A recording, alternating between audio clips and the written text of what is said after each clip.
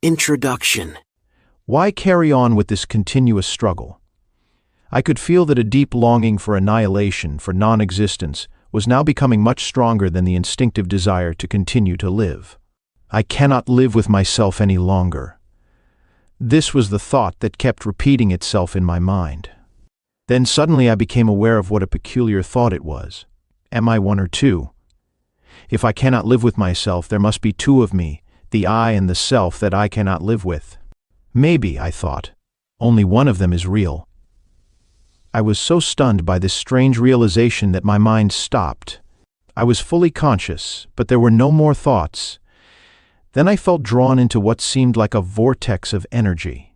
It was a slow movement at first and then accelerated.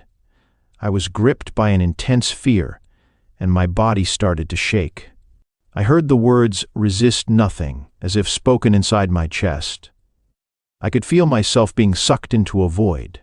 It felt as if the void was inside myself rather than outside. Suddenly there was no more fear, and I let myself fall into that void. I have no recollection of what happened after that. I was awakened by the chirping of a bird outside the window. I had never heard such a sound before. My eyes were still closed, and I saw the image of a precious diamond. Yes, if a diamond could make a sound, this is what it would be like. I opened my eyes. The first light of dawn was filtering through the curtains. Without any thought, I knew that there is infinitely more to light than we realize. That soft luminosity filtering through the curtains was love itself. Tears came into my eyes. I got up and walked around the room. I recognized the room, and yet I knew that I had never truly seen it before. Everything was fresh and pristine, as if it had just come into existence. I picked up things, a pencil, an empty bottle, marveling at the beauty and aliveness of it all. That day, I walked around the city in utter amazement at the miracle of life on earth, as if I had just been born into this world. For the next 5 months, I lived in a state of uninterrupted deep peace and bliss. After that, it diminished somewhat in intensity, or perhaps it just seemed to because it became my natural state. I could still function in the world, although I realized that nothing I ever did could possibly add anything to what I already had. I knew, of course, that something profoundly significant had happened to me, but I didn't understand it at all. It wasn't until several years later, after I had read spiritual texts and spent time with spiritual teachers, that I realized that what everybody was looking for had already happened to me. I understood that the intense pressure of suffering that night must have forced my consciousness to withdraw from its identification with the unhappy and deeply fearful self, which is ultimately a fiction of the mind. This withdrawal must have been so complete that this false, suffering self immediately collapsed, just as if a plug had been pulled out of an inflatable toy.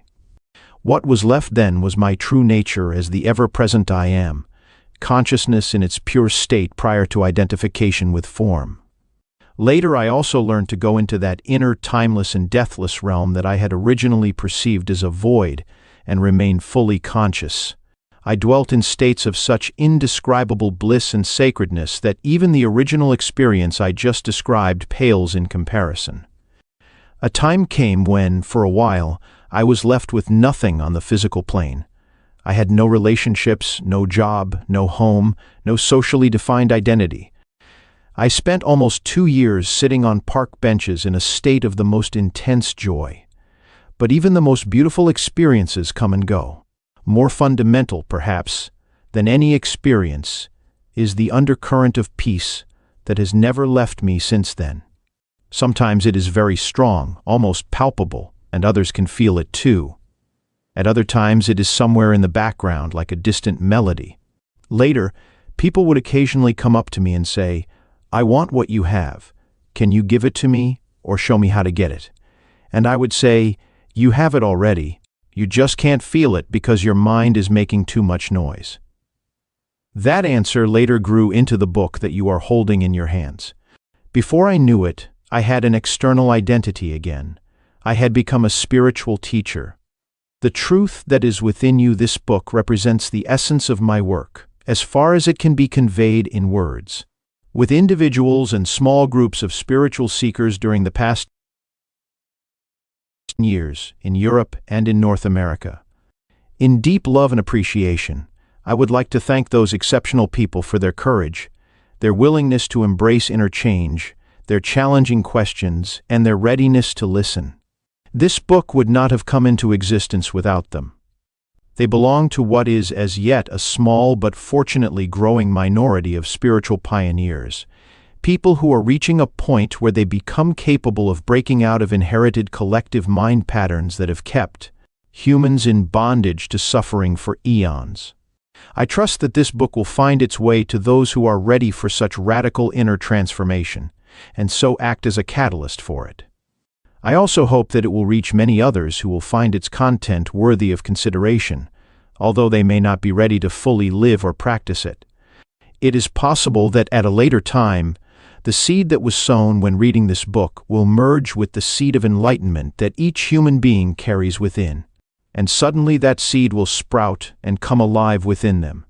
The book in its present form originated, often spontaneously, in response to questions asked by individuals in seminars, meditation classes, and private counseling sessions, and so I have kept the question and answer format. I learned and received as much in those classes and sessions as the questioners. Some of the questions and answers I wrote down almost verbatim. Others are generic, which is to say I combined certain types of questions that were frequently asked into one, and extracted the essence from different answers to form one generic answer. Sometimes, in the process of writing, an entirely new answer came that was more profound or insightful than anything I had ever uttered. Some additional questions were asked by the editor so as to provide further clarification of certain points. You will find that, from the first to the last page, the dialogues continuously alternate between two different levels. On one level, I draw your attention to what is false in you. I speak of the nature of human unconsciousness and dysfunction, as well as its most common behavioral manifestations, from conflict in relationships to warfare between tribes or nations. Such knowledge is vital, for unless you learn to recognize the false, as not you, there can be no lasting transformation, and you would always end up being drawn back into illusion and into some form of pain. On this level, I also show you how not to make that which is false in you into a self and into a personal problem, for that is how the false perpetuates itself. On another level, I speak of a profound transformation of human consciousness, not as a distant future possibility, but available now. No matter who or where you are shown how to free yourself from enslavement to the mind, enter into this enlightened state of consciousness, and sustain it in everyday life. On this level of the book, the words are not always concerned with information, but often designed to draw you into this new consciousness as you read. Again and again, I endeavor to take you with me into that timeless state of intense conscious presence in the now, so as to give you a taste of enlightenment. Until you are able to experience what I speak of, you may find those passages somewhat repetitive. As soon as you do, however, I believe you will realize that they contain a great deal of spiritual power, and they may become for you the most rewarding parts of the book. Moreover, since every person carries the seed of enlightenment within, I often address myself to the knower in you who dwells behind the thinker. The deeper self that immediately recognizes spiritual truth resonates with it, and gains strength from it. The pause symbol after certain passages is a suggestion that you may want to stop reading for a moment, become still and feel and experience the truth of what has just been said. There may be other places in the text where you will do this naturally and spontaneously. As you begin reading the book, the meaning of certain words such as being or presence may not be entirely clear to you at first. Just read on. Questions or objections may occasionally come into your mind as you read. They will probably be answered later in the book, or they may turn out to be irrelevant as you go more deeply into the teaching and into yourself. Don't read with the mind only. Watch out for any feeling response as you read and a sense of recognition from deep within. I cannot tell you any spiritual truth that deep within you don't know already. All I can do is remind you of what you have forgotten. Living knowledge, ancient and yet ever new, is then activated and released from within every cell of your body. The mind always wants to categorize and compare, but this book will work better for you if you do not attempt to compare its terminology with that of other teachings. Otherwise, you will probably become confused. I use words such as mind, happiness, and consciousness in ways that do not necessarily correlate with other teachings. Don't get attached to any words. They are only stepping stones to be left behind as quickly as possible. When I occasionally quote the words of Jesus or the Buddha from A Course in Miracles or from other teachings, I do so not in order to compare, but to draw your attention to the fact that in essence there is and always has been only one spiritual teaching, although it comes in many forms. Some of these forms, such as the ancient religions, have become so overlaid with extraneous matter that their spiritual essence has become almost completely obscured by it. To a large extent, therefore, their deeper meaning is no longer recognized and their transformative power lost. When I quote from the ancient religions or other teachings, it is to reveal their deeper meaning and thereby restore their transformative power, particularly for those readers who are followers of these religions or teachings. I say to them, there is no need to go elsewhere for the truth. Let me show you how to go more deeply into what you already have. Mostly, however, I have endeavored to use terminology that is as neutral as possible in order to reach a wide range of people. This book can be seen as a restatement for our time of that one timeless spiritual teaching, the essence of all religions. It is not derived from external sources, but from the one true source within, so it contains no theory or speculation. I speak from inner experience, and if at times I speak forcefully, it is to cut through heavy layers of mental resistance and to reach that place within you where you already know, just as I know, and where the truth is recognized when it is heard.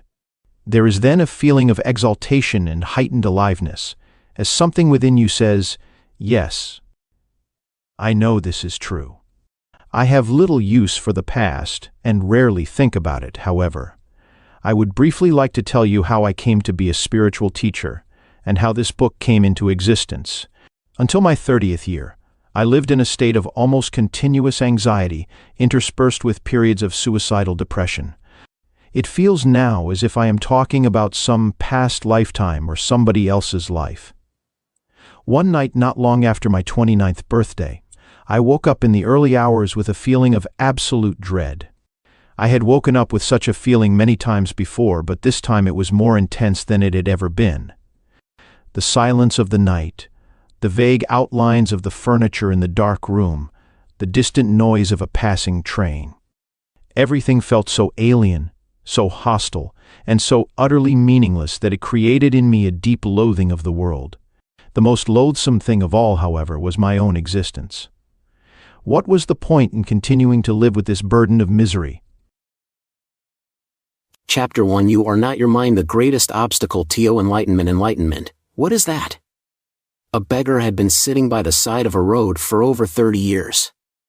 One day a stranger walked by. Spare some change, mumbled the beggar, mechanically holding out his old baseball cap. I have nothing to give you, said the stranger. Then he asked, what's that you are sitting on? Nothing, replied the beggar. Just an old box. I have been sitting on it for as long as I can remember. Ever looked inside? Asked the stranger. No, said the beggar. What's the point? There's nothing in there. Have a look inside, insisted the stranger. The beggar managed to pry open the lid. With astonishment, disbelief, and elation, he saw that the box was filled with gold. I am that stranger who has nothing to give you and who is telling you to look inside. Not inside any box, as in the parable, but somewhere even closer, inside yourself. I love the Buddha's simple definition of enlightenment as the end of suffering. There is nothing superhuman in that, is there? Of course, as a definition, it is incomplete. It only tells you what enlightenment is not, no suffering. But what's left when there is no more suffering? The Buddha is silent on that, and his silence implies that you'll have to find out for yourself. He uses a negative definition so that the mind cannot make it into something to believe in or into a superhuman accomplishment, a goal that is impossible for you to attain. Despite this precaution, the majority of Buddhists still believe that enlightenment is for the Buddha, not for them, at least not in this lifetime. You used the word being. Can you explain what you mean by that? Being is the eternal, ever-present one life beyond the myriad forms of life that are subject to birth and death. However, being is not only beyond but also deep within every form as its innermost invisible and indestructible essence. This means that it is accessible to you now as your own deepest self, your true nature. But don't seek to grasp it with your mind. Don't try to understand it. You can know it only when the mind is still. When you are present, when your attention is fully and intensely in the now, being can be felt, but it can never be understood mentally. To regain awareness of being and to abide in that state of feeling realization is enlightenment. When you say being, are you talking about God? If you are, then why don't you say it? The word God has become empty of meaning through thousands of years of misuse. I use it sometimes, but I do so sparingly. By misuse, I mean that people who have never even glimpsed the realm of the sacred, the infinite vastness behind that word, use it with great conviction, as if they knew what they are talking about. Or they argue against it, as if they knew what it is that they are denying. This misuse gives rise to absurd beliefs, assertions, and egoic delusions, such as my or our God is the only true God, and your God is false, or Nietzsche's famous statement God is dead. The word God has become a closed concept. The moment the word is uttered, a mental image is created, no longer, perhaps, of an old man with a white beard, but still a mental representation of someone or something outside you, and, yes, almost inevitably a male someone or something. Neither God nor being nor any other word can define or explain the ineffable reality behind the word, so the only important question is whether the word is a help or a hindrance in enabling you to experience that toward which it points. Does it point beyond itself to that transcendental reality, or does it lend itself too easily to becoming no more than an idea in your head that you believe in, a mental idol? The word being explains nothing, but nor does God. Being, however, has the advantage that it is an open concept. It does not reduce the infinite invisible to a finite entity. It is impossible to form a mental image of it. Nobody can claim exclusive possession of being. It is your very essence, and it is immediately accessible to you as the feeling of your own presence, the realization I am that is prior to I am this or I am that. So it is only a small step from the word being to the experience of being. What is the greatest obstacle to experiencing this reality? Identification with your mind, which causes thought to become compulsive. Not to be able to stop thinking is a dreadful affliction, but we don't realize this because almost everybody is suffering from it, so it is considered normal. This incessant mental noise prevents you from finding that realm of inner stillness that is inseparable from being. It also creates a false mind-made self that casts a shadow of fear and suffering. We will look at all that in more detail later. The philosopher Descartes believed that he had found the most fundamental truth when he made his famous statement, I think, therefore I am. He had, in fact, given expression to the most basic error, to equate thinking with being and identity with thinking. The compulsive thinker, which means almost everyone, lives in a state of apparent separateness, in an insanely complex world of continuous problems and conflict, a world that reflects the ever-increasing fragmentation of the mind. Enlightenment is a state of wholeness, of being at one and therefore at peace. At one with life in its manifested aspect, the world, as well as with your deepest self and life unmanifested, at one with being. Enlightenment is not only the end of suffering and of continuous conflict within and without, but also the end of the dreadful enslavement to incessant thinking. What an incredible liberation this is! Identification with your mind creates an opaque screen of concepts, labels, images, words, judgments, and definitions that blocks all true relationship.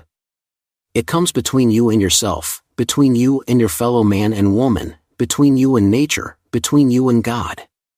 It is this screen of thought that creates the illusion of separateness, the illusion that there is you and a totally separate other. You then forget the essential fact that, underneath the level of physical appearances and separate forms, you are one with all that is. By forget, I mean that you can no longer feel this oneness as self-evident reality. You may believe it to be true, but you no longer know it'll be true. A belief may be comforting. Only through your own experience, however, does it become liberating. Thinking has become a disease. Disease happens when things get out of balance. For example, there is nothing wrong with cells dividing and multiplying in the body, but when this process continues in disregard of the total organism, cells proliferate and we have disease. The mind is a superb instrument if used rightly. Used wrongly, however, it becomes very destructive. To put it more accurately, it is not so much that you use your mind wrongly, you usually don't use it at all. It uses you. This is the disease. You believe that you are your mind. This is the delusion. The instrument has taken you over. I don't quite agree. It is true that I do a lot of aimless thinking, like most people, but I can still choose to use my mind to get and accomplish things, and I do that all the time. Just because you can solve a crossword puzzle or build an atom bomb doesn't mean that you use your mind. Just as dogs love to chew bones, the mind loves to get its teeth into problems. That's why it does crossword puzzles and builds atom bombs.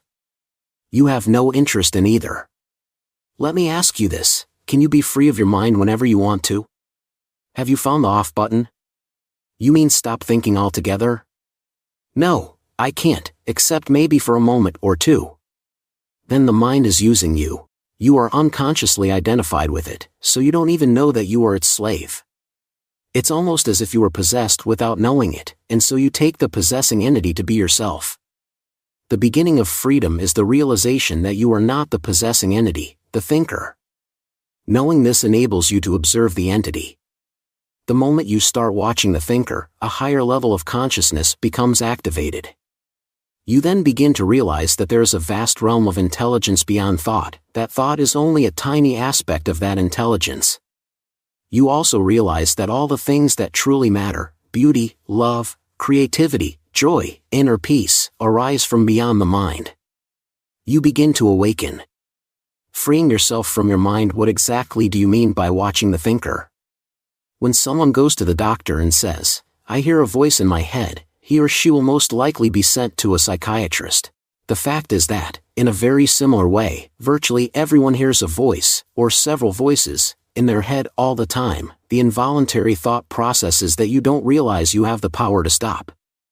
Continuous monologues or dialogues. You have probably come across mad people in the street incessantly talking or muttering to themselves. Well, that's not much different from what you and all other normal people do, except that you don't do it out loud. The voice comments, speculates, judges, compares, complains, likes, dislikes, and so on. The voice isn't necessarily relevant to the situation you find yourself in at the time. It may be reviving the recent or distant past or rehearsing or imagining possible future situations. Here it often imagines things going wrong and negative outcomes. This is called worry. Sometimes this soundtrack is accompanied by visual images or mental movies. Even if the voice is relevant to the situation at hand, it will interpret it in terms of the past. This is because the voice belongs to your conditioned mind, which is the result of all your past history as well as of the collective cultural mindset you inherited. So you see and judge the present through the eyes of the past and get a totally distorted view of it. It is not uncommon for the voice to be a person's own worst enemy. Many people live with a tormentor in their head that continuously attacks and punishes them and drains them of vital energy.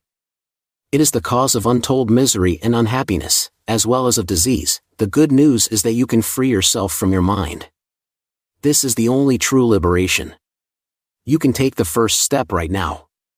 Start listening to the voice in your head as often as you can. Pay particular attention to any repetitive thought patterns, those old gramophone records that have been playing in your head perhaps for many years. This is what I mean by watching the thinker, which is another way of saying, listen to the voice in your head, be there as the witnessing presence.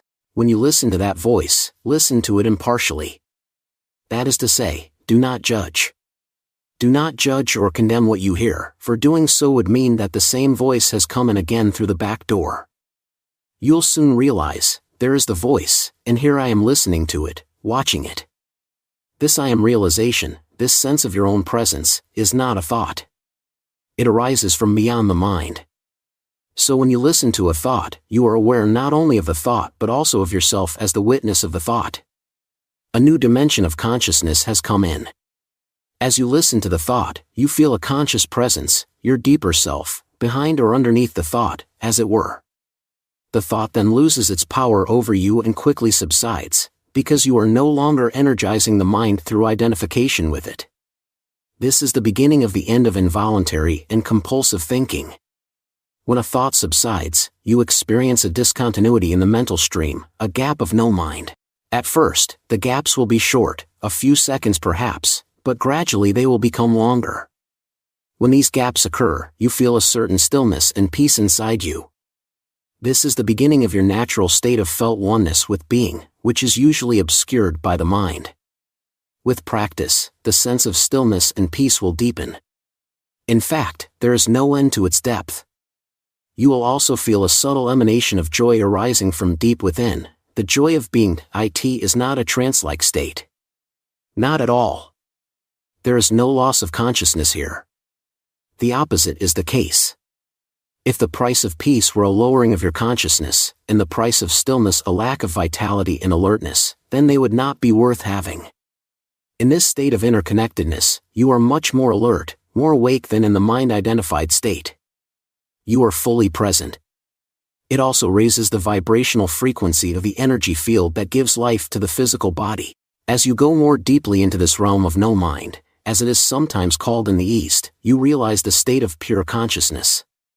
In that state, you feel your own presence with such intensity and such joy that all thinking, all emotions, your physical body, as well as the whole external world become relatively insignificant in comparison to it. And yet this is not a selfish but a selfless state. It takes you beyond what you previously thought of as yourself. That presence is essentially you and at the same time inconceivably greater than you. What I am trying to convey here may sound paradoxical or even contradictory, but there is no other way that I can express it. Instead of watching the thinker, you can also create a gap in the mind stream simply by directing the focus of your attention into the now. Just become intensely conscious of the present moment. This is a deeply satisfying thing to do. In this way, you draw consciousness away from mind activity and create a gap of no mind in which you are highly alert and aware but not thinking. This is the essence of meditation. In your everyday life, you can practice this by taking any routine activity that normally is only a means to an end and giving it your fullest attention, so that it becomes an end in itself. For example, every time you walk up and down the stairs in your house or place of work, pay close attention to every step, every movement, even your breathing. Be totally present. Or when you wash your hands, pay attention to all the sense perceptions associated with the activity, the sound and feel of the water, the movement of your hands, the scent of the soap, and so on. Or when you get into your car, after you close the door, pause for a few seconds and observe the flow of your breath. Become aware of a silent but powerful sense of presence. There is one certain criterion by which you can measure your success in this practice, the degree of peace that you feel within. So the single most vital step on your journey toward enlightenment is this: learn to disidentify from your mind. Every time you create a gap in the stream of mind, the light of your consciousness grows stronger. One day you may catch yourself smiling at the voice in your head, as you would smile at the antics of a child. This means that you no longer take the content of your mind all that seriously, as your sense of self does not depend on it. Enlightenment, rising above thought, isn't thinking essential in order to survive in this world? Your mind is an instrument, a tool. It is there to be used for a specific task, and when the task is completed, you lay it down. As it is, I would say about 80 to 90% of most people's thinking is not only repetitive and useless, but because of its dysfunctional and often negative nature, much of it is also harmful. Observe your mind and you will find this to be true. It causes a serious leakage of vital energy. This kind of compulsive thinking is actually an addiction. What characterizes an addiction? Quite simply this: you no longer feel that you have the choice to stop. It seems stronger than you. It also gives you a false sense of pleasure that invariably turns into pain. Why should we be addicted to thinking? Because you are identified with it, which means that you derive your sense of self from the content and activity of your mind. Because you believe that you would cease to be if you stopped thinking. As you grow up, you form a mental image of who you are, based on your personal and cultural conditioning. We may call this phantom self the ego. It consists of mind activity and can only be kept going through constant thinking. The term ego means different things to different people, but when I use it here it means a false self, created by unconscious identification with the mind. To the ego, the present moment hardly exists. Only past and future are considered important. This total reversal of the truth accounts for the fact that in the ego mode the mind is so dysfunctional. It is always concerned with keeping the past alive, because without it, who are you? It constantly projects itself into the future to ensure its continued survival and to seek some kind of release or fulfillment there. It says, one day, when this, that, or the other happens, I am going to be okay, happy, at peace. Even when the ego seems to be concerned with the present, it is not the present that it sees, it misperceives it completely because it looks at it through the eyes of the past. Or it reduces the present to a means to an end that always lies in the mind-projected future. Observe your mind and you'll see that this is how it works. The present moment holds the key to liberation. But you cannot find the present moment as long as you are your mind. I don't want to lose my ability to analyze and discriminate. I wouldn't mind learning to think more clearly, in a more focused way, but I don't want to lose my mind. The gift of thought is the most precious thing we have. Without it, we would just be another species of animal. The predominance of mind is no more than a stage in the evolution of consciousness. We need to go on to the next stage now as a matter of urgency, otherwise, we will be destroyed by the mind, which has grown into a monster. I will talk about this in more detail later. Thinking and consciousness are not synonymous. Thinking is only a small aspect of consciousness. Thought cannot exist without consciousness, but consciousness does not need thought. Enlightenment means rising above thought, not falling back to a level below thought, the level of an animal or a plant. In the enlightened state, you still use your thinking mind when needed, but in a much more focused and effective way than before. You use it mostly for practical purposes, but you are free of the involuntary internal dialogue, and there is inner stillness. When you do use your mind, and particularly when a creative solution is needed, you oscillate every few minutes or so between thought and stillness, between mind and no mind. No mind is consciousness without thought. Only in that way is it possible to think creatively, because only in that way does thought have any real power. Thought alone, when it is no longer connected with the much vaster realm of consciousness, quickly becomes barren, insane, destructive. The mind is essentially a survival machine. Attack and defense against other minds, gathering, storing, and analyzing information, this is what it is good at, but it is not at all creative. All true artists, whether they know it or not, create from a place of no mind, from inner stillness. The mind then gives form to the creative impulse or insight. Even the great scientists have reported that their creative breakthroughs came at a time of mental quietude. The surprising result of a nationwide inquiry among America's most eminent mathematicians, including Einstein, to find out their working methods, was that thinking plays only a subordinate part in the brief, decisive phase of the one creative act itself. So I would say that the simple reason why the majority of scientists are not creative is not because they don't know how to think, but because they don't know how to stop thinking. It wasn't through the mind, through thinking, that the miracle that is life on earth or your body was created and is being sustained. There is clearly an intelligence at work that is far greater than the mind. How can a single human cell measuring 1/1000 of an inch in diameter contain instructions within its DNA that would fill 1,000 books of 600 pages each? The more we learn about the workings of the body, the more we realize just how vast is the intelligence at work within it and how little we know. When the mind reconnects with that, it becomes a most wonderful tool. It then serves something greater than itself.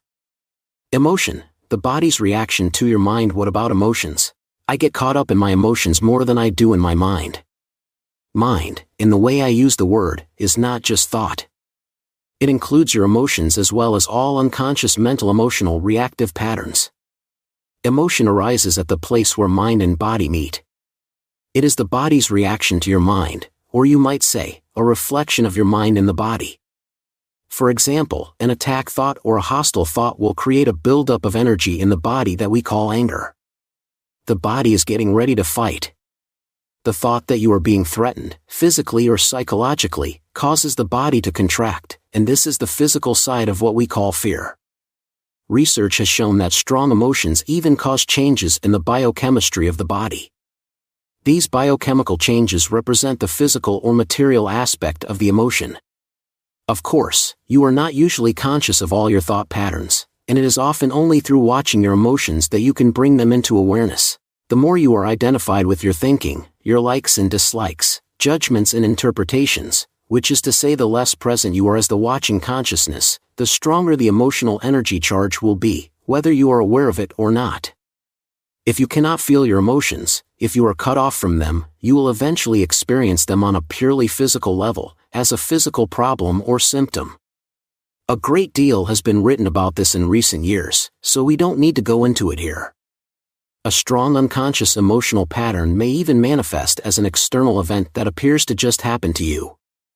For example, I have observed that people who carry a lot of anger inside without being aware of it and without expressing it are more likely to be attacked, verbally or even physically, by other angry people, and often for no apparent reason.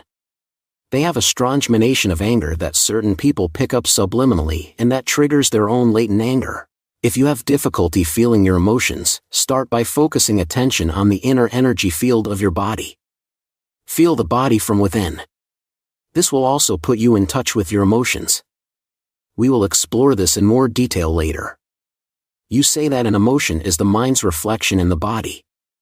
But sometimes there is a conflict between the two. The mind says no while the emotion says yes, or the other way around.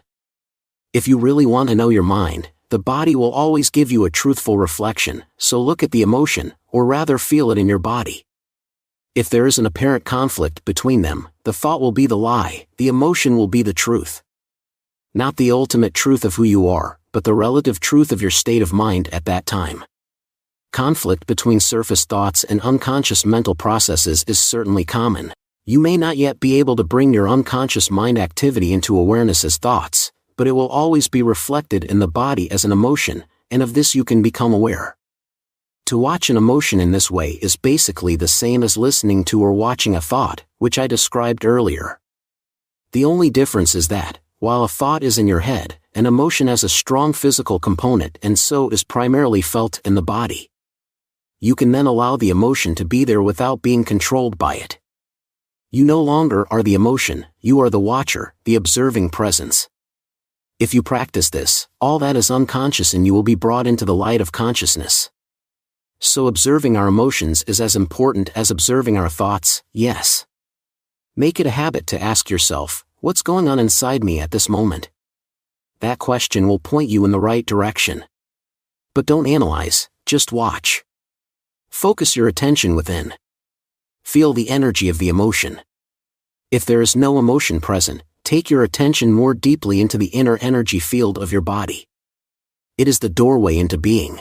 An emotion usually represents an amplified and energized thought pattern, and because of its often overpowering energetic charge, it is not easy initially to stay present enough to be able to watch it. It wants to take you over, and it usually succeeds, unless there is enough presence in you. If you are pulled into unconscious identification with the emotion through lack of presence, which is normal, the emotion temporarily becomes you.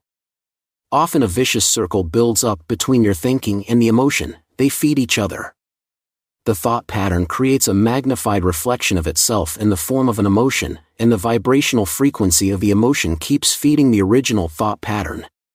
By dwelling mentally on the situation, event, or person that is the perceived cause of the emotion, the thought feeds energy to the emotion, which in turn energizes the thought pattern, and so on. Basically, all emotions are modifications of one primordial, undifferentiated emotion that has its origin in the loss of awareness of who you are beyond name and form. Because of its undifferentiated nature, it is hard to find a name that precisely describes this emotion. Fear comes close, but apart from a continuous sense of threat, it also includes a deep sense of abandonment and incompleteness. It may be best to use a term that is as undifferentiated as that basic emotion and simply call it pain. One of the main tasks of the mind is to fight or remove that emotional pain, which is one of the reasons for its incessant activity, but all it can ever achieve is to cover it up temporarily. In fact, the harder the mind struggles to get rid of the pain, the greater the pain. The mind can never find the solution, nor can it afford to allow you to find the solution, because it is itself an intrinsic part of the problem. Imagine a chief of police trying to find an arsonist when the arsonist is the chief of police.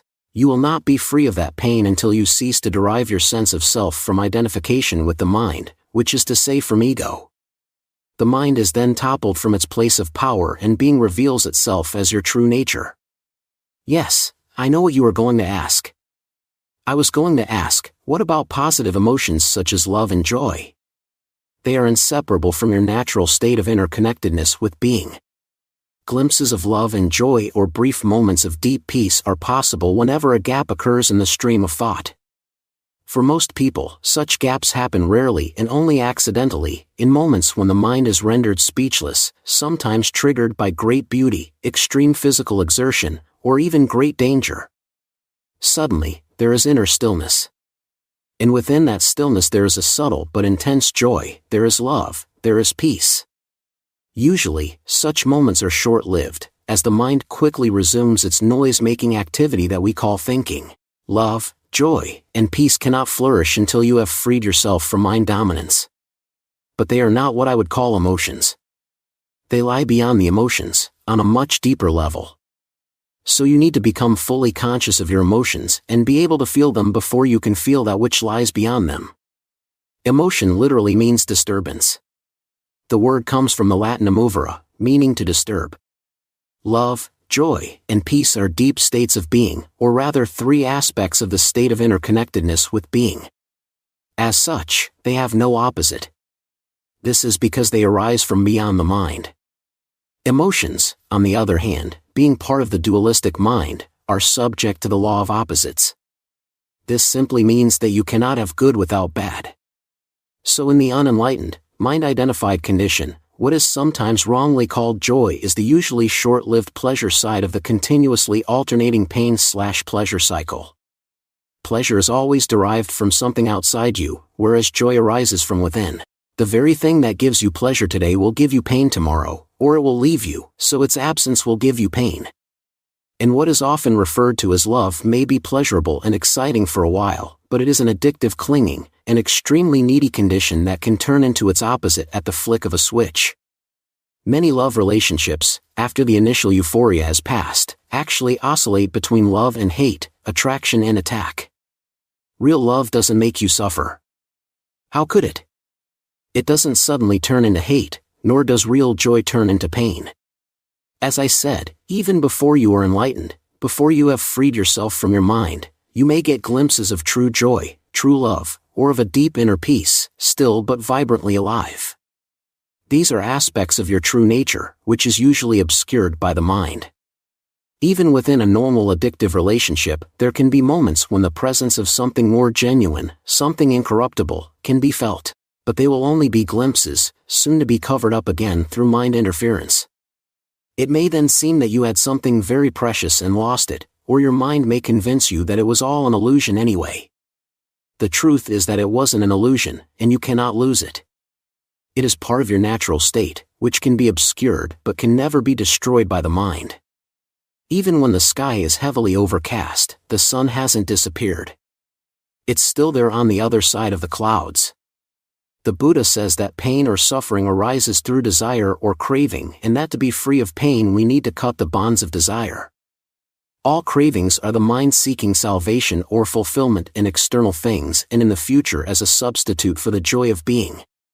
As long as I am my mind, I am those cravings, those needs, wants, attachments, and aversions, and apart from them there is no I except as a mere possibility, an unfulfilled potential, a seed that has not yet sprouted. In that state, even my desire to become free or enlightened is just another craving for fulfillment or completion in the future. So don't seek to become free of desire or achieve enlightenment. Become present. Be there as the observer of the mind. Instead of quoting the Buddha, be the Buddha, be the awakened one, which is what the word Buddha means. Humans have been in the grip of pain for eons, ever since they fell from the state of grace, entered the realm of time and mind, and lost awareness of being. At that point, they started to perceive themselves as meaningless fragments in an alien universe, unconnected to the source and to each other. Pain is inevitable as long as you are identified with your mind, which is to say as long as you are unconscious, spiritually speaking. I am talking here primarily of emotional pain, which is also the main cause of physical pain and physical disease. Resentment, hatred, self-pity, guilt, anger, depression, jealousy, and so on, even the slightest irritation, are all forms of pain. And every pleasure or emotional high contains within itself the seed of pain, its inseparable opposite, which will manifest in time. Anybody who has ever taken drugs to get high will know that the high eventually turns into a low, that the pleasure turns into some form of pain. Many people also know from their own experience how easily and quickly an intimate relationship can turn from a source of pleasure to a source of pain. Seen from a higher perspective, both the negative and the positive polarities are faces of the same coin, are both part of the underlying pain that is inseparable from the mind-identified egoic state of consciousness. There are two levels to your pain, the pain that you create now, and the pain from the past that still lives on in your mind and body. Ceasing to create pain in the present and dissolving past pain, this is what I want to talk about now. Chapter 2. Consciousness. The way out of pain. Create no more pain in the present. Nobody says life is entirely free of pain and sorrow. Isn't it a question of learning to live with them, rather than trying to avoid them? The greater part of human pain is unnecessary. It is self-created as long as the unobserved mind runs your life. The pain that you create now is always some form of non-acceptance, some form of unconscious resistance to what is. On the level of thought, the resistance is some form of judgment. On the emotional level, it is some form of negativity. The intensity of the pain depends on the degree of resistance to the present moment, and this in turn depends on how strongly you are identified with your mind. The mind always seeks to deny the now and to escape from it. In other words, the more you are identified with your mind, the more you suffer. Or you may put it like this: the more you are able to honor and accept the now, the more you are free of pain, of suffering, and free of the egoic mind. Why does the mind habitually deny or resist the now? Because it cannot function and remain in control without time, which is past and future, so it perceives the timeless now as threatening. Time and mind are in fact inseparable. Imagine the earth devoid of human life, inhabited only by plants and animals. Would it still have a past and a future? Could we still speak of time in any meaningful way? The question, what time is it? Or what's the date today? If anybody were there to ask it, would be quite meaningless. The oak tree or the eagle would be bemused by such a question. What time? They would ask. Well, of course it's now. The time is now. What else is there? Yes, we need the mind as well as time to function in this world, but there comes a point where they take over our lives, and this is where dysfunction, pain, and sorrow set in. The mind, to ensure that it remains in control, seeks continuously to cover up the present moment with past and future. And so, as the vitality and infinite creative potential of being, which is inseparable from the now, becomes covered up by time, your true nature becomes obscured by the mind. An increasingly heavy burden of time has been accumulating in the human mind.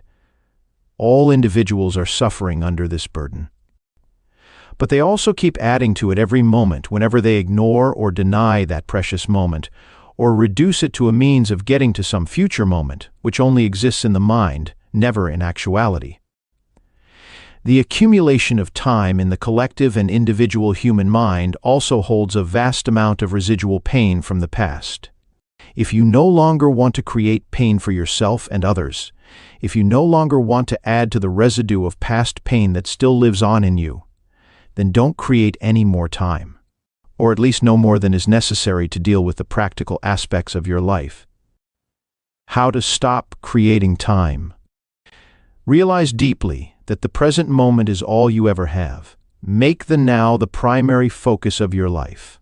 Whereas before you dwelt in time and paid brief visits to the now, have your dwelling place in the now and pay brief visits to past and future when required to deal with the practical aspects of your life situation. Always say yes to the present moment. What could be more futile, more insane than to create inner resistance to something that already is?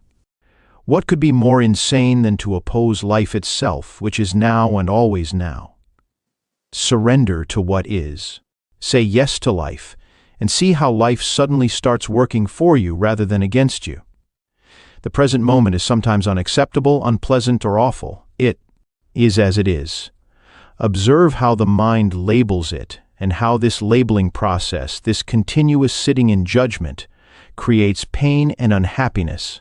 By watching the mechanics of the mind, you step out of its resistance patterns, and you can then allow the present moment to be. This will give you a taste of the state of inner freedom from external conditions, the state of true inner peace. Then see what happens, and take action if necessary or possible. Accept, then act. Whatever the present moment contains, accept it as if you had chosen it. Always work with it, not against it.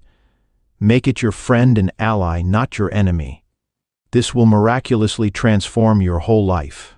Past pain, dissolving the pain body. As long as you are unable to access the power of the now, every emotional pain that you experience leaves behind a residue of pain that lives on in you. It merges with the pain from the past, which was already there, and becomes lodged in your mind and body. This, of course, includes the pain you suffered as a child, caused by the unconsciousness of the world into which you were born. This accumulated pain is a negative energy field that occupies your body and mind. If you look on it as an invisible entity in its own right, you are getting quite close to the truth. It's the emotional pain body. It has two modes of being, dormant and active. A pain body may be dormant 90% of the time. In a deeply unhappy person, though, it may be active up to 100% of the time. Some people live almost entirely through their pain body, while others may experience it only in certain situations, such as intimate relationships or situations linked with past loss or abandonment, physical or emotional hurt, and so on.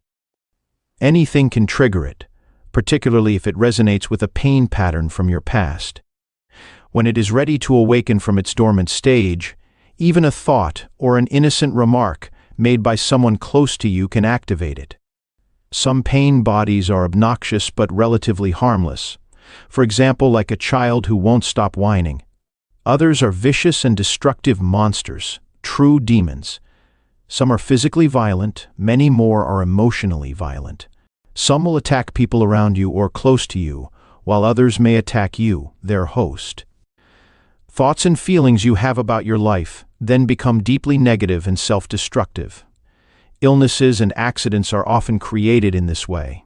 Some pain bodies drive their hosts to suicide. When you thought you knew a person, and then you are suddenly confronted with this alien, nasty creature for the first time, you are in for quite a shock. However, it's more important to observe it in yourself than in someone else. Watch out for any sign of unhappiness in yourself. In whatever form, it may be the awakening pain body. This can take the form of irritation, impatience, a somber mood, a desire to hurt, anger, rage, depression, a need to have some drama in your relationship, and so on. Catch it the moment it awakens from its dormant state. The pain body wants to survive just like every other entity in existence, and it can only survive if it gets you to unconsciously identify with it. It can then rise up, take you over, become you, and live through you. It needs to get its food through you. It will feed on any experience that resonates with its own kind of energy, anything that creates further pain in whatever form, anger, destructiveness, hatred, grief, emotional drama, violence, and even illness. So the pain body, when it has taken you over, will create a situation in your life that reflects back its own energy frequency for it to feed on. Pain can only feed on pain. Pain cannot feed on joy. It finds it quite indigestible. Once the pain body has taken you over, you want more pain. You become a victim or a perpetrator. You want to inflict pain, or you want to suffer pain, or both. There isn't really much difference between the two. You are not conscious of this, of course, and will vehemently claim that you do not want pain. But look closely, and you will find that your thinking and behavior are designed to keep the pain going, for yourself and others. If you were truly conscious of it, the pattern would dissolve, for to want more pain is insanity, and nobody is consciously insane. The pain body, which is the dark shadow cast by the ego, is actually afraid of the light of your consciousness. It is afraid of being found out.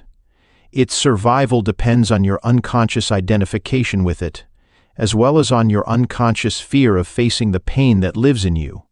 But if you don't face it, if you don't bring the light of your consciousness into the pain, you will be forced to relive it again and again.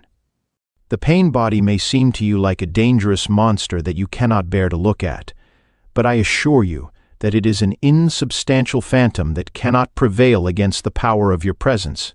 Some spiritual teachings state that all pain is ultimately an illusion, and this is true. The question is it true for you? A mere belief doesn't make it true. Do you want to experience pain for the rest of your life and keep saying that it is an illusion? Does that free you from the pain? What we are concerned with here is how you can realize this truth, that is, make it real in your own experience. So the pain body doesn't want you to observe it directly and see it for what it is. The moment you observe it, feel its energy field within you, and take your attention into it, the identification is broken. A higher dimension of consciousness has come in. I call it presence. You are now the witness or the watcher of the pain body. This means that it cannot use you anymore by pretending to be you, and it can no longer replenish itself through you. You have found your own innermost strength.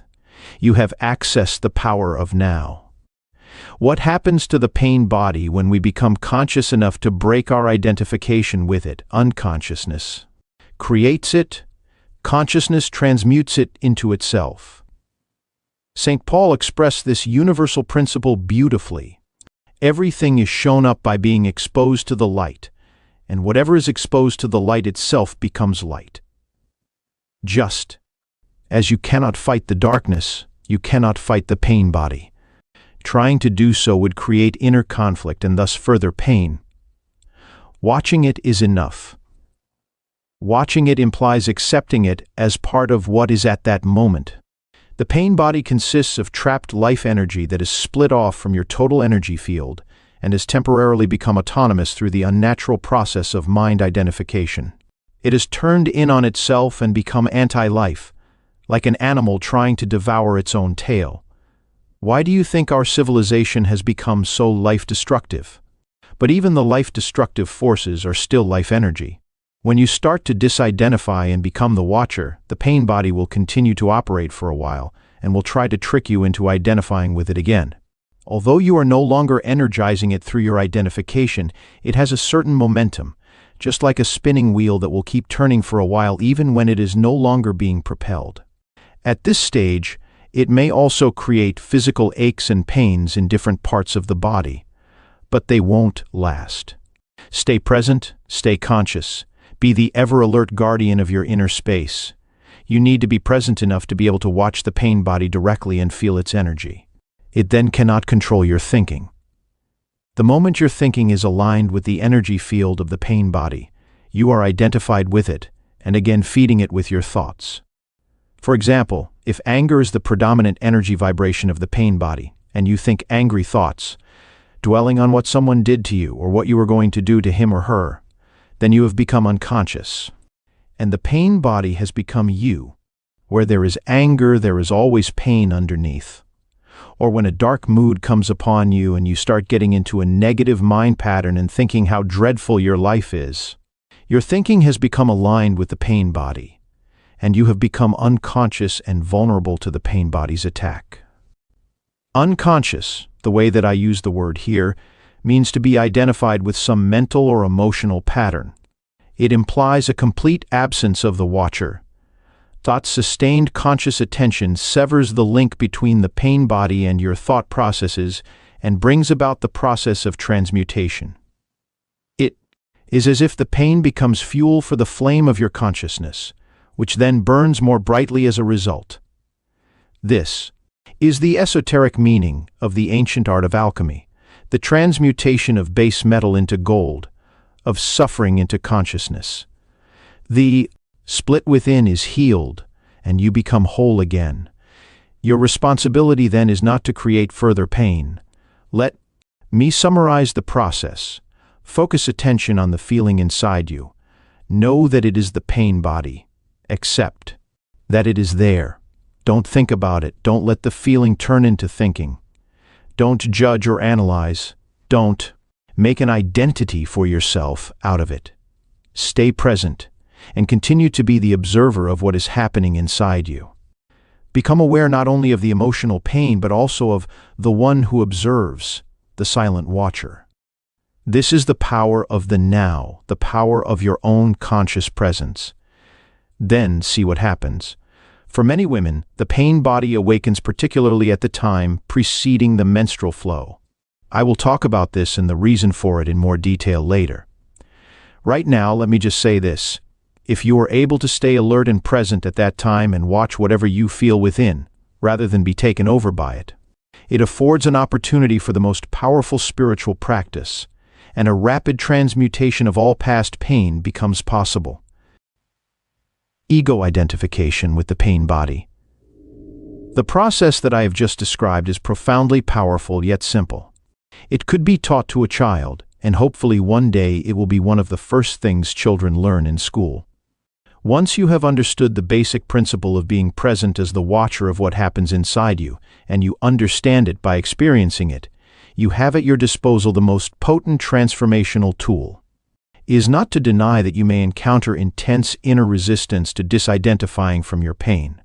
This will be the case particularly if you have lived closely identified with your emotional pain body for most of your life, and the whole or a large part of your sense of self is invested in it.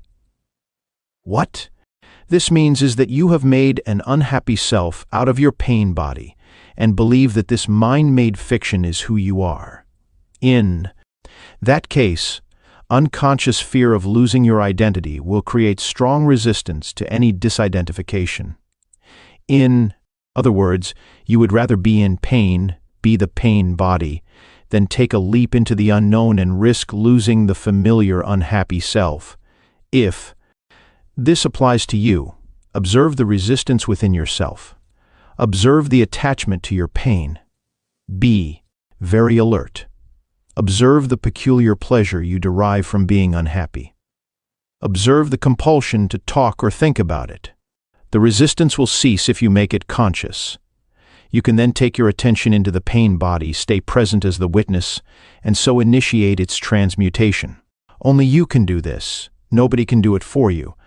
But if you are fortunate enough to find someone who is intensely conscious, if you can be with them and join them in the state of presence, that can be helpful and will accelerate things.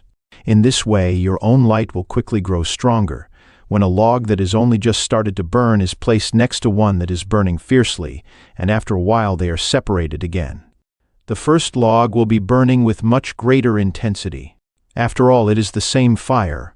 To be such a fire is one of the functions of a spiritual teacher. Some therapists may also be able to fulfill that function, provided that they have gone beyond the level of mind and can create and sustain a state of intense conscious presence while they are working with you. The origin of fear. You mentioned fear as being part of our basic underlying emotional pain. How does fear arise, and why is there so much of it in people's lives? And isn't a certain amount of fear just healthy self-protection? If I didn't have a fear of fire, I might put my hand in it and get burned. The reason why you don't put your hand in the fire is not because of fear, it's because you know that you'll get burned.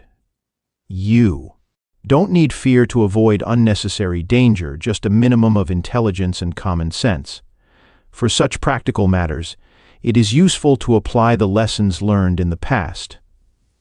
Now, if someone threatened you with fire or with physical violence, you might experience something like fear. This is an instinctive shrinking back from danger, but not the psychological condition of fear that we are talking about here. The psychological condition of fear is divorced from any concrete and true immediate danger. It comes in many forms: unease, worry, anxiety, nervousness, tension, dread, phobia, and so on. This kind of psychological fear is always of something that might happen, not of something that is happening now. You are in the here and now, while your mind is in the future. This creates an anxiety gap. And if you are identified with your mind and have lost touch with the power and simplicity of the now, that anxiety gap will be your constant companion. You can always cope with the present moment, but you cannot cope with something that is only a mind projection. You cannot cope with the future. Moreover, as long as you are identified with your mind, the ego runs your life, as I pointed out earlier. Because of its phantom nature, and despite elaborate defense mechanisms, the ego is very vulnerable and insecure, and it sees itself as constantly under threat. This, by the way, is the case even if the ego is outwardly very confident. Now remember that an emotion is the body's reaction to your mind. What message is the body receiving continuously from the ego, the false, mind-made self? Danger, I am under threat. And what is the emotion generated by this continuous message? Fear, of course. Fear seems to have many causes: fear of loss, fear of failure, fear of being hurt, and so on. But ultimately, all fear is the ego's fear of death, of annihilation. To the ego, death is always just around the corner. In this mind-identified state, fear of death affects every aspect of your life. For example, even such a seemingly trivial and normal thing as the compulsive need to be right in an argument and make the other person wrong, defending the mental position with which you have identified, is due to the fear of death. If you identify with a mental position, then if you are wrong, your mind-based sense of self is seriously threatened with annihilation. So, you as the ego cannot afford to be wrong. To be wrong is to die. Wars have been fought over this, and countless relationships have broken down. Once you have disidentified from your mind, whether you are right or wrong makes no difference to your sense of self at all. So the forcefully compulsive and deeply unconscious need to be right, which is a form of violence, will no longer be there. You can state clearly and firmly how you feel or what you think, but there will be no aggressiveness or defensiveness about it. Your sense of self is then derived from a deeper and truer place within yourself, not from the mind. Watch out for any kind of defensiveness within yourself. What are you defending? An illusory identity, an image in your mind, a fictitious entity.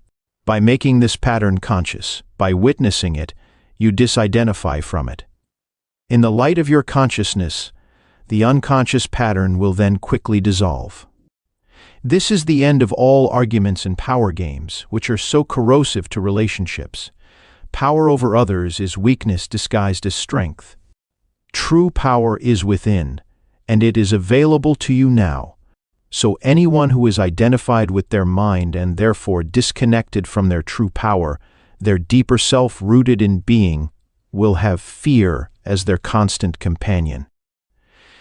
The number of people who have gone beyond mind is as yet extremely small, so you can assume that virtually everyone you meet or know lives in a state of fear. Only the intensity of it varies.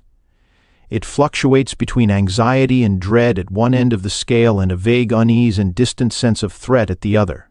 Most people become conscious of it only when it takes on one of its more acute forms: the ego's search for wholeness. Another aspect of the emotional pain that is an intrinsic part of the egoic mind is a deep-seated sense of lack or incompleteness, of not being whole. In some people this is conscious, in others unconscious. If it is conscious, it manifests as the unsettling and constant feeling of not being worthy or good enough. If it is unconscious, it will only be felt indirectly as an intense craving, wanting, and needing. In either case, people will often enter into a compulsive pursuit of ego gratification and things to identify with in order to fill this hole they feel within. So they strive after possessions, money, success, power, recognition, or a special relationship, basically so that they can feel better about themselves, feel more complete. But even when they attain all these things, they soon find that the hole is still there, that it is bottomless. Then they are really in trouble because they cannot delude themselves anymore. Well, they can and do, but it gets more difficult. As long as the egoic mind is running your life, you cannot truly be at ease. You cannot be at peace or fulfilled except for brief intervals when you obtained what you wanted, when a craving has just been fulfilled. Since the ego is a derived sense of self, it needs to identify with external things. It needs to be both defended and fed constantly.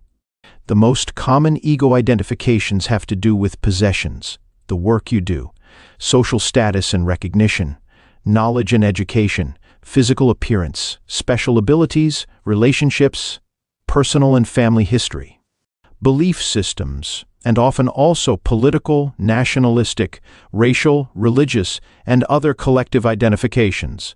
None of these is you. Do you find this frightening, or is it a relief to know this? All of these things you will have to relinquish sooner or later. Perhaps you find it as yet hard to believe, and I am certainly not asking you to believe that your identity cannot be found in any of those things. You will know the truth of it for yourself. You will know it at the latest when you feel death approaching. Death is a stripping away of all that is not you. The secret of life is to die before you die and find that there is no death.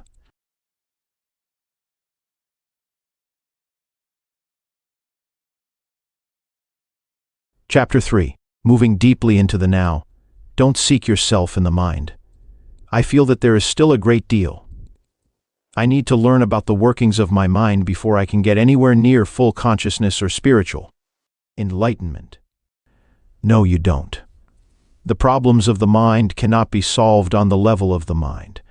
Once you have understood the basic dysfunction, there isn't really much else that you need to learn or understand. Studying the complexities of the mind may make you a good psychologist, but doing so won't take you beyond the mind. Just as the study of madness isn't enough to create sanity. You have already understood the basic mechanics of the unconscious state, identification with the mind, which creates a false self, the ego, as a substitute for your true self, rooted in being.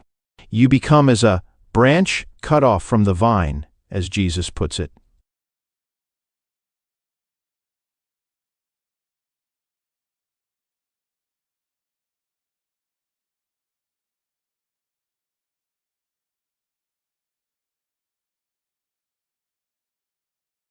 Once you know how the basic dysfunction operates, there is no need to explore all its countless manifestations, no need to make it into a complex personal problem. The ego, of course, loves that. It is always seeking for something to attach itself to in order to uphold and strengthen its illusory sense of self, and it will readily attach itself to your problems. This is why, for so many people, a large part of their sense of selfish intimately connected with their problems.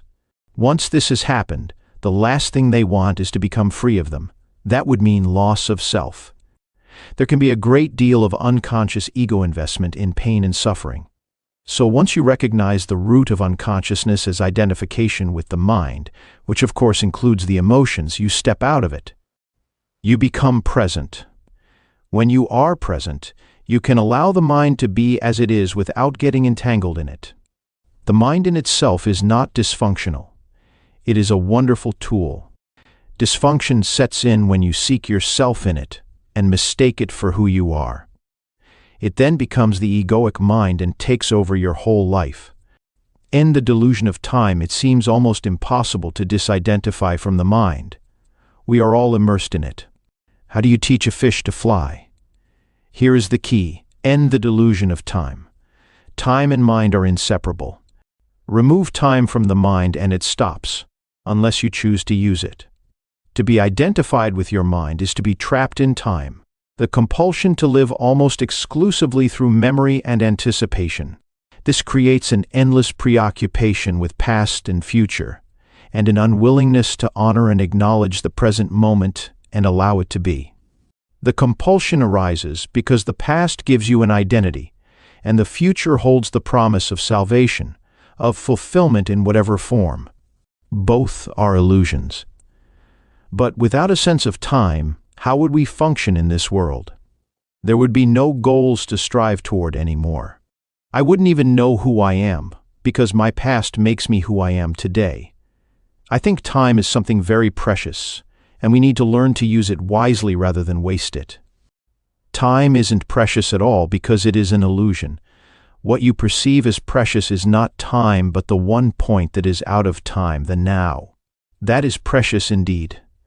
The more you are focused on time, past, and future, the more you miss the now, the most precious thing there is. Why? Is it the most precious thing? Firstly, because it is the only thing. It's all there is. The eternal present is the space within which your whole life unfolds, the one factor that remains constant. Life is now. There was never a time when your life was not now, nor will there ever be. Secondly, the now is the only point that can take you beyond the limited confines of the mind. It is your only point of access into the timeless and formless realm of being. Nothing exists outside the now. Aren't past and future just as real, sometimes even more real than the present? After all, the past determines who we are, as well as how we perceive and behave in the present, and our future goals determine which actions we take in the present. You haven't yet grasped the essence of what I am saying because you are trying to understand it mentally. The mind cannot understand this. Only you can. Please just listen. Have you ever experienced, done, thought, or felt anything outside the now? Do you think you ever will? Is it possible for anything to happen or be outside the now? The answer is obvious, is it not? Nothing ever happened in the past. It happened in the now. Nothing will ever happen in the future. It will happen in the now. What you think of as the past is a memory trace stored in the mind of a former now. When you remember the past, you reactivate a memory trace, and you do so now. The future is an imagined now, a projection of the mind. When the future comes, it comes as the now. When you think about the future, you do it now. Past and future obviously have no reality of their own. Just as the moon has no light of its own, but can only reflect the light of the sun, so are past and future only pale reflections of the light, power, and reality of the eternal present. Their reality is borrowed from the now. The essence of what I am saying here cannot be understood by the mind. The moment you grasp it, there is a shift in consciousness from mind to being, from time to presence. Suddenly, everything feels alive, radiates energy, emanates being. The key to the spiritual dimension in life-threatening emergency situations, the shift in consciousness from time to present, sometimes happens naturally. The personality that has a past and a future momentarily recedes and is replaced by an intense conscious presence, very still but very alert at the same time. Whatever response is needed then arises out of that state of consciousness. The reason why some people love to engage in dangerous activities, such as mountain climbing, car racing, and so on, although they may not be aware of it, is that it forces them into the now, that intensely alive state that is free of time, free of problems, free of thinking, free of the burden of the personality. Slipping away from the present moment even for a second may mean death. Unfortunately, they come to depend on a particular activity to be in that state. But you don't need to climb the north face of the Eiger. You can enter that state now. Since ancient times, spiritual masters of all traditions have pointed to the now as the key to the spiritual dimension. Despite this, it seems to have remained a secret. It is certainly not taught in churches and temples. If you go to a church, you may hear readings from the Gospels such as, "Take no thought for the morrow shall take thought for the things of itself," or "Nobody who puts his hands to the plow and looks back is fit for the kingdom of God." Or you might hear the passage about the beautiful flowers that are not anxious about tomorrow, but live with ease in the timeless now and are provided for abundantly by God. The depth and radical nature of these teachings are not recognized. No one seems to realize that they are meant to be lived and so bring about a profound inner transformation. The whole essence of Zen consists in walking along the razor's edge of now, to be so utterly, so completely present that no problem, no suffering, nothing that is not who you are in your essence can survive in you. In the now, in the absence of time, all your problems dissolve. Suffering needs time, it cannot survive in the now. The great Zen master Rinzai, in order to take his students' attention away from time, would often raise his finger and slowly ask, "What, at this moment, is lacking?" Powerful question that does not require an answer on the level of the mind. It is designed to take your attention deeply into the now. A similar question in the Zen tradition is this: if not now, when? The now is also central to the teaching of Sufism, the mystical branch of Islam. Sufis have a saying, "The Sufi is the son of time present." And Rumi, the great poet and teacher of Sufism, declares, "Past and future veil God from our sight, burn up both of them with fire." Meister Eckhart, the 13th century spiritual teacher, summed it all up beautifully. Time is what keeps the light from reaching us. There is no greater obstacle to God than time. Accessing the power of the now a moment ago, when you talked about the eternal present and the unreality of past and future, I found myself looking at that tree outside the window. I had looked at it a few times before, but this time it was different. The external perception had not changed much, except that the colors seemed brighter and more vibrant. But there was now an added dimension to it. This is hard to explain. I don't know how, but I was aware of something invisible that I felt was the essence of that tree, its inner spirit, if you like. And somehow I was part of that. I realize now that I hadn't truly seen the tree before, just a flat and dead image of it. When I look at the tree now, some of that awareness is still present, but I can feel it slipping away. You see, the experience is already receding into the past. Can something like this ever be more than a fleeting glimpse? You were free of time for a moment. You moved into the now and therefore perceived the tree without the screen of mind. The awareness of being became part of your perception. With the timeless dimension comes a different kind of knowing, one that does not kill the spirit that lives within every creature and everything. A knowing that does not destroy the sacredness and mystery of life but contains a deep love and reverence for all that is. A knowing of which the mind knows nothing. The mind cannot know the tree. It can only know facts or information about the tree. My mind cannot know you. Only labels, judgments, facts, and opinions about you. Being alone knows directly. There is a place for mind and mind knowledge. It is in the practical realm of day-to-day living. However, when it takes over all aspects of your life, including your relationships with other human beings and with nature, it becomes a monstrous parasite that, unchecked, may well end up killing all life on the planet and finally itself by killing its host. You have had a glimpse of how the timeless can transform your perceptions. But an experience is not enough, no matter how beautiful or profound. What is needed and what we are concerned with is a permanent shift in consciousness. So break the old pattern of present moment denial and present moment resistance. Make it your practice to withdraw attention from past and future whenever they are not needed. Step out of the time dimension as much as possible in everyday life. If you find it hard to enter the now directly, start by observing the habitual tendency of your mind to want to escape from the now. You will observe that the future is usually imagined as either better or worse than the present. If the imagined future is better, it gives you hope or pleasurable anticipation. If it is worse, it creates anxiety. Both are illusory. Through self-observation, more presence comes into your life automatically. The moment you realize you are not present, you are present. Whenever you are able to observe your mind, you are no longer trapped in it. Another factor has come in, something that is not of the mind, the witnessing presence. Be present as the watcher of your mind, of your thoughts and emotions as well as your reactions in various situations.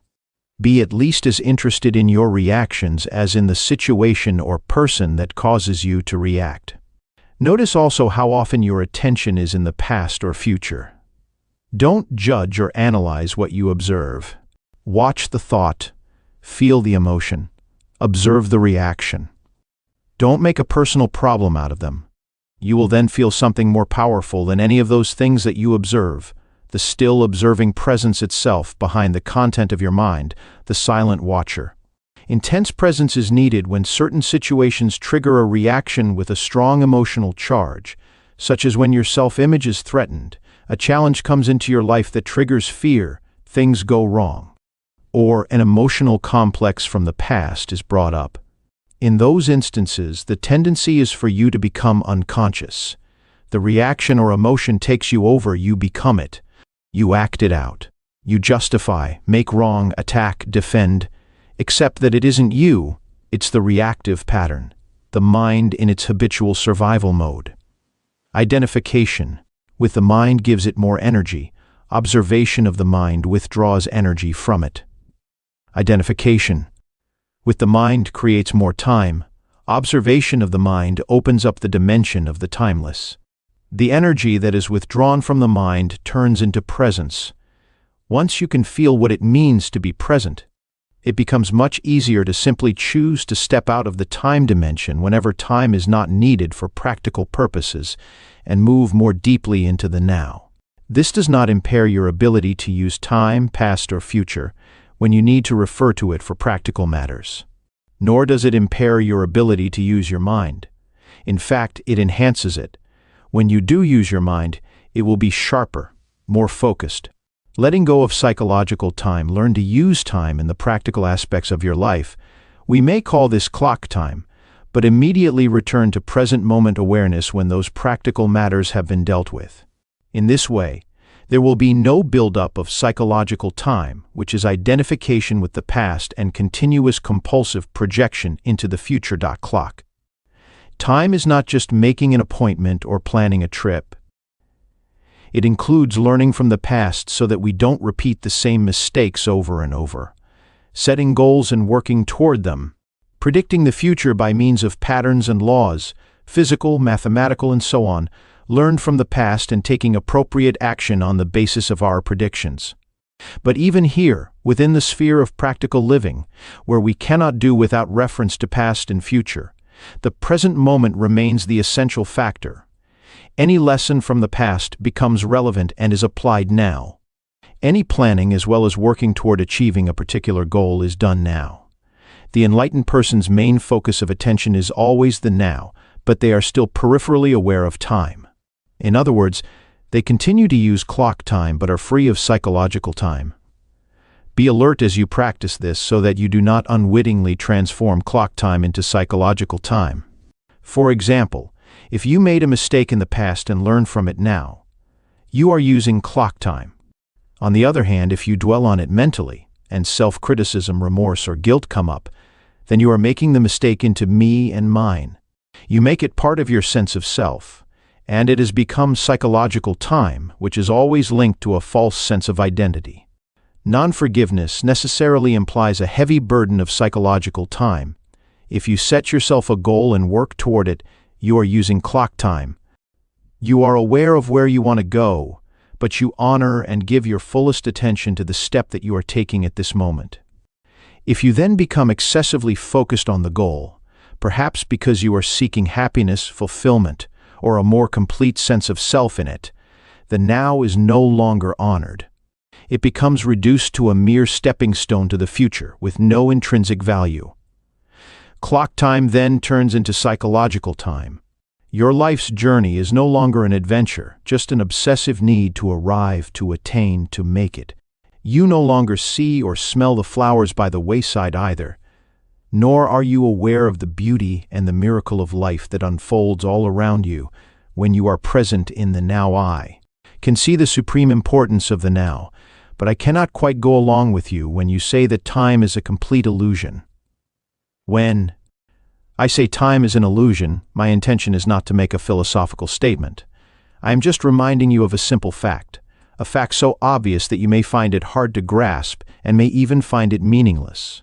But once fully realized, it can cut like a sword through all the mind-created layers of complexity and problems. Let me say it again. The present moment is all you ever have. There is never a time when your life is not this moment. Is this not a fact? The insanity of psychological time. You will not have any doubt that psychological time is a mental disease if you look at its collective manifestations.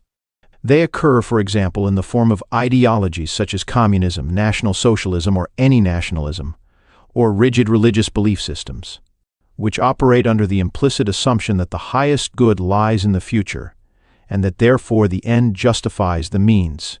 The end is an idea, a point in the mind-projected future, when salvation in whatever form, happiness, fulfillment, equality, liberation, and so on, will be attained. Not infrequently, the means of getting there are the enslavement, torture, and murder of people in the present.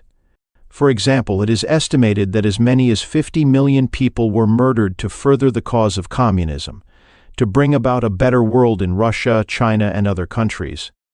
This is a chilling example of how belief in a future heaven creates a present hell. Can there be any doubt that psychological time is a serious and dangerous mental illness? How does this mind pattern operate in your life? Are you always trying to get somewhere other than where you are? Is most of your doing just a means to an end? Is fulfillment always just around the corner or confined to short-lived pleasures, such as sex, food, drink, drugs, or thrills and excitement? Are you always focused on becoming, achieving, and attaining, or alternatively chasing some new thrill or pleasure? Do you believe that if you acquire more things, you will become more fulfilled, good enough, or psychologically complete? Are you waiting for a man or woman to give meaning to your life? In the normal, mind-identified, or unenlightened state of consciousness, the power and infinite creative potential that lie concealed in the now are completely obscured by psychological time. Your life then loses its vibrancy, its freshness, its sense of wonder. The old patterns of thought, emotion, behavior, reaction, and desire are acted out in endless repeat performances. A script in your mind that gives you an identity of sorts but distorts or covers up the reality of the now. The mind then creates an obsession with the future as an escape from the unsatisfactory present. Negativity and suffering have their roots in time, but the belief that the future will be better than the present is not always an illusion. The present can be dreadful, and things can get better in the future, and often they do. Usually the future is a replica of the past. Superficial changes are possible, but real transformation is rare, and depends upon whether you can become present enough to dissolve the past by accessing the power of the now. What you perceive as future is an intrinsic part of your state of consciousness now.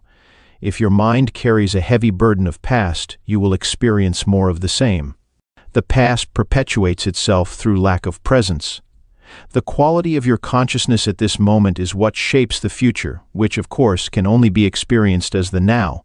You may win $10 million, but that kind of change is no more than skin deep. You would simply continue to act out the same conditioned patterns in more luxurious surroundings. Humans have learned to split the atom. Instead of killing 10 or 20 people with a wooden club, one person can now kill 1 million just by pushing a button. Is that real change? If it is the quality of your consciousness at this moment that determines the future, then what is it that determines the quality of your consciousness? Your degree of presence. So the only place where true change can occur and where the past can be dissolved is the now.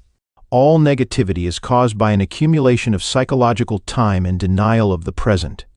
Unease, anxiety, tension, stress, worry, all forms of fear are caused by too much future and not enough presence. Guilt, regret, resentment, grievances, sadness, bitterness, and all forms of non-forgiveness are caused by too much past and not enough presence. Most people find it difficult to believe that a state of consciousness totally free of all negativity is possible. And yet this is the liberated state to which all spiritual teachings point. It is the promise of salvation, not in an illusory future, but right here and now. You may find it hard to recognize that time is the cause of your suffering or your problems. You believe that they are caused by specific situations in your life, and seen from a conventional viewpoint, this is true. But until you have dealt with the basic problem-making dysfunction of the mind, its attachment to past and future and denial of the now, problems are actually interchangeable. If all your problems or perceived causes of suffering or unhappiness were miraculously removed for you today, but you had not become more present, more conscious, you would soon find yourself with a similar set of problems or causes of suffering, like a shadow that follows you wherever you go. Ultimately, there is only one problem, the time-bound mind itself. I cannot believe that I could ever reach a point where I am completely free of my problems. You are right. You can never reach that point because you are at that point now. There is no salvation in time. You cannot be free in the future. Presence is the key to freedom, so you can only be free now. Finding the life underneath your life situation. I don't see how I can be free now. As it happens, I am extremely unhappy with my life at the moment. This is a fact, and I would be deluding myself if I tried to convince myself that all is well when it definitely isn't. To me, the present moment is very unhappy. It is not liberating at all. What keeps me going is the hope or possibility of some improvement in the future. You think that your attention is in the present moment when it's actually taken up completely by time. You cannot be both unhappy and fully present in the now. What you refer to as your life should more accurately be called your life situation. It is psychological time, past and future. Certain things in the past didn't go the way you wanted them to go. You are still resisting what happened in the past, and now you are resisting what is. Hope is what keeps you going, but hope keeps you focused on the future. And this continued focus perpetuates your denial of the now and therefore your unhappiness. It is true that my present life situation is the result of things that happened in the past, but it is still my present situation, and being stuck in it is what makes me unhappy. Forget about your life situation for a while and pay attention to your life. What is the difference? Your life situation exists in time. Your life is now. Your life situation is mind stuff. Your life is real. Find the narrow gate that leads to life. It is called the now. Narrow your life down to this moment. Your life situation may be full of problems. Most life situations are. But find out if you have any problem at this moment. Not tomorrow or in 10 minutes, but now. Do you have a problem now? When you are full of problems, there is no room for anything new to enter, no room for a solution. So whenever you can, make some room, create some space, so that you find the life underneath your life situation. Use your senses fully. Be where you are. Look around. Just look, don't interpret. See the light, shapes, colors, textures. Be aware of the silent presence of each thing. Be aware of the space that allows everything to be.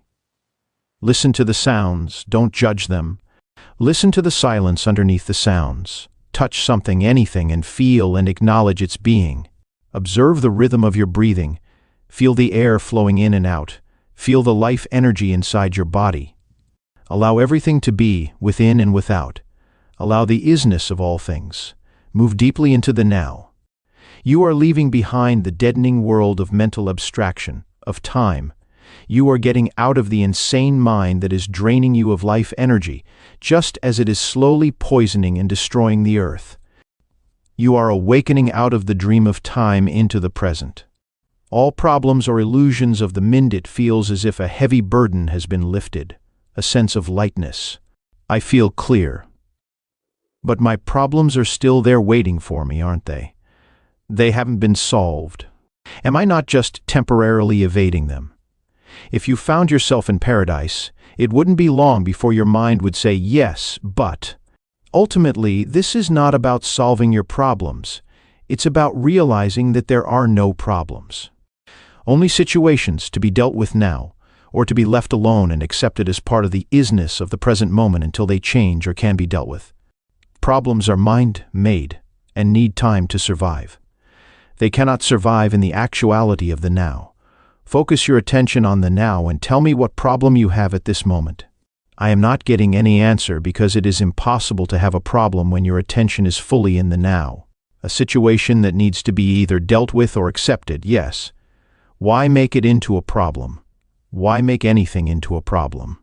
Isn't life challenging enough as it is? What do you need problems for?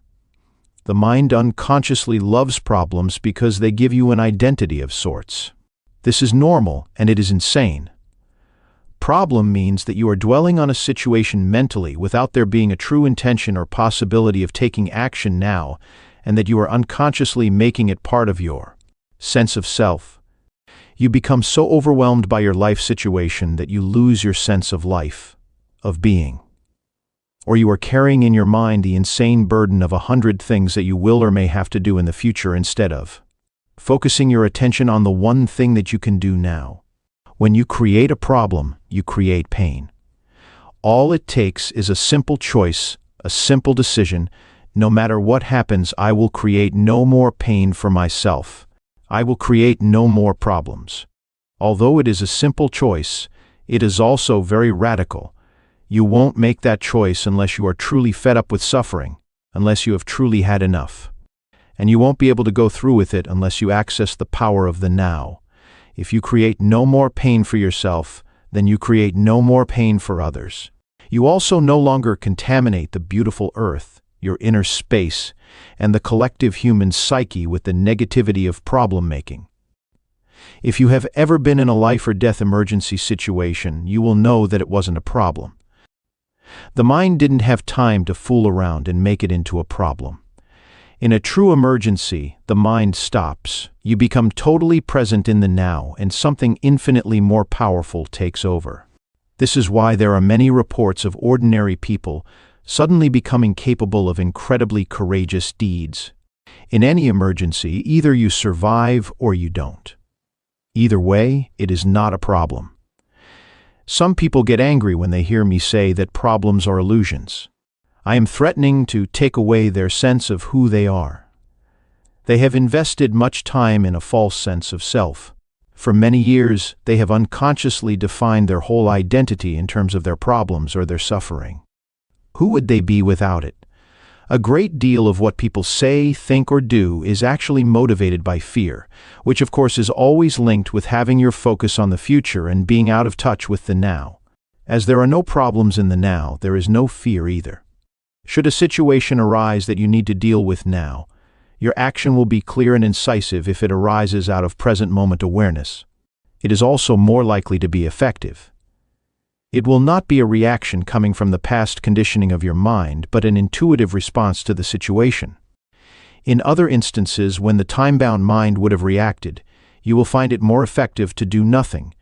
Just stay centered in the now. A quantum leap in the evolution of consciousness. I have had glimpses of this state of freedom from mind and time that you describe, but past and future are so overwhelmingly strong that I cannot keep them out for long. The time-bound mode of consciousness is deeply embedded in the human psyche.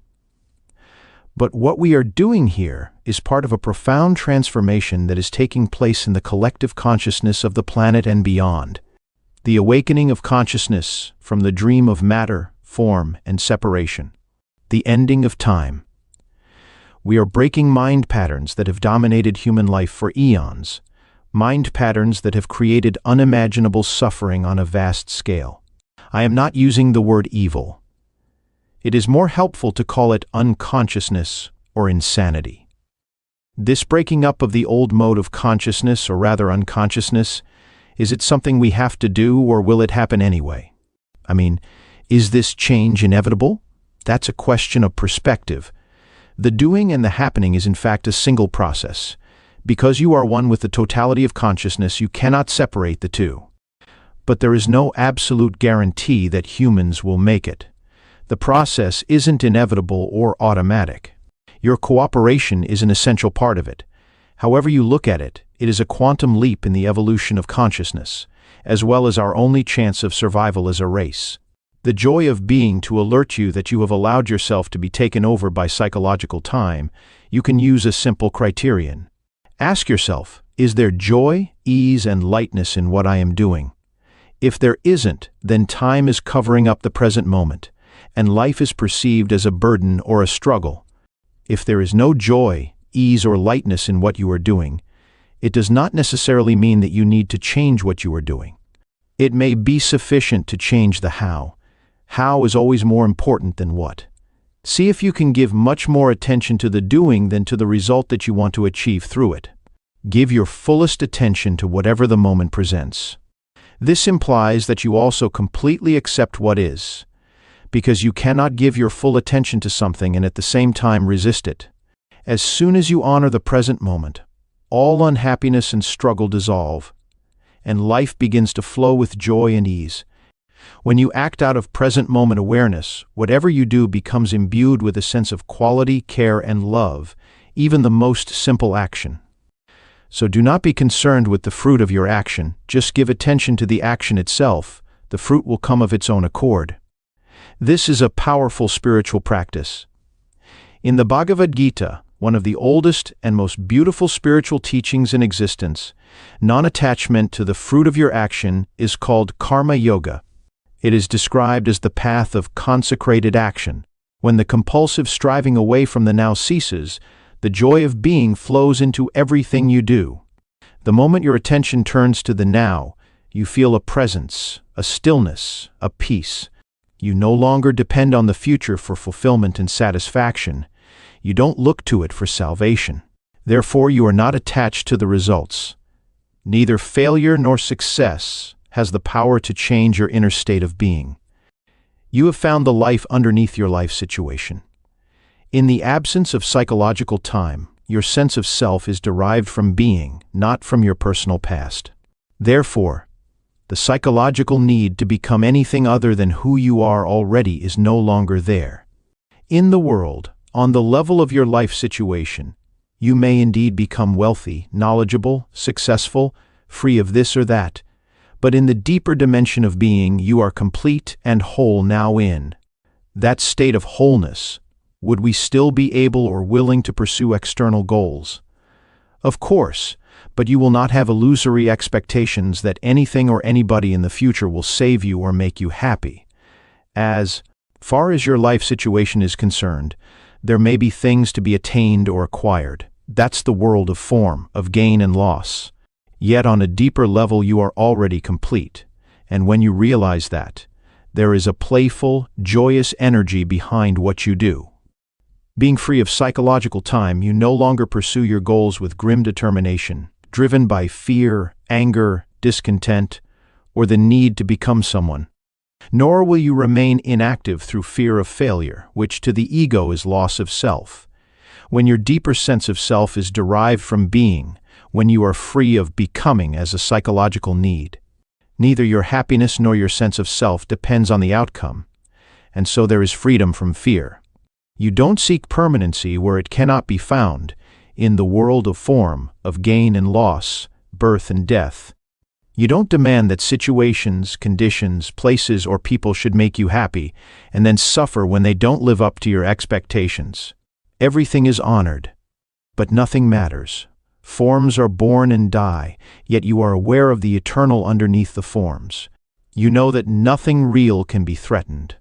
When this is your state of being, how can you not succeed? You have succeeded already. Chapter 4. Mind Strategies for Avoiding the Now Loss of Now, the Core Delusion. Even if I completely accept that ultimately time is an illusion, what difference is that going to make in my life? I still have to live in a world that is completely dominated by time. Intellectual agreement is just another belief and won't make much difference to your life. To realize this truth, you need to live it. When every cell of your body is so present that it feels vibrant with life, and when you can feel that life every moment as the joy of being, then it can be said that you are free of time. But I still have to pay the bills tomorrow, and I am still going to grow old and die just like everybody else, so how can I ever say that I am free of time? Tomorrow's bills are not the problem. The dissolution of the physical body is not a problem. Loss of now is the problem, or rather, the core delusion that turns a mere situation, event, or emotion into a personal problem and into suffering. Loss of now is loss of being. To be free of time is to be free of the psychological need of past for your identity, and future for your fulfillment. It represents the most profound transformation of consciousness that you can imagine. In some rare cases, this shift in consciousness happens dramatically and radically, once and for all. When it does, it usually comes about through total surrender in the midst of intense suffering. Most people, however, have to work at it.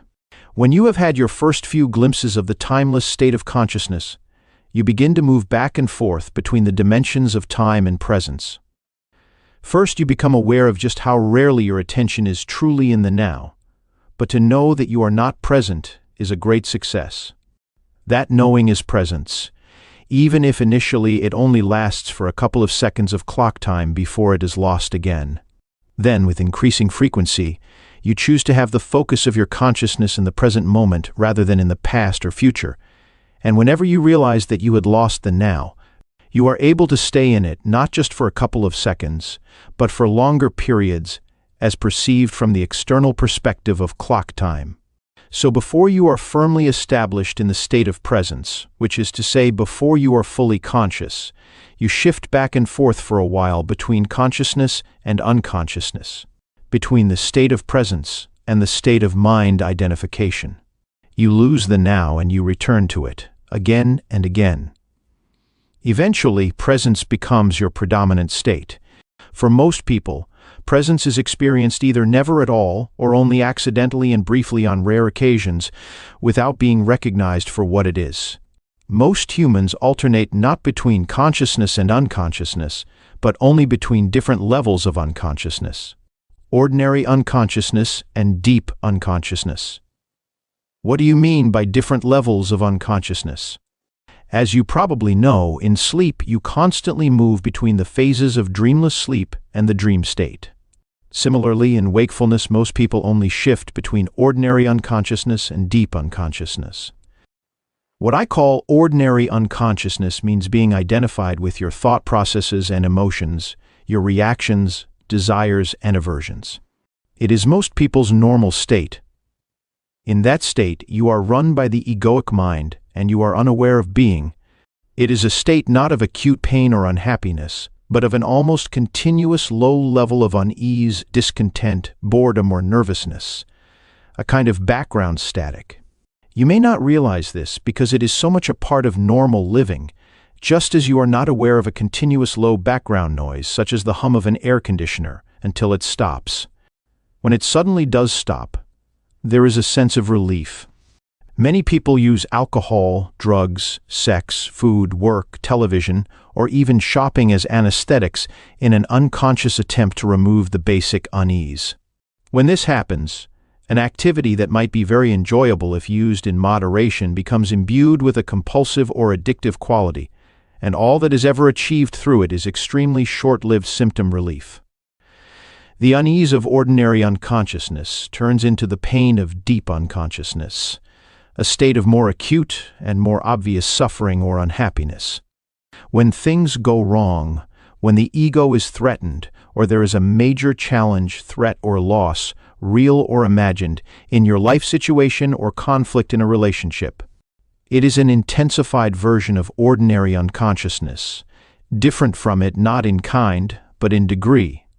In ordinary unconsciousness, habitual resistance to or denial of what is creates the unease and discontent that most people accept as normal living. When this resistance becomes intensified through some challenge or threat to the ego, it brings up intense negativity such as anger, acute fear, aggression, depression, and so on. Deep unconsciousness often means that the pain body has been triggered and that you have become identified with it. Physical violence would be impossible without deep unconsciousness. It can also occur easily whenever and wherever a crowd of people or even an entire nation generates a negative collective energy field. The best indicator of your level of consciousness is how you deal with life's challenges when they come. Through those challenges, an already unconscious person tends to become more deeply unconscious, and a conscious person more intensely conscious. You can use a challenge to awaken you, or you can allow it to pull you into even deeper sleep. The dream of ordinary unconsciousness then turns into a nightmare. If you cannot be present even in normal circumstances, such as when you are sitting alone in a room, walking in the woods, or listening to someone, then you certainly won't be able to stay conscious when something goes wrong, or you are faced with difficult people or situations, with loss or the threat of loss. You will be taken over by a reaction, which ultimately is always some form of fear, and pulled into deep unconsciousness. Those challenges are your tests. Only the way in which you deal with them will show you and others where you are at as far as your state of consciousness is concerned. Not how long you can sit with your eyes closed or what visions you see. So it is essential to bring more consciousness into your life in ordinary situations when everything is going relatively smoothly. In this way, you grow in presence power. It generates an energy field in you and around you of a high vibrational frequency. No unconsciousness, no negativity, no discord or violence can enter that field and survive, just as darkness cannot survive in the presence of light. When you learn to be the witness of your thoughts and emotions, which is an essential part of being present, you may be surprised when you first become aware of the background static of ordinary unconsciousness and realize how rarely, if ever, you are truly at ease within yourself. On the level of your thinking, you will find a great deal of resistance in the form of judgment, discontent, and mental projection away from the now. On the emotional level, there will be an undercurrent of unease, tension, boredom, or nervousness. Both are aspects of the mind in its habitual resistance mode. What are they seeking? Carl Jung tells in one of his books of a conversation he had with a Native American chief who pointed out to him that in his perception, most white people have tense faces, staring eyes, and a cruel demeanor. He said, "They are always seeking something. What are they seeking? The whites always want something. They are always uneasy and restless. We don't know what they want. We think they are mad." The undercurrent of constant unease started long before the rise of Western industrial civilization, of course. But in Western civilization, which now covers almost the entire globe, including most of the East, it manifests in an unprecedentedly acute form. It was already there at the time of Jesus, and it was there 600 years before that at the time of Buddha, and long before that. "Why are you always anxious?" Jesus asked his disciples. "Can anxious thought add a single day to your life?" And the Buddha taught that the root of suffering is to be found in our constant wanting and craving. Resistance to the now as a collective dysfunction is intrinsically connected to loss of awareness of being and forms the basis of our dehumanized industrial civilization. Freud, by the way, also recognized the existence of this undercurrent of unease and wrote about it in his book Civilization and Its Discontents. But he did not recognize the true root of the unease and failed to realize that freedom from it is possible. This collective dysfunction has created a very unhappy and extraordinarily violent civilization that has become a threat not only to itself, but also to all life on the planet, dissolving ordinary unconsciousness. So how can we be free of this affliction? Make it conscious. Observe the many ways in which unease, discontent, and tension arise within you through unnecessary judgment, resistance to what is, and denial of the now. Anything unconscious dissolves when you shine the light of consciousness on it. Once you know how to dissolve ordinary unconsciousness, the light of your presence will shine brightly, and it will be much easier to deal with deep unconsciousness whenever you feel its gravitational pull. However, ordinary unconsciousness may not be easy to detect initially because it is so normal. Make it a habit to monitor your mental-emotional state through self-observation. Am I at ease at this moment? Is a good question to ask yourself frequently. Or you can ask, what's going on inside me at this moment? Be at least as interested in what goes on inside you as what happens outside. If you get the inside right, the outside will fall into place. Primary reality is within, secondary reality without. But don't answer these questions immediately. Direct your attention inward. Have a look inside yourself. What kind of thoughts is your mind producing? What do you feel? Direct your attention into the body. Is there any tension? Once you detect that there is a low level of unease, the background static, see in what way you are avoiding, resisting, or denying life, by denying the now. There are many ways in which people unconsciously resist the present moment. I will give you a few examples. With practice, your power of self-observation, of monitoring your inner state will become sharpened. Freedom from unhappiness. Do you resent doing what you are doing? It may be your job, or you may have agreed to do something and are doing it, but part of you resents and resists it. Are you carrying unspoken resentment toward a person close to you? Do you realize that the energy you thus emanate is so harmful in its effects that you are in fact contaminating yourself as well as those around you? Have a good look inside. Is there even the slightest trace of resentment, unwillingness? If there is, observe it on both the mental and the emotional levels. What thoughts is your mind creating around this situation? Then look at the emotion, which is the body's reaction to those thoughts. Feel the emotion. Does it feel pleasant or unpleasant? Is it an energy that you would actually choose to have inside you? Do you have a choice? Maybe you are being taken advantage of. Maybe the activity you are engaged in is tedious. Maybe someone close to you is dishonest, irritating, or unconscious. But all this is irrelevant. Whether your thoughts and emotions about this situation are justified or not makes no difference. The fact is that you are resisting what is. You are making the present moment into an enemy. You are creating unhappiness, conflict between the inner and the outer. Your unhappiness is polluting not only your own inner being and those around you, but also the collective human psyche of which you are an inseparable part. The pollution of the planet is only an outward reflection of an inner psychic pollution. Millions of unconscious individuals not taking responsibility for their inner space. Either stop doing what you are doing, speak to the person concerned and express fully what you feel, or drop the negativity that your mind has created around the situation and that serves no purpose whatsoever except to strengthen a false sense of self. Recognizing its futility is important. Negativity is never the optimum way of dealing with any situation. In fact, in most cases, it keeps you stuck in it, blocking real change. Anything that is done with negative energy will become contaminated by it, and in time give rise to more pain, more unhappiness. Furthermore, any negative inner state is contagious. Unhappiness spreads more easily than a physical disease. Through the law of resonance, it triggers and feeds latent negativity in others, unless they are immune, that is, highly conscious. Are you polluting the world or cleaning up the mess? You are responsible for your inner space, nobody else is, just as you are responsible for the planet. As within, so without. If humans clear inner pollution, then they will also cease to create outer pollution. How can we drop negativity, as you suggest? By dropping it. How do you drop a piece of hot coal that you are holding in your hand? How do you drop some heavy and useless baggage that you are carrying? By recognizing that you don't want to suffer the pain or carry the burden anymore and then letting go of it.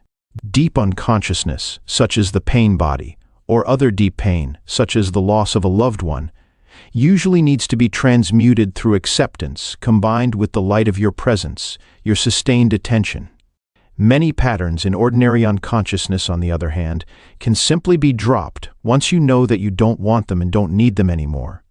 Once you realize that you have a choice, that you are not just a bundle of conditioned reflexes. All this implies that you are able to access the power of now. Without it, you have no choice. If you call some emotions negative, aren't you creating a mental polarity of good and bad, as you explained earlier? No. The polarity was created at an earlier stage when your mind judged the present moment as bad. This judgment then created the negative emotion. But if you call some emotions negative, aren't you really saying that they shouldn't be there, that it's not okay to have those emotions? My understanding is that we should give ourselves permission to have whatever feelings come up, rather than judge them as bad or say that we shouldn't have them. It's as okay to feel resentful. It's as okay to be angry, irritated, moody, or whatever. Otherwise, we get into repression, inner conflict, or denial. Everything is okay as it is. Of course. Once a mind pattern, an emotion, or a reaction is there, accept it. You were not conscious enough to have a choice in the matter. That's not a judgment, just a fact. If you had a choice, or realized that you do have a choice, would you choose suffering or joy, ease or unease, peace or conflict? Would you choose a thought or feeling that cuts you off from your natural state of well-being, the joy of life within? Any such feeling I call negative, which simply means bad. Not in the sense that you shouldn't have done that, but just plain factual bad, like feeling sick in the stomach. How is it possible that humans killed in excess of 100 million for fellow humans in the 20th century alone? Humans inflicting pain of such magnitude on one another is beyond anything you can imagine. And that's not taking into account the mental, emotional, and physical violence, the torture, pain, and cruelty they continue to inflict on each other, as well as on other sentient beings on a daily basis. Do they act in this way because they are in touch with their natural state, the joy of life within? Of course not. Only people who are in a deeply negative state, who feel very bad indeed, would create such a reality as a reflection of how they feel. Now they are engaged in destroying nature and the planet that sustains them. Unbelievable but true. Humans are a dangerously insane and very sick species. That's not a judgment. It's a fact. It is also a fact that the sanity is there underneath the madness. Healing and redemption are available right now. Coming back specifically to what you said, it is certainly true that when you accept your resentment, moodiness, anger, and so on, you are no longer forced to act them out blindly, and you are less likely to project them onto others.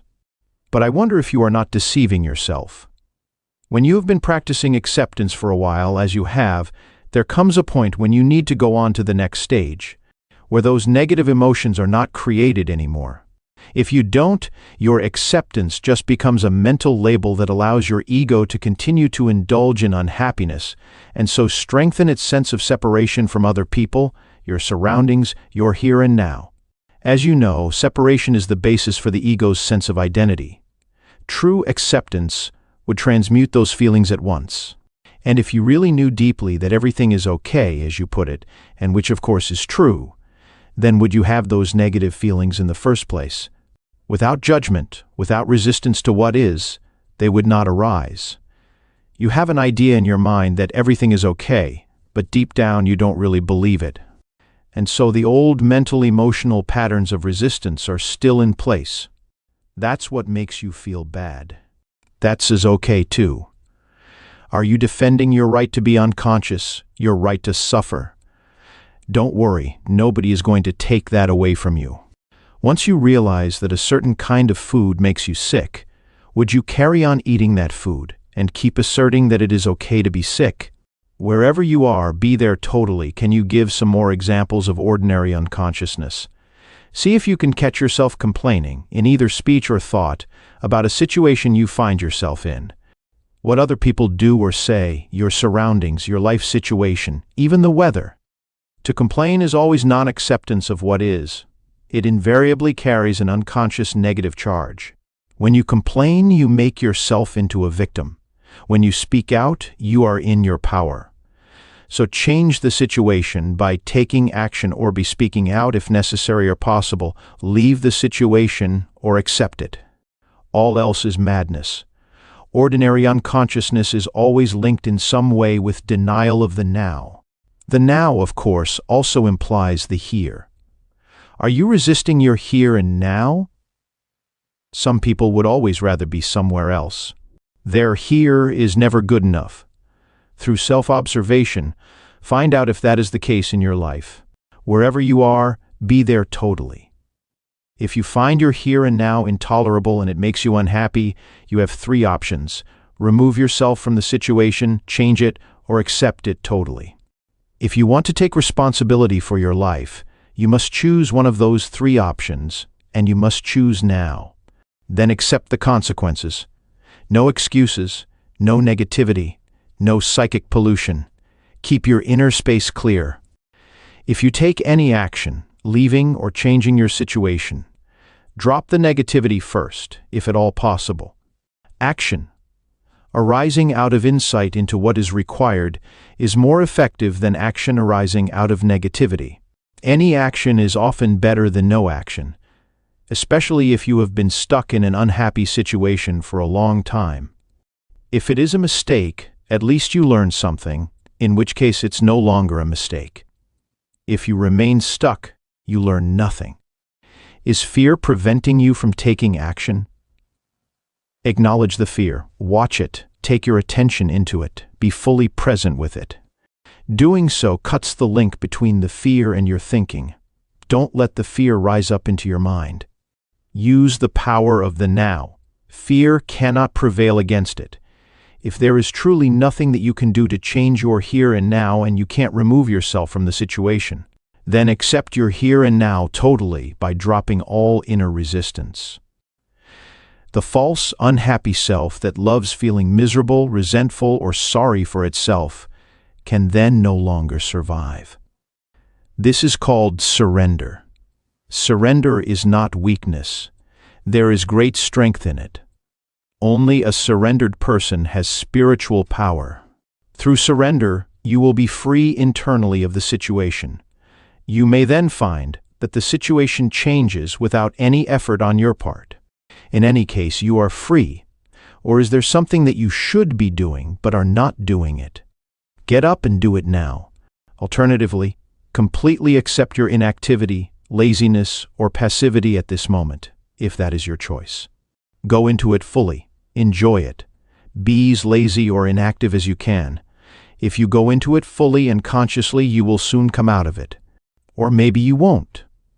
Either way, there is no inner conflict, no resistance, no negativity. Are you stressed? Are you so busy getting to the future that the present is reduced to a means of getting there? Stress is caused by being here but wanting to be there, or being in the present but wanting to be in the future. It's a split that tears you apart inside.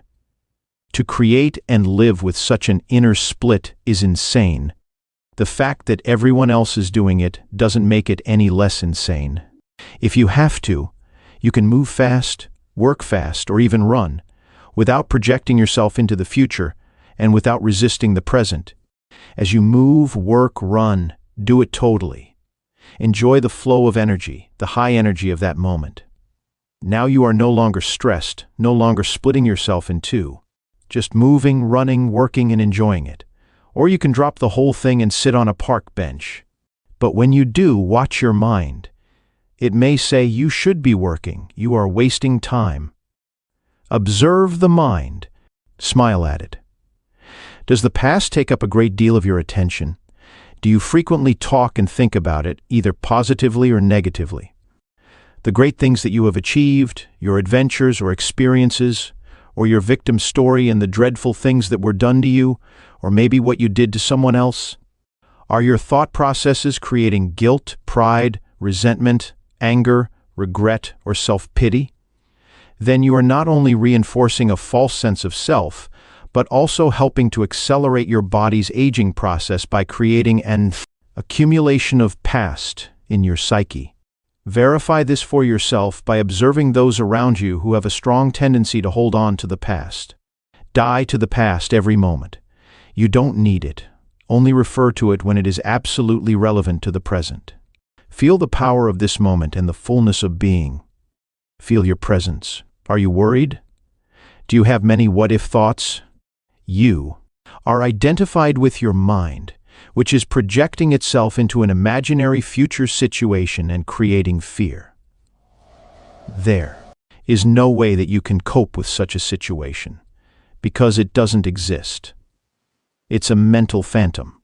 You can stop this health and life-corroding insanity simply by acknowledging the present moment. Become aware of your breathing. Feel the air flowing in and out of your body. Feel your inner energy field. All that you ever have to deal with, cope with in real life, as opposed to imaginary mind projections, is this moment. Ask yourself what problem you have right now, not next year, tomorrow, or 5 minutes from now. What is wrong with this moment? You can always cope with the now, but you can never cope with the future, nor do you have to. The answer, the strength, the right action, or the resource will be there when you need it, not before, not after. One day I'll make it. Is your goal taking up so much of your attention that you reduce the present moment to a means to an end? Is it taking the joy out of your doing? Are you waiting to start living? If you develop such a mind pattern, no matter what you achieve or get, the present will never be good enough. The future will always seem better. A perfect recipe for permanent dissatisfaction and non-fulfillment, don't you agree? Are you a habitual waiter? How much of your life do you spend waiting? What I call small-scale waiting is waiting in line at the post office, in a traffic jam at the airport, or waiting for someone to arrive, to finish work, and so on. Large-scale waiting is waiting for the next vacation, for a better job, for the children to grow up, for a truly meaningful relationship, for success, to make money, to be important, to become enlightened. It is not uncommon for people to spend their whole life waiting to start living. Waiting is a state of mind.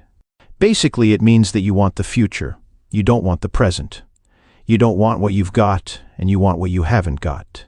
With every kind of waiting, you unconsciously create inner conflict between your here and now, where you don't want to be, and the projected future, where you want to be. This greatly reduces the quality of your life by making you lose the present.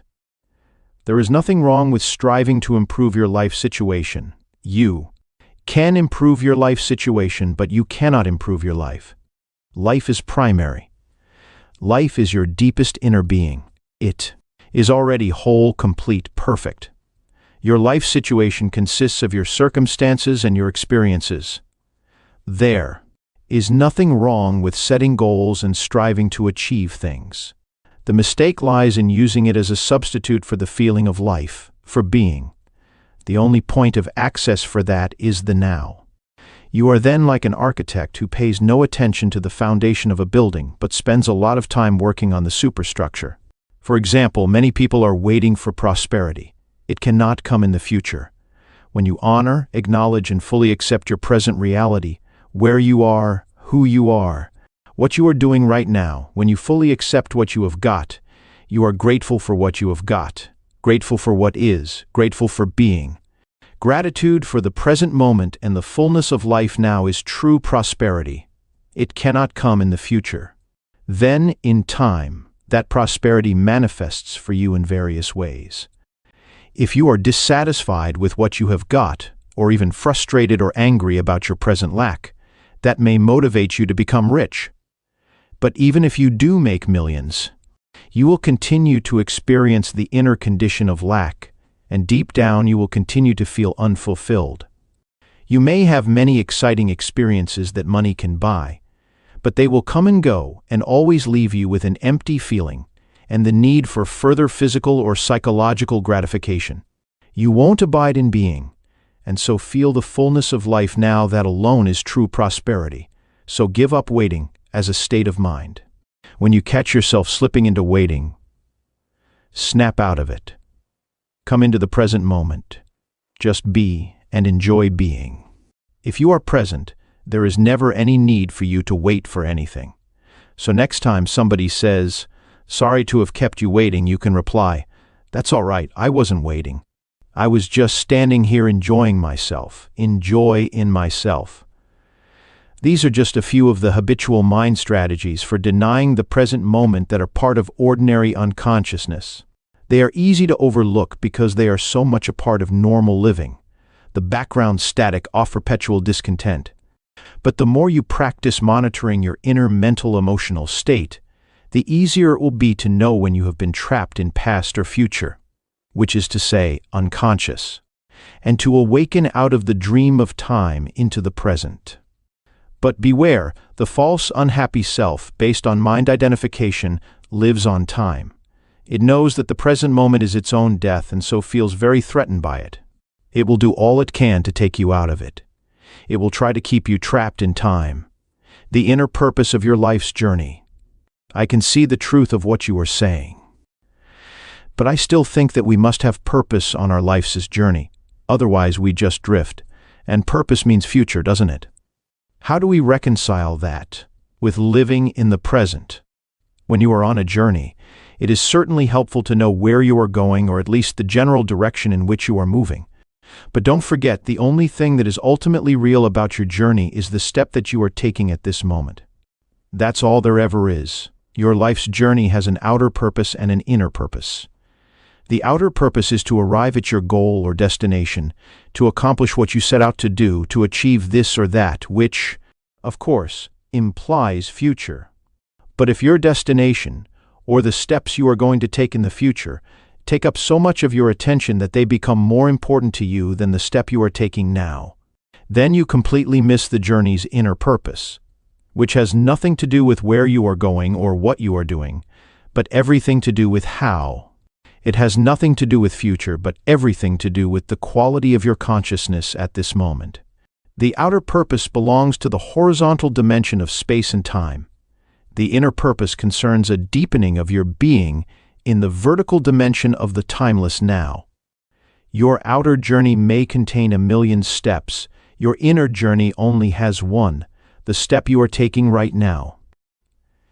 As you become more deeply aware of this one step, you realize that it already contains within itself all the other steps, as well as the destination. This one step then becomes transformed into an expression of perfection, an act of great beauty and quality. It will have taken you into being, and the light of being will shine through it. This is both the purpose and the fulfillment of your inner journey, the journey into yourself. Does it matter whether we achieve our outer purpose, whether we succeed or fail in the world? It will matter to you as long as you haven't realized your inner purpose. After that, the outer purpose is just a game that you may continue to play simply because you enjoy it. It is also possible to fail completely in your outer purpose, and at the same time totally succeed in your inner purpose. Or the other way around, which is actually more common, outer riches and inner poverty, or to gain the world and lose your soul, as Jesus puts it. Ultimately, of course, every outer purpose is doomed to fail sooner or later, simply because it is subject to the law of impermanence of all things. The sooner you realize that your outer purpose cannot give you lasting fulfillment, the better.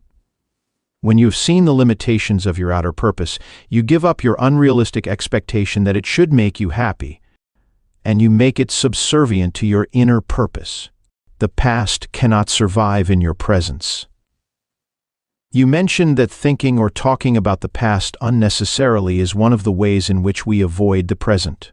But apart from the past that we remember and perhaps identify with, isn't there another level of past within us that is much more deep-seated? I am talking about the unconscious past that conditions our lives, especially through early childhood experiences, perhaps even past life experiences. And then there is our cultural conditioning, which has to do with where we live geographically and the historical time period in which we live.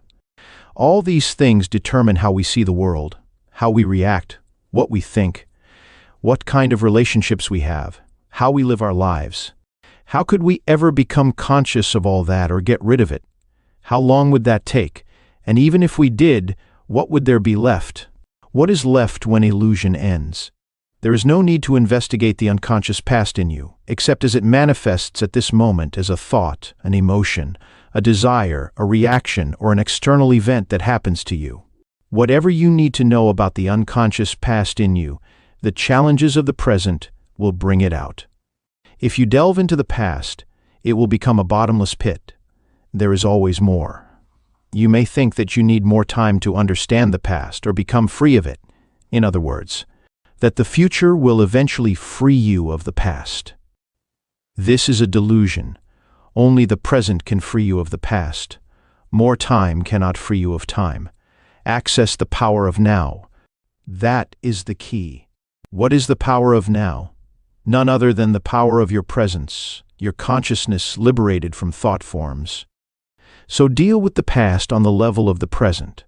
The more attention you give to the past, the more you energize it, and the more likely you are to make a self out of it. Don't misunderstand. Attention is essential, but not to the past as past. Give attention to the present.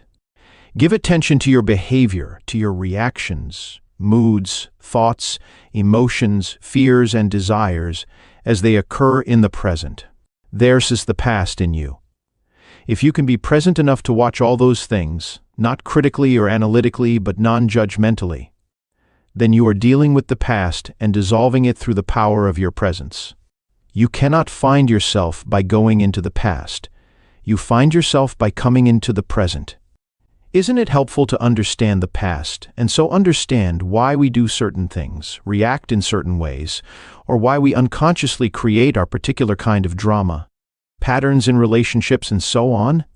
As you become more conscious of your present reality, you may suddenly get certain insights as to why your conditioning functions in those particular ways, for example, why your relationships follow certain patterns, and you may remember things that happened in the past or see them more clearly. That is fine and can be helpful, but it is not essential. What is essential is your conscious presence. That dissolves the past. That is the transformative agent. So don't seek to understand the past, but be as present as you can. The past cannot survive in your presence. It can only survive in your absence. Chapter 5. The state of presence. It's not what you think it is. You keep talking about the state of presence as the key. I understand it intellectually, but I don't know if I have ever truly experienced it. I wonder, is it what I think it is, or is it something entirely different? It's not what you think it is. You can't think about presence, and the mind can't understand it. Understanding presence is being present. Try a little experiment. Close your eyes and say to yourself, I wonder what my next thought is going to be. Then become very alert and wait for the next thought. Be like a cat watching a mouse hole. What thought is going to come out of the mouse hole? Try it now. Well, I had to wait for quite a long time before a thought came in. Exactly. As long as you are in a state of intense presence, you are free of thought. You are still, yet highly alert. The instant your conscious attention sinks below a certain level, thought rushes in. The mental noise returns, the stillness is lost. You are back in time. To test their degree of presence, some Zen masters have been known to creep up on their students from behind and suddenly hit them with a stick. Quite a shock. If the student had been fully present and in a state of alertness, if he had kept his loin girded and his lamp burning, which is one of the analogies that Jesus uses for presence, he would have noticed the master coming up from behind and stopped him or stepped aside. But if he were hit, that would mean he was immersed in thought, which is to say absent, unconscious. To stay present in everyday life, it helps to be deeply rooted within yourself. Otherwise, the mind, which has incredible momentum, will drag you along like a wild river. What do you mean by rooted within yourself? It means to inhabit your body fully, to always have some of your attention in the inner energy field of your body, to feel the body from within, so to speak. Body awareness keeps you present. It anchors you in the now. See Chapter 6. The esoteric meaning of waiting, in a sense, the state of presence could be compared to waiting. Jesus used the analogy of waiting in some of his parables. This is not the usual bored or restless kind of waiting that is a denial of the present and that I spoke about already. It is not a waiting in which your attention is focused on some point in the future and the present is perceived as an undesirable obstacle that prevents you from having what you want. There is a qualitatively different kind of waiting, one that requires your total alertness. Something could happen at any moment, and if you are not absolutely awake, absolutely still, you will miss it. This is the kind of waiting Jesus talks about. In that state, all your attention is in the now. There is none left for daydreaming, thinking, remembering, anticipating. There is no tension in it, no fear, just alert presence. You are present with your whole being, with every cell of your body. In that state, the you that has a past and a future, the personality, if you like, is hardly there anymore. And yet nothing of value is lost. You are still essentially yourself. In fact, you are more fully yourself than you ever were before, or rather it is only now that you are truly yourself. Be like a servant waiting for the return of the master, says Jesus. The servant does not know at what hour the master is going to come. So he stays awake, alert, poised, still, lest he miss the master's arrival. In another parable, Jesus speaks of the 5 careless, unconscious women who do not have enough oil consciousness to keep their lamps burning. Stay present. and so miss the bridegroom, the now, and don't get to the wedding feast, enlightenment. These 5 stand in contrast to the 5 wise women who have enough oil, stay conscious. Even the men who wrote the Gospels did not understand the meaning of these parables. So the first misinterpretations and distortions crept in as they were written down. With subsequent erroneous interpretations, the real meaning was completely lost. These are parables not about the end of the world, but about the end of psychological time. They point to the transcendence of the egoic mind and the possibility of living in an entirely new state of consciousness. Beauty arises in the stillness of your presence. What you have just described is something that I occasionally experience for brief moments when I am alone and surrounded by nature. Yes. Zen masters use the word satori to describe a flash of insight, a moment of no mind and total presence. Although satori is not a lasting transformation, be grateful when it comes, for it gives you a taste of enlightenment. You may indeed have experienced it many times without knowing what it is and realizing its importance. Presence is needed to become aware of the beauty, the majesty, the sacredness of nature. Have you ever gazed up into the infinity of space on a clear night, awestruck by the absolute stillness and inconceivable vastness of it? Have you listened, truly listened, to the sound of a mountain stream in the forest, or to the song of a blackbird at dusk on a quiet summer evening? To become aware of such things, the mind needs to be still. You have to put down for a moment your personal baggage of problems, of past and future, as well as all your knowledge. Otherwise, you will see but not see, hear but not hear. Your total presence is required. Beyond the beauty of the external forms, there is more here. Something that cannot be named, something ineffable, some deep, inner, holy essence. Whenever and wherever there is beauty, this inner essence shines through somehow. It only reveals itself to you when you are present. Could it be that this nameless essence and your presence are one and the same? Would it be there without your presence? Go deeply into it. Find out for yourself. When you experience those moments of presence, you likely didn't realize that you were briefly in a state of no mind. This is because the gap between that state and the influx of thought was too narrow. Your satori may only have lasted for a few seconds before the mind came in, but it was there. Otherwise, you would not have experienced the beauty. Mind can neither recognize nor create beauty. Only for a few seconds, while you were completely present, was that beauty or that sacredness there. Because of the narrowness of that gap and a lack of vigilance and alertness on your part, you were probably unable to see the fundamental difference between the perception, the thoughtless awareness of beauty, and the naming and interpreting of it as thought. The time gap was so small that it seemed to be a single process. The truth is, however, that the moment thought came in, all you had was a memory of it. The wider the time gap between perception and thought, the more depth there is to you as a human being. Which is to say, the more conscious you are. Many people are so imprisoned in their minds that the beauty of nature does not really exist for them. They might say, "What a pretty flower," but that's just a mechanical mental labeling. Because they are not still, not present, they don't truly see the flower, don't feel its essence, its holiness, just as they don't know themselves, don't feel their own essence, their own holiness. Because we live in such a mind-dominated culture, most modern art, architecture, music, and literature are devoid of beauty, of inner essence, with very few exceptions. The reason is that the people who create those things cannot, even for a moment, free themselves from their mind.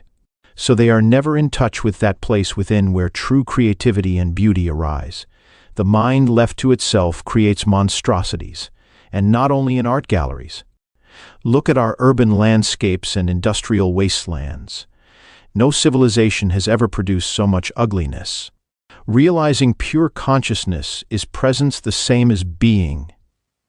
When you become conscious of being, what is really happening is that being becomes conscious of itself. When being becomes conscious of itself, that's presence. Since being, consciousness, and life are synonymous, We could say that presence means consciousness becoming conscious of itself, or life attaining self-consciousness. But don't get attached to the words, and don't make an effort to understand this. There is nothing that you need to understand before you can become present. I do understand what you just said, but it seems to imply that being, the ultimate transcendental reality, is not yet complete, that it is undergoing a process of development. Does God need time for personal growth? Yes, but only as seen from the limited perspective of the manifested universe. In the Bible, God declares, "I am the Alpha and the Omega, and I am the living one."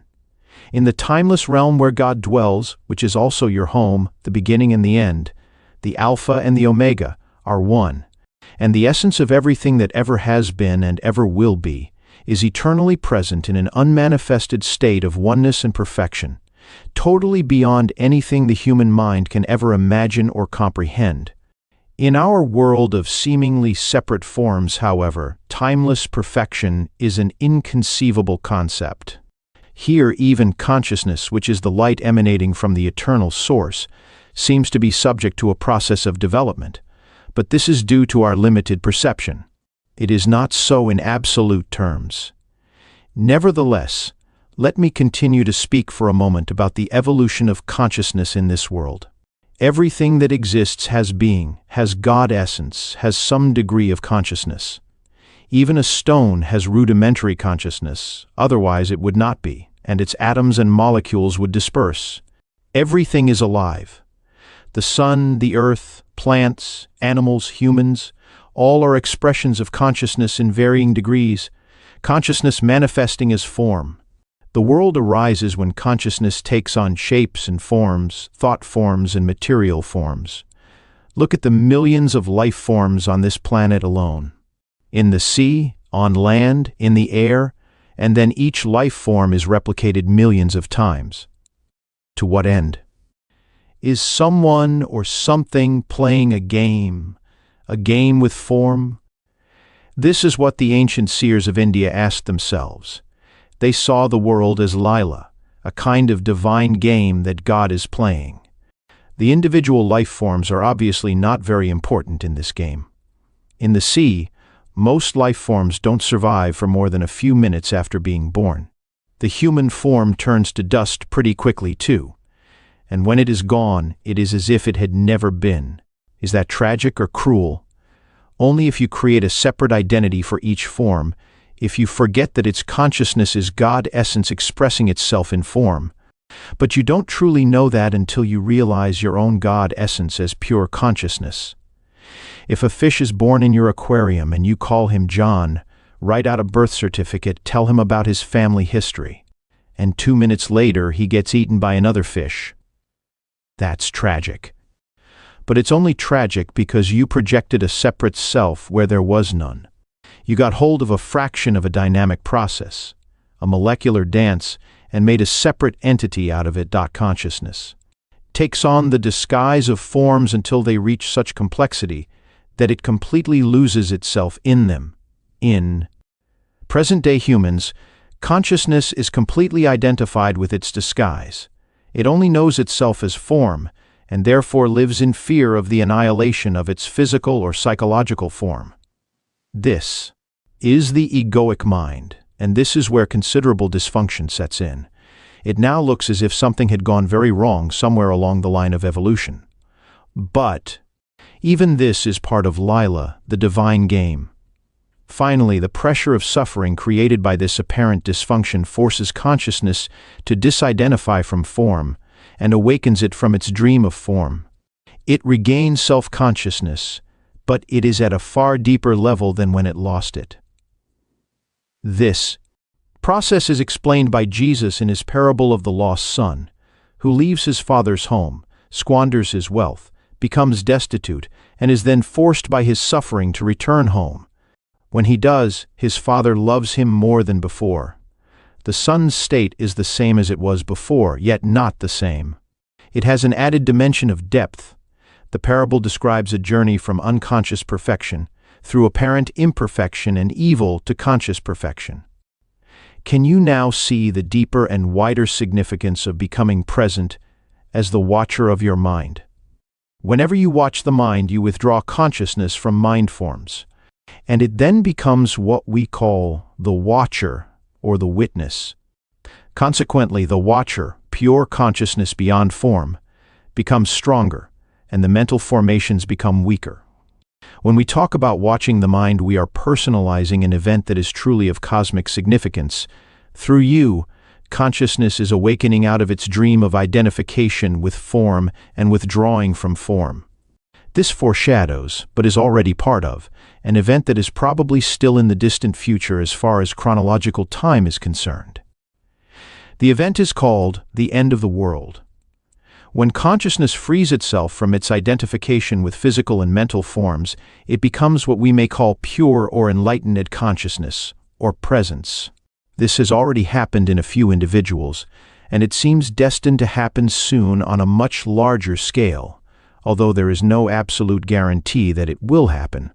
Most humans are still in the grip of the egoic mode of consciousness, identified with their mind and run by their mind. If they do not free themselves from their mind in time, they will be destroyed by it. They will experience increasing confusion, conflict, violence, illness, despair, madness. Egoic mind has become like a sinking ship. If you don't get off, you will go down with it. The collective egoic mind is the most dangerously insane and destructive entity ever to inhabit this planet. What do you think will happen on this planet if human consciousness remains unchanged? Already, for most humans, the only respite they find from their own minds is to occasionally revert to a level of consciousness below thought. Everyone does that every night during sleep. But this also happens to some extent through sex, alcohol, and other drugs that suppress excessive mind activity. If it weren't for alcohol, tranquilizers, antidepressants, as well as the illegal drugs, which are all consumed in vast quantities, the insanity of the human mind would become even more glaringly obvious than it is already. I believe that, if deprived of their drugs, a large part of the population would become a danger to themselves and others. These drugs, of course, simply keep you stuck in dysfunction. Their widespread use only delays the breakdown of the old mind structures and the emergence of higher consciousness. While individual users may get some relief from the daily torture inflicted on them by their minds, they are prevented from generating enough conscious presence to rise above thought and so find true liberation. Falling back to a level of consciousness below mind, which is the pre-thinking level of our distant ancestors and of animals and plants, is not an option for us. There is no way back. If the human race is to survive, it will have to go on to the next stage. Consciousness is evolving throughout the universe in billions of forms. So even if we didn't make it, this wouldn't matter on a cosmic scale. No gain in consciousness is ever lost, so it would simply express itself through some other form. But the very fact that I am speaking here and you are listening or reading this is a clear sign that the new consciousness is gaining a foothold on the planet. There is nothing personal in this. I am not teaching you. You are consciousness, and you are listening to yourself. There is an Eastern saying, the teacher and the taught together create the teaching. In any case, the words in themselves are not important. They are not the truth. They only point to it. I speak from presence, and as I speak, you may be able to join me in that state. Although every word that I use has a history, of course, and comes from the past, as all language does. The words that I speak to you now are carriers of the high energy frequency of presence, quite apart from the meaning they convey as words. Silence is an even more potent carrier of presence. So when you read this or listen to me speak, be aware of the silence between and underneath the words. Be aware of the gaps. To listen to the silence wherever you are is an easy and direct way of becoming present. Even if there is noise, there is always some silence underneath and in between the sounds. Listening to the silence immediately creates stillness inside you. Only the stillness in you can perceive the silence outside. And what is stillness other than presence? Consciousness freed from thought forms. Here is the living realization of what we have been talking about.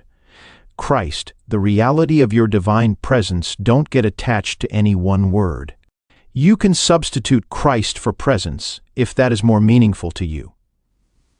Christ is your God essence, or the self, as it is sometimes called in the East.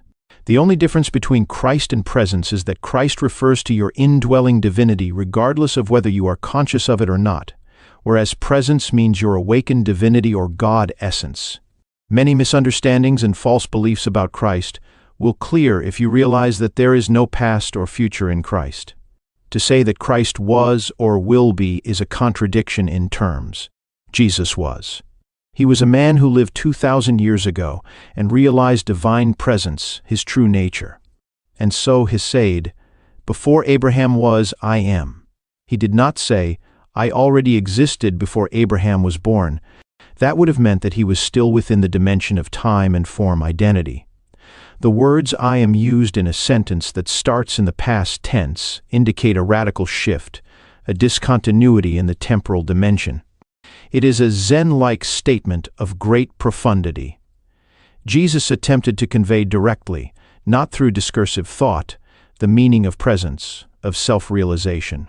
He had gone beyond the consciousness dimension governed by time, into the realm of the timeless. The dimension of eternity had come into this world. Eternity, of course, does not mean endless time, but no time. Thus the man Jesus became Christ, a vehicle for pure consciousness. And what is God's self-definition in the Bible? Did God say, "I have always been and I always will be"? Of course not. That would have given reality to past and future. God said, "I am that I am." No time here, just presence. The second coming of Christ is a transformation of human consciousness, a shift from time to presence, from thinking to pure consciousness, not the arrival of some man or woman. If Christ were to return tomorrow in some externalized form, what could he or she possibly say to you other than this: "I am the truth. I am divine presence. I am eternal life. I am within you. I am here. I am now." Never personalize Christ. Don't make Christ into a form identity. Avatars, divine mothers, enlightened masters, the very few that are real, are not special as persons.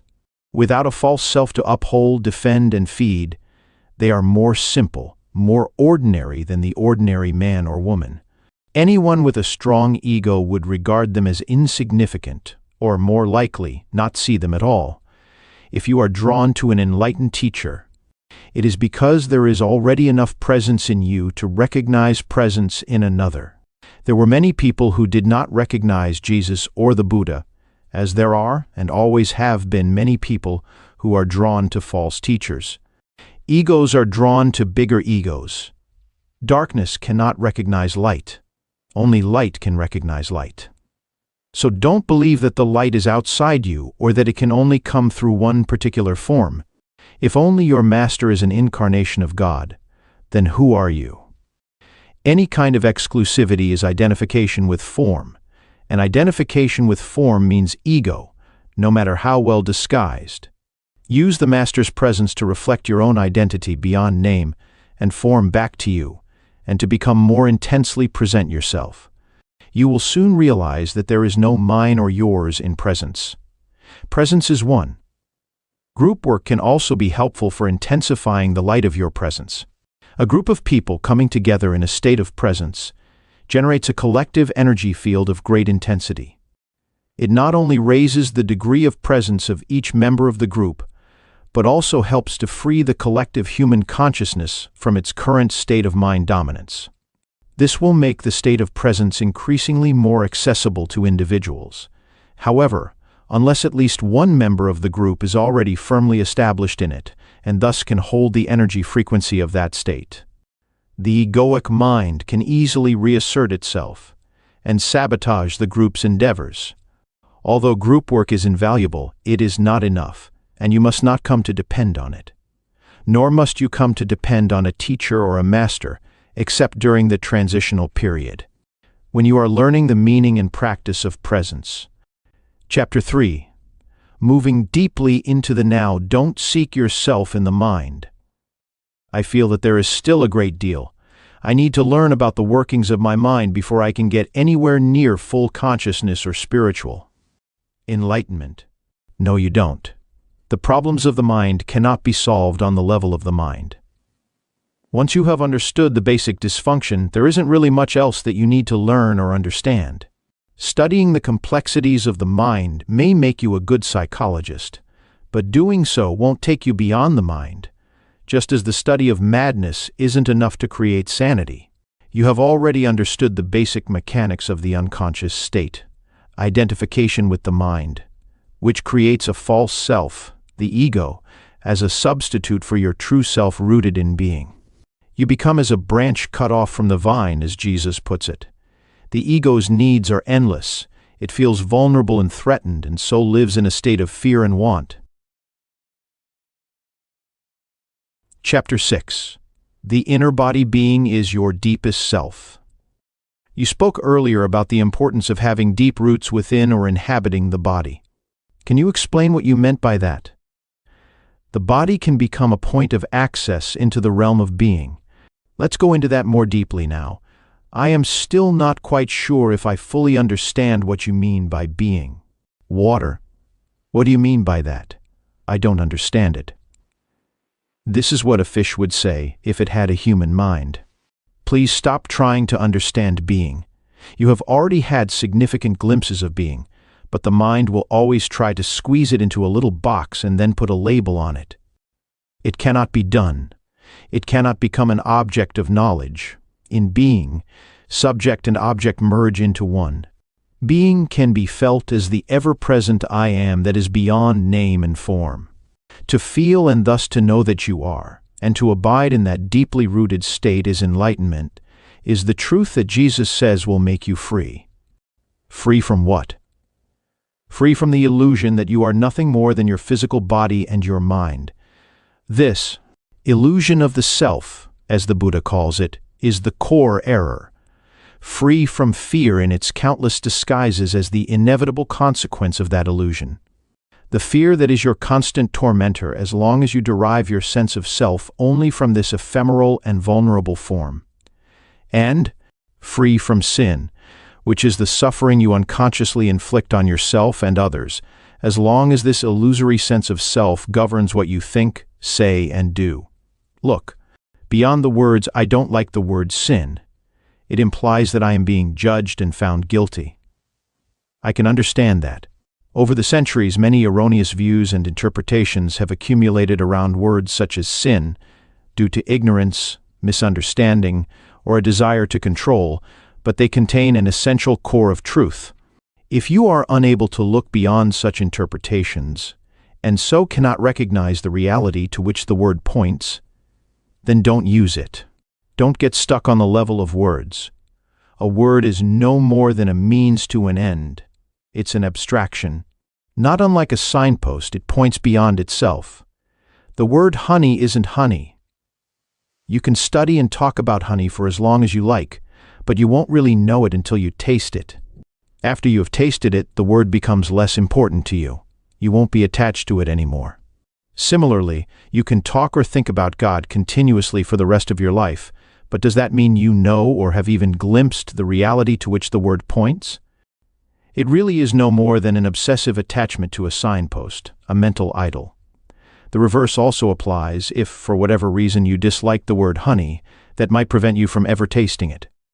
If you had a strong aversion to the word God, which is a negative form of attachment, you may be denying not just the word but also the reality to which it points. You would be cutting yourself off from the possibility of experiencing that reality. All this is, of course, intrinsically connected with being identified with your mind. So, if a word doesn't work for you anymore, then drop it and replace it with one that does work. If you don't like the word sin, then call it unconsciousness or insanity. That may get you closer to the truth, the reality behind the word, than a long misused word like sin, and leaves little room for guilt. I don't like those words either. They imply that there is something wrong with me. I am being judged. Of course there is something wrong with you, and you are not being judged. I don't mean to offend you personally, but do you not belong to the human race that killed over 100 million members of its own species in the 20th century alone? You mean guilt by association? It is not a question of guilt. But as long as you are run by the egoic mind, you are part of the collective insanity. Perhaps you haven't looked very deeply into the human condition in its state of dominance by the egoic mind. Open your eyes and see the fear, the despair, the greed, and the violence that are all pervasive. See the heinous cruelty and suffering on an unimaginable scale that humans have inflicted and continue to inflict on each other, as well as on other life forms on the planet. You don't need to condemn, just observe. That is sin, that is insanity, that is unconsciousness. Above all, don't forget to observe your own mind. Seek out the root of the insanity there, finding your invisible and indestructible reality. You said that identification with our physical form is part of the illusion, so how can the body, the physical form, bring you to a realization of being? The body that you can see and touch cannot take you into being, but that visible and tangible body is only an outer shell, or rather a limited and distorted perception of a deeper reality. In your natural state of connectedness with being, this deeper reality can be felt every moment as the invisible inner body, the animating presence within you. So to inhabit the body is to feel the body from within, to feel the life inside the body, and thereby come to know that you are beyond the outer form. But that is only the beginning of an inward journey that will take you ever more deeply into a realm of great stillness and peace, yet also of great power and vibrant life. At first, you may only get fleeting glimpses of it, but through them you will begin to realize that you are not just a meaningless fragment in an alien universe, briefly suspended between birth and death. Allowed a few short-lived pleasures followed by pain and ultimate annihilation. Underneath your outer form, you are connected with something so vast, so immeasurable and sacred, that it cannot be conceived or spoken of, yet I am speaking of it now. I am speaking of it not to give you something to believe in, but to show you how you can know it for yourself. You are cut off from being as long as your mind takes up all your attention. When this happens, and it happens continuously for most people, you are not in your body. The mind absorbs all your consciousness and transforms it into mind stuff. You cannot stop thinking.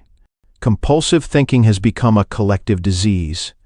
Your whole sense of who you are is then derived from mind activity. Your identity, as it is no longer rooted in being, becomes a vulnerable and ever-needy mental construct, which creates fear as the predominant underlying emotion.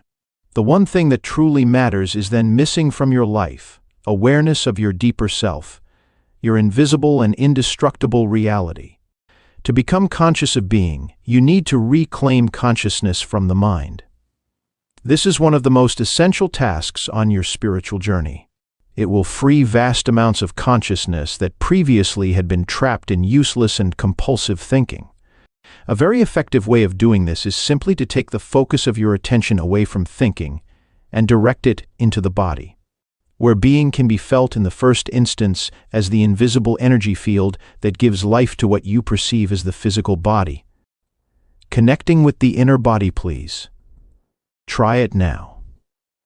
You may find it helpful to close your eyes for this practice. Later on, when being in the body has become natural and easy, this will no longer be necessary. Direct your attention into the body. Feel it from within. Is it alive? Is there life in your hands, arms, legs, and feet, in your abdomen, your chest? Can you feel the subtle energy field that pervades the entire body and gives vibrant life to every organ and every cell? Can you feel it simultaneously in all parts of the body as a single field of energy? Keep focusing on the feeling of your inner body for a few moments. Do not start to think about it, feel it. The more attention you give it, the clearer and stronger this feeling will become. It will feel as if every cell is becoming more alive, and if you have a strong visual sense, you may get an image of your body becoming luminous. Although such an image can help you temporarily, pay more attention to the feeling than to any image that may arise. An image, no matter how beautiful or powerful, is already defined in form, so there is less scope for penetrating more deeply. The feeling of your inner body is formless, limitless, and unfathomable. You can always go into it more deeply. If you cannot feel very much at this stage, pay attention to whatever you can feel. Perhaps there is just a slight tingling in your hands or feet. That's good enough for the moment. Just focus on the feeling.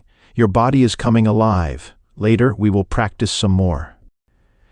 Please open your eyes now, but keep some attention in the inner energy field of the body even as you look around the room. The inner body lies at the threshold between your form identity and your essence identity, your true nature. Never lose touch with it. Transformation through the body. Why have most religions condemned or denied the body? It seems that spiritual seekers have always regarded the body as a hindrance or even as sinful. Why have so few seekers become finders? On the level of the body, humans are very close to animals. All the basic bodily functions, pleasure, pain, breathing, eating, drinking, defecating, sleeping, the drive to find a mate and procreate, and of course birth and death, we share with the animals. A long time after their fall from a state of grace and oneness into illusion, humans suddenly woke up in what seemed to be an animal body, and they found this very disturbing. Don't fool yourself, you are no more than an animal. This seemed to be the truth that was staring them in the face, but it was too disturbing a truth to tolerate. Adam and Eve saw that they were naked, and they became afraid. Unconscious denial of their animal nature set in very quickly. The threat that they might be taken over by powerful instinctual drives and revert back to complete unconsciousness was indeed a very real one. Shame and taboos appeared around certain parts of the body and bodily functions, especially sexuality. The light of their consciousness was not yet strong enough to make friends with their animal nature, to allow it to be and even enjoy that aspect of themselves, let alone to go deeply into it to find the divine hidden within it, the reality within the illusion. So they did what they had to do. They began to disassociate from their body. They now saw themselves as having a body, rather than just being it. When religions arose, this disassociation became even more pronounced as the "you are not your body" belief. Countless people in East and West throughout the ages have tried to find God, salvation, or enlightenment through denial of the body. This took the form of denial of sense pleasures and of sexuality, in particular fasting and other ascetic practices. They even inflicted pain on the body in an attempt to weaken or punish it because they regarded it as sinful. In Christianity, this used to be called mortification of the flesh. Others tried to escape from the body by entering trance states or seeking out-of-body experiences. Many still do. Even the Buddha is said to have practiced body denial through fasting and extreme forms of asceticism for 6 years, but he did not attain enlightenment until after he had given up this practice. Fact is that no one has ever become enlightened through denying or fighting the body or through an out-of-body experience. Although such an experience can be fascinating and can give you a glimpse of the state of liberation from the material form, in the end you will always have to return to the body, where the essential work of transformation takes place. Transformation is through the body, not away from it. This is why no true master has ever advocated fighting or leaving the body, although their mind-based followers often have. Of the ancient teachings concerning the body, only certain fragments survive, such as Jesus' statement that your whole body will be filled with light, or they survive as myths, such as the belief that Jesus never relinquished his body, but remained one with it and ascended into heaven with it. Almost no one to this day has understood those fragments or the hidden meaning of certain myths, and the "you are not your body" belief has prevailed universally, leading to body denial and attempts to escape from the body. Countless seekers have thus been prevented from attaining spiritual realization for themselves and becoming finders. Is it possible to recover the lost teachings on the significance of the body, or to reconstruct them from the existing fragments? There is no need for that. All spiritual teachings originate from the same source. In that sense, there is and always has been only one master, who manifests in many different forms. I am that master, and so are you, once you are able to access the source within, and the way to it is through the inner body. Although all spiritual teachings originate from the same source, Once they become verbalized and written down, they are obviously no more than collections of words. And a word is nothing but a signpost, as we talked about earlier. All such teachings are signposts pointing the way back to the source. I have already spoken of the truth that is hidden within your body, but I will summarize for you again the lost teachings of the Masters. So here is another signpost. Please endeavor to feel your inner body as you read or listen. Sermon on the body, what you perceive as a dense physical structure called the body, which is subject to disease, old age, and death, is not ultimately real, is not you. It is a misperception of your essential reality that is beyond birth and death, and is due to the limitations of your mind, which, having lost touch with being, creates the body as evidence of its illusory belief in separation and to justify its state of fear. But do not turn away from the body, for within that symbol of impermanence, limitation, and death that you perceive as the illusory creation of your mind is concealed the splendor of your essential and immortal reality. Do not turn your attention elsewhere in your search for the truth, for it is nowhere else to be found but within your body. Do not fight against the body, for in doing so you are fighting against your own reality. You are your body. The body that you can see and touch is only a thin, illusory veil. Underneath it lies the invisible inner body, the doorway into being, into life unmanifested. Through the inner body you are inseparably connected to this unmanifested one life, birthless, deathless, eternally present. Through the inner body you are forever one with God. Have deep roots within the key is to be in a state of permanent connectedness with your inner body, to feel it at all times. This will rapidly deepen and transform your life. The more consciousness you direct into the inner body, the higher its vibrational frequency becomes. Much like a light that grows brighter as you turn up the dimmer switch, and so increase the flow of electricity. At this higher energy level, negativity cannot affect you anymore, and you tend to attract new circumstances that reflect this higher frequency. If you keep your attention in the body as much as possible, you will be anchored in the now. You won't lose yourself in the external world, and you won't lose yourself in your mind. Thoughts and emotions, fears and desires may still be there to some extent, but they won't take you over. Please examine where your attention is at this moment. You are listening to me, or you are reading these words in a book. That is the focus of your attention. You are also peripherally aware of your surroundings, other people, and so on. Furthermore, there may be some mind activity around what you are hearing or reading, some mental commentary. Yet there is no need for any of this to absorb all your attention. See if you can be in touch with your inner body at the same time. Keep some of your attention within. Don't let it all flow out. Feel your whole body from within as a single field of energy. It is almost as if you were listening or reading with your whole body. Let this be your practice in the days and weeks to come. Do not give all your attention away to the mind and the external world. By all means, focus on what you are doing, but feel the inner body at the same time whenever possible. Stay rooted within.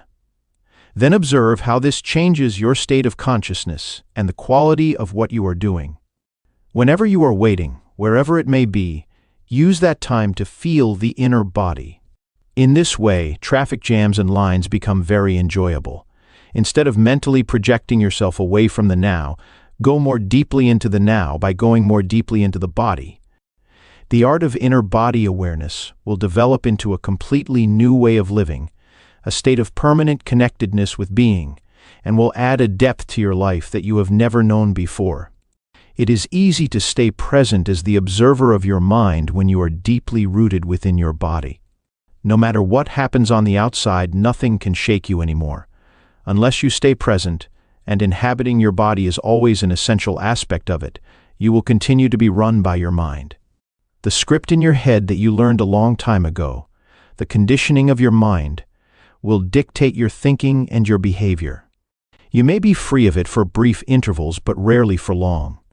This is especially true when something goes wrong or there is some loss or upset. Your conditioned reaction will then be involuntary. automatic and predictable, fueled by the one basic emotion that underlies the mind-identified state of consciousness, fear. So when such challenges come, as they always do, make it a habit to go within at once and focus as much as you can on the inner energy field of your body. This need not take long, just a few seconds. But you need to do it the moment that the challenge presents itself. Any delay will allow a conditioned mental emotional reaction to arise and take you over. When you focus within and feel the inner body, you immediately become still and present as you are withdrawing consciousness from the mind. If a response is required in that situation, it will come up from this deeper level. Just as the sun is infinitely brighter than a candle flame, there is infinitely more intelligence in being than in your mind. As long as you are in conscious contact with your inner body, you are like a tree that is deeply rooted in the earth, or a building with a deep and solid foundation. The latter analogy is used by Jesus in the generally misunderstood parable of the two men who build a house. One man builds it on the sand without a foundation, and when the storms and floods come, the house is swept away. The other man digs deep until he reaches the rock, then builds his house, which is not swept away by the floods. Before you enter the body, forgive. I felt very uncomfortable when I tried to put my attention on the inner body. There was a feeling of agitation and some nausea. So I haven't been able to experience what you are talking about. What you felt was a lingering emotion that you were probably unaware of until you started putting some attention into the body. Unless you first give it some attention, the emotion will prevent you from gaining access to the inner body, which lies at a deeper level underneath it. Attention does not mean that you start thinking about it. It means to just observe the emotion, to feel it fully, and so to acknowledge and accept it as it is. Some emotions are easily identified: anger, fear, grief, and so on. Others may be much harder to label. They may just be vague feelings of unease, heaviness, or constriction, halfway between an emotion and a physical sensation. In any case, what matters is not whether you can attach a mental label to it, but whether you can bring the feeling of it into awareness as much as possible. Attention is the key to transformation, and full attention also implies acceptance. Attention is like a beam of light, the focused power of your consciousness that transmutes everything into itself. In a fully functional organism, an emotion has a very short lifespan. It is like a momentary ripple or wave on the surface of your being. When you are not in your body, however, an emotion can survive inside you for days or weeks, or join with other emotions of a similar frequency that have merged and become the pain body. A parasite that can live inside you for years, feed on your energy, lead to physical illness, and make your life miserable. See Chapter 2. So place your attention on feeling the emotion, and check whether your mind is holding on to a grievance pattern such as blame, self-pity, or resentment that is feeding the emotion. If that is the case, it means that you haven't forgiven. Non-forgiveness is often toward another person or yourself, but it may just as well be toward any situation or condition, past, present, or future, that your mind refuses to accept. Yes, there can be non-forgiveness even with regard to the future.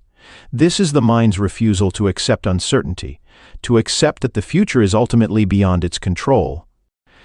Forgiveness is to relinquish your grievance, and so to let go of grief. It happens naturally once you realize that your grievance serves no purpose except to strengthen a false sense of self. Forgiveness is to offer no resistance to life, to allow life to live through you. The alternatives are pain and suffering, a greatly restricted flow of life energy, and in many cases physical disease. The moment you truly forgive, you have reclaimed your power from the mind. Non-forgiveness is the very nature of the mind, just as the mind-made false self, the ego, cannot survive without strife and conflict. The mind cannot forgive. Only you can. You become present. You enter your body. You feel the vibrant peace and stillness that emanate from being. That is why Jesus said, before you enter the temple, forgive. Your link with the unmanifested. What is the relationship between presence and the inner body? Presence is pure consciousness. Consciousness that has been reclaimed from the mind, from the world of form.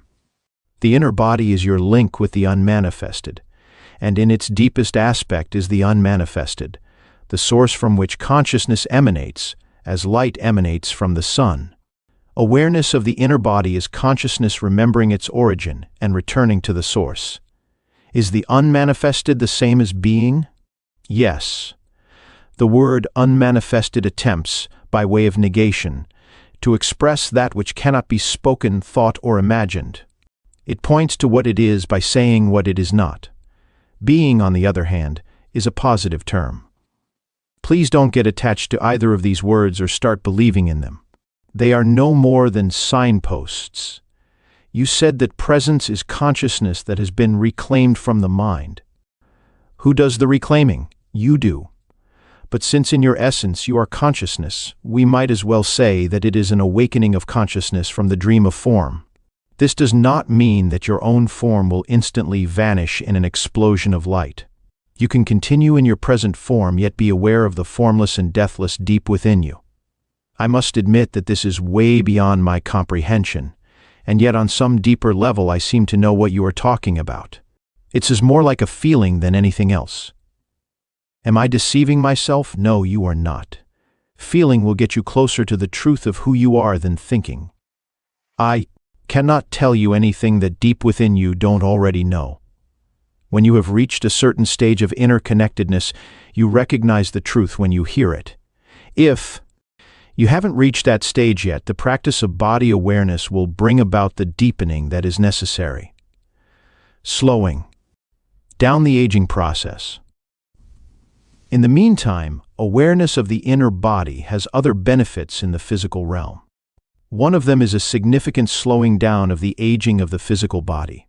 Whereas the outer body normally appears to grow old and wither fairly quickly, the inner body does not change with time, except that you may feel it more deeply and become it more fully. If you are 20 years old now, the energy field of your inner body will feel just the same when you are 80. It will be just as vibrantly alive. As soon as your habitual state changes from being out of the body and trapped in your mind to being in the body and present in the now, your physical body will feel lighter, clearer, more alive. As there is more consciousness in the body, its molecular structure actually becomes less dense. More consciousness means a lessening of the illusion of materiality. When you become identified more with the timeless inner body than with the outer body. When presence becomes your normal mode of consciousness and past and future no longer dominate your attention. You do not accumulate time anymore in your psyche and in the cells of the body. The accumulation of time as the psychological burden of past and future greatly impairs the cell's capacity for self-renewal.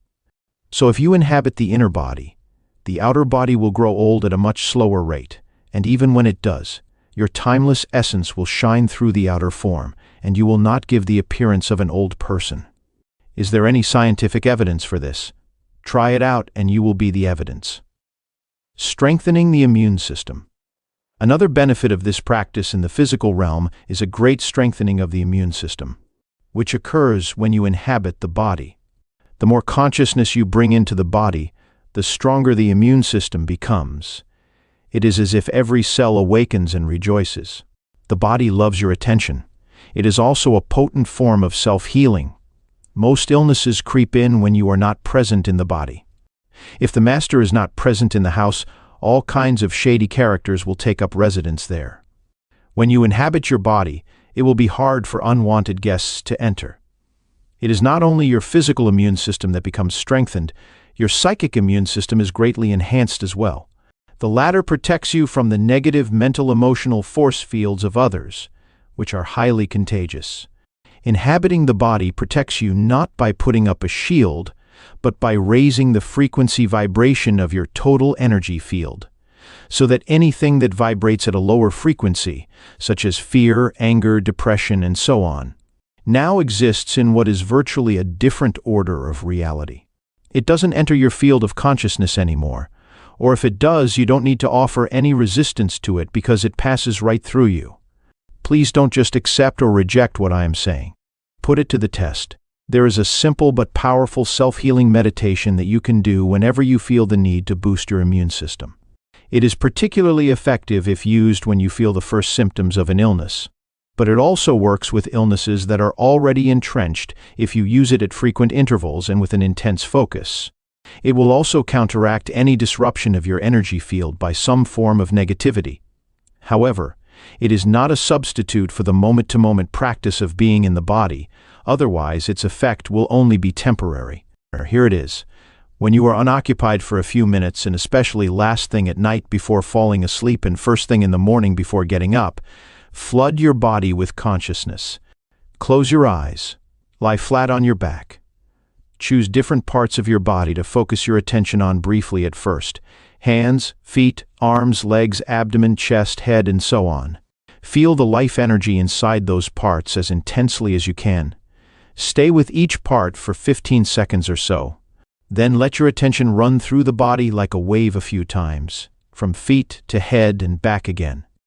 This need only take a minute or so. After that, feel the inner body in its totality as a single field of energy. Hold that feeling for a few minutes. Be intensely present during that time, present in every cell of your body. Don't be concerned if the mind occasionally succeeds in drawing your attention out of the body and you lose yourself in some thought. As soon as you notice that this has happened, just return your attention to the inner body. Let the breath take you into the body at times when my mind has been very active. It has acquired such momentum that I find it impossible to take my attention away from it and feel the inner body.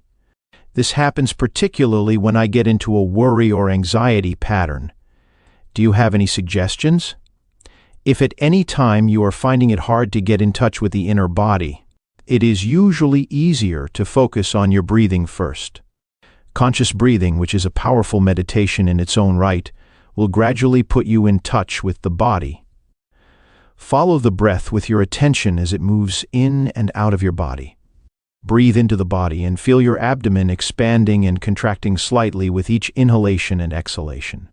If you find it easy to visualize, close your eyes and see yourself surrounded by light or immersed in a luminous substance, a sea of consciousness. Then breathe in that light. Feel that luminous substance filling up your body and making it luminous also. Then gradually focus more on the feeling. You are now in your body. Don't get attached to any visual image. Creative use of mind. If you need to use your mind for a specific purpose, use it in conjunction with your inner body. Only if you are able to be conscious without thought can use your mind creatively, and the easiest way to enter that state is through your body. Whenever an answer, a solution, or a creative idea is needed, stop thinking for a moment by focusing attention on your inner energy field. Become aware of the stillness. When you resume thinking, it will be fresh and creative. In any thought activity, make it a habit to go back and forth every few minutes or so between thinking and an inner kind of listening, an inner stillness. We could say, don't just think with your head, think with your whole body.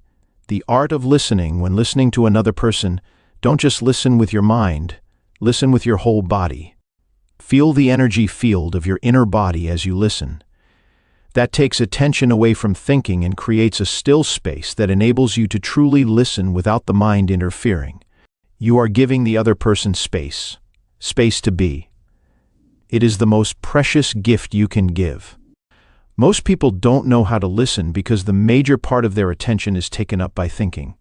They pay more attention to that than to what the other person is saying, and none at all to what really matters, the being of the other person underneath the words and the mind. Of course, you cannot feel someone else's being except through your own. This is the beginning of the realization of oneness, which is love. At the deepest level of being, you are one with all that is. Most human relationships consist mainly of minds interacting with each other, not of human beings communicating, being in communion. No relationship can thrive in that way, and that is why there is so much conflict in relationships. When the mind is running your life, conflict, strife, and problems are inevitable. Being in touch with your inner body creates a clear space of no mind within which the relationship can flower.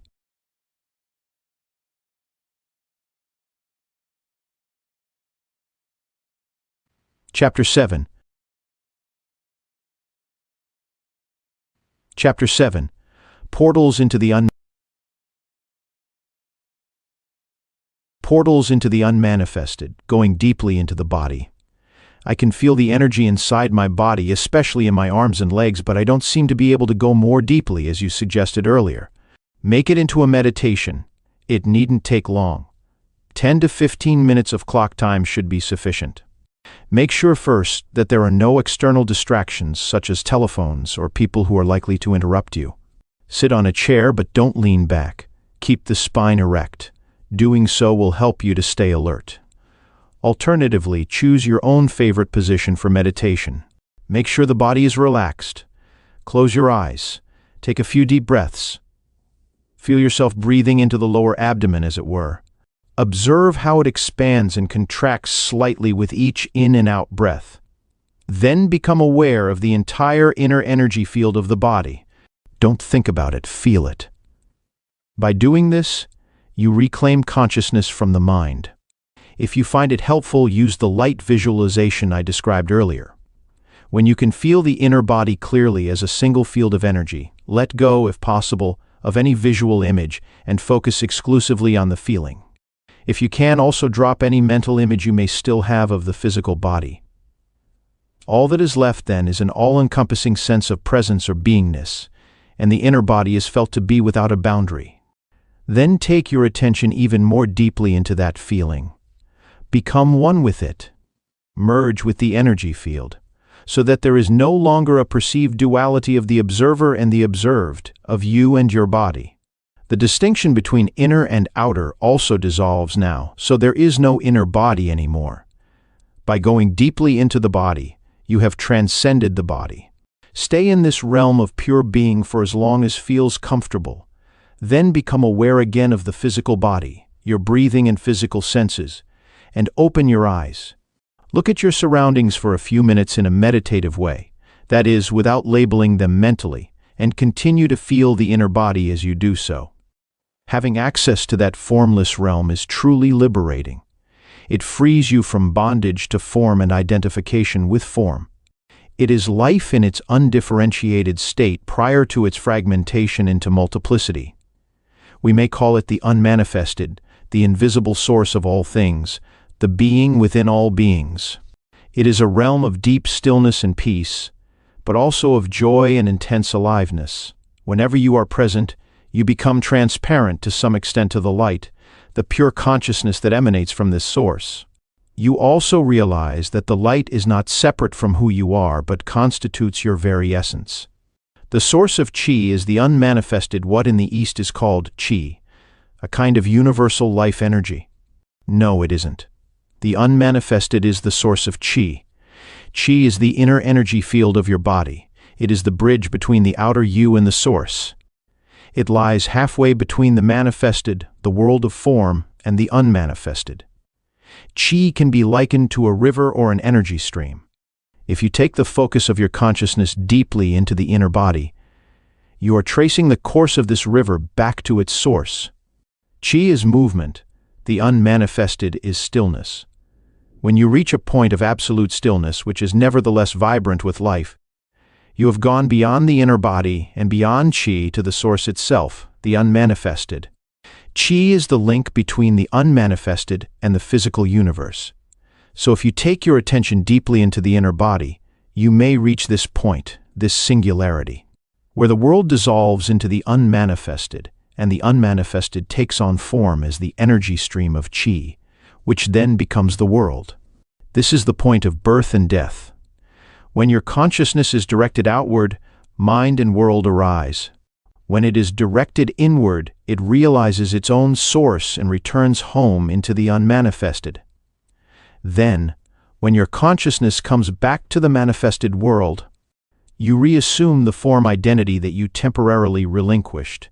You have a name, a past, a life situation, a future, but in one essential respect, you are not the same person you were before.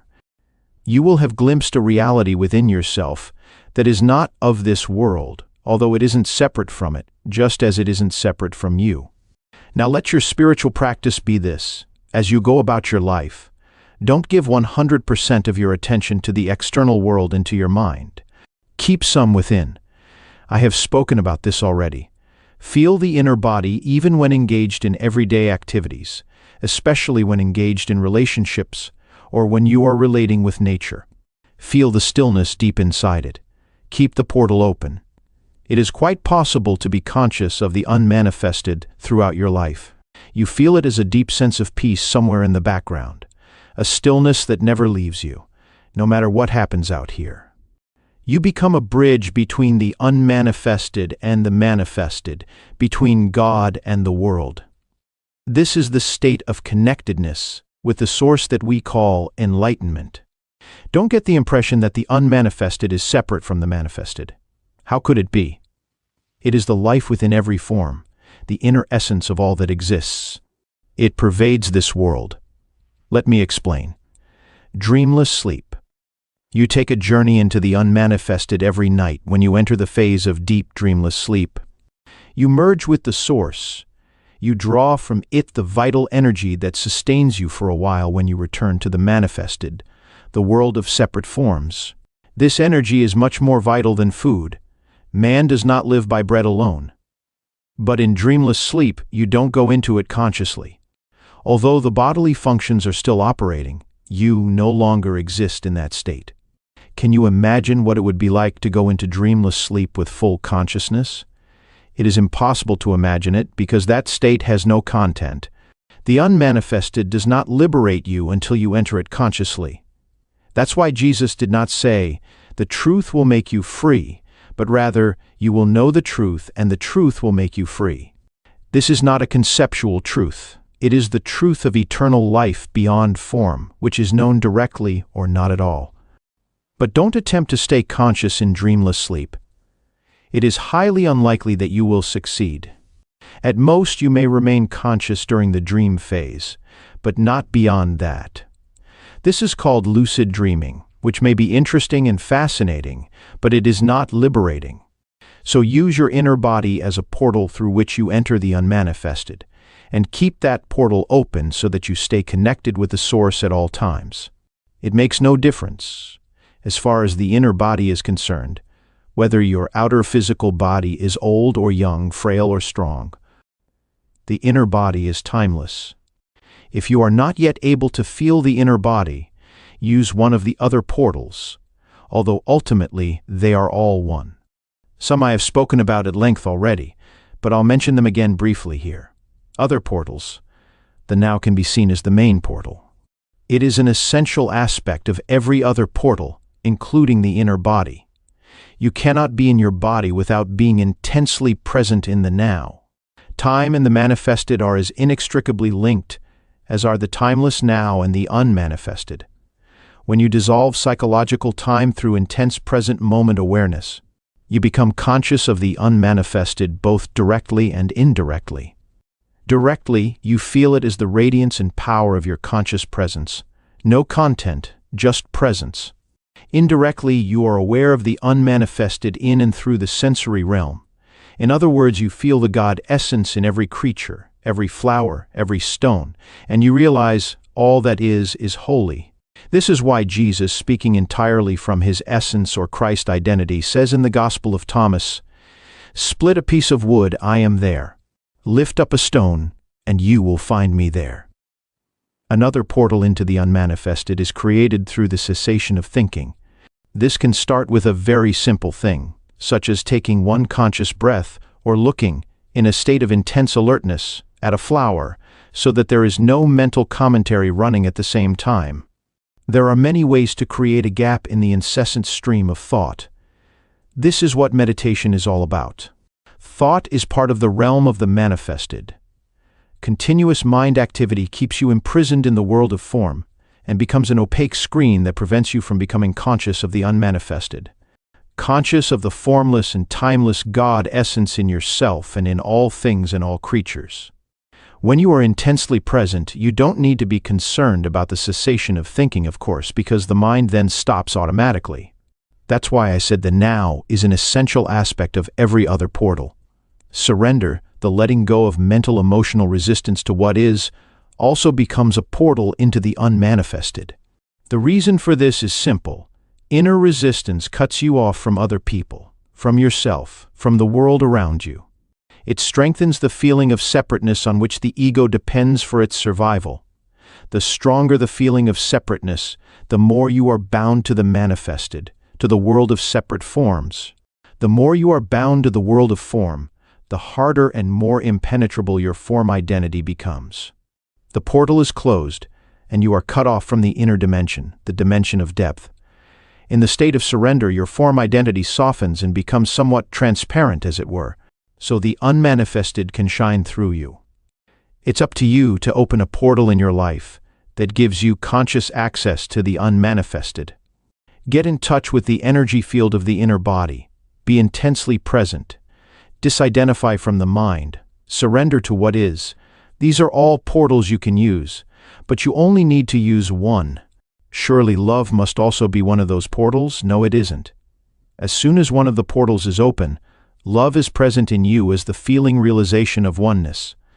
Love isn't a portal, it's what comes through the portal into this world. As long as you are completely trapped in your form identity, there can be no love. Your task is not to search for love, but to find a portal through which love can enter. Silence. Are there any other portals apart from those you just mentioned? Yes, there are. The unmanifested is not separate from the manifested. It pervades this world, but it is so well disguised that almost everybody misses it completely. If you know where to look, you'll find it everywhere. A portal opens up every moment. Do you hear that dog barking in the distance? Or that car passing by? Listen carefully. Can you feel the presence of the unmanifested in that? You can't? Look for it in the silence out of which the sounds come and into which they return. Pay more attention to the silence than to the sounds. Paying attention to outer silence creates inner silence. The mind becomes still. A portal is opening up. Every sound is born out of silence, dies back into silence, and during its lifespan is surrounded by silence. Silence enables the sound to be. It is an intrinsic but unmanifested part of every sound, every musical note, every song, every word. The unmanifested is present in this world as silence. This is why it has been said that nothing in this world is so like God as silence. All you have to do is pay attention to it. Even during a conversation, become conscious of the gaps between words, the brief silent intervals between sentences. As you do that, the dimension of stillness grows within you. You cannot pay attention to silence without simultaneously becoming still within. Silence without, stillness within. You have entered the unmanifested. Space, just as no sound can exist without silence, nothing can exist without no thing, without the empty space that enables it to be. Every physical object or body has come out of nothing, is surrounded by nothing, and will eventually return to nothing. Not only that, but even inside every physical body there is far more nothing than something. Physicists tell us that the solidity of matter is an illusion. Even seemingly solid matter, including your physical body, is nearly 100% empty space. So vast are the distances between the atoms compared to their size. What is more, even inside every atom there is mostly empty space. What is left is more like a vibrational frequency than particles of solid matter, more like a musical note. Buddhists have known that for over 2,500 years. Form is emptiness, emptiness is form, states the Heart Sutra, one of the best-known ancient Buddhist texts. The essence of all things is emptiness. The unmanifested is not only present in this world as silence, it also pervades the entire physical universe as space, from within and without. This is just as easy to miss as silence. Everybody pays attention to the things in space, but who pays attention to space itself? You seem to be implying that emptiness, or nothing, is not just nothing, that there is some mysterious quality to it. What is this nothing? You cannot ask such a question. Your mind is trying to make nothing into something. The moment you make it into something, you have missed it. Nothing space is the appearance of the unmanifested as an externalized phenomenon in a sense-perceived world. That's about as much as one can say about it. and even that is a kind of paradox. It cannot become an object of knowledge. You can't do a PhD on nothing. When scientists study space, they usually make it into something and thereby miss its essence entirely. Not surprisingly, the latest theory is that space isn't empty at all, that it is filled with some substance. Once you have a theory, it's not too hard to find evidence to substantiate it, at least until some other theory comes along. Nothing can only become a portal into the unmanifested for you if you don't try to grasp or understand it. Isn't that what we are doing here? Not at all. I am giving you pointers to show you how you can bring the dimension of the unmanifested into your life. We are not trying to understand it. There is nothing to understand. Space has no existence. To exist literally means to stand out. You cannot understand space because it doesn't stand out. Although in itself it has no existence, it enables everything else to exist. Silence has no existence either, nor does the unmanifested. So what happens if you withdraw attention from the objects in space and become aware of space itself? What is the essence of this room? The furniture, pictures, and so on are in the room, but they are not the room. The floor, walls, and ceiling define the boundary of the room, but they are not the room either. So what is the essence of the room? Space, of course, empty space. There would be no room without it. Since space is nothing, we can say that what is not there is more important than what is there. So become aware of the space that is all around you. Don't think about it. Feel it, as it were. Pay attention to nothing. As you do that, a shift in consciousness takes place inside you. Here is why. The inner equivalent to objects in space, such as furniture, walls, and so on, are your mind objects. Thoughts, emotions, and the objects of the senses. And the inner equivalent of space is the consciousness that enables your mind objects to be, just as space allows all things to be. So if you withdraw attention from things, objects in space, you automatically withdraw attention from your mind objects as well. In other words, you cannot think and be aware of space, or of silence for that matter. By becoming aware of the empty space around you, you simultaneously become aware of the space of no mind, of pure consciousness, the unmanifested. This is how the contemplation of space can become a portal for you. Space and silence are two aspects of the same thing, the same no thing. They are an externalization of inner space and inner silence, which is stillness, the infinitely creative womb of all existence. Most humans are completely unconscious of this dimension. There is no inner space, no stillness. They are out of balance. In other words, they know the world, or think they do, but they don't know God. They identify exclusively with their own physical and psychological form, unconscious of essence. And because every form is highly unstable, they live in fear. This fear causes a deep misperception of themselves and of other humans, a distortion in their vision of the world. If some cosmic convulsion brought about the end of our world, the unmanifested would remain totally unaffected by this. A Course in Miracles expresses this truth poignantly. Nothing real can be threatened. Nothing unreal exists. Herein lies the peace of God. If you remain in conscious connection with the unmanifested, you value, love, and deeply respect the manifested and every life form in it as an expression of the one life beyond form. You also know that every form is destined to dissolve again, and that ultimately nothing out here matters all that much. You have overcome the world, in the words of Jesus, or as the Buddha put it, you have crossed over to the other shore. The true nature of space and time, now consider this. If there were nothing but silence, it wouldn't exist for you. You wouldn't know what it is. Only when sound appears does silence come into being.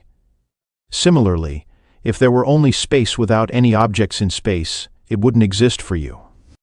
Imagine yourself as a point of consciousness floating in the vastness of space. No stars, no galaxies, just emptiness. Suddenly, space wouldn't be vast anymore. It would not be there at all. There would be no speed, no movement from here to there. At least 2 points of reference are needed for distance and space to come into being. Space comes into being the moment the one becomes two, and as two become the 10,000 things. As Lao Tse calls the manifested world, space becomes more and more vast. So world and space arise simultaneously. Nothing could be without space, yet space is nothing. Before the universe came into being, before the Big Bang, if you like, there wasn't a vast empty space waiting to be filled. There was no space, as there was no thing. There was only the unmanifested, the one. When the one became the 10,000 things, suddenly space seemed to be there and enabled the many tobe. Where did it come from? Was it created by God to accommodate the universe? Of course not. Space is no thing, so it was never created. Go out on a clear night and look up at the sky. The thousands of stars you can see with the naked eye are no more than an infinitesimal fraction of what is there. Over 100 billion galaxies can already be detected with the most powerful telescopes, each galaxy an island universe with billions of stars. Yet what is even more awe-inspiring is the infinity of space itself, the depth and stillness that allows all of that magnificence to be. Nothing could be more awe-inspiring and majestic than the inconceivable vastness and stillness of space. And yet, what is it? Emptiness. Vast emptiness. What appears to us as space in our universe perceived through the mind and the senses is the unmanifested itself, externalized. It is the body of God. And the greatest miracle is this: that stillness and vastness that enables the universe to be is not just out there in space, it is also within you. When you are utterly and totally present, you encounter it as the still inner space of no mind. Within you, it is vast in depth, not in extension. Spatial extension is ultimately a misperception of infinite depth, an attribute of the one transcendental reality. According to Einstein, space and time are not separate. I don't really understand it, but I think he is saying that time is the fourth dimension of space. He calls it the space-time continuum. Yes, what you perceive externally as space and time are ultimately illusory, but they contain a core of truth. They are the two essential attributes of God, infinity and eternity, perceived as if they had an external existence outside you. Within you, both space and time have an inner equivalent that reveals their true nature, as well as your own.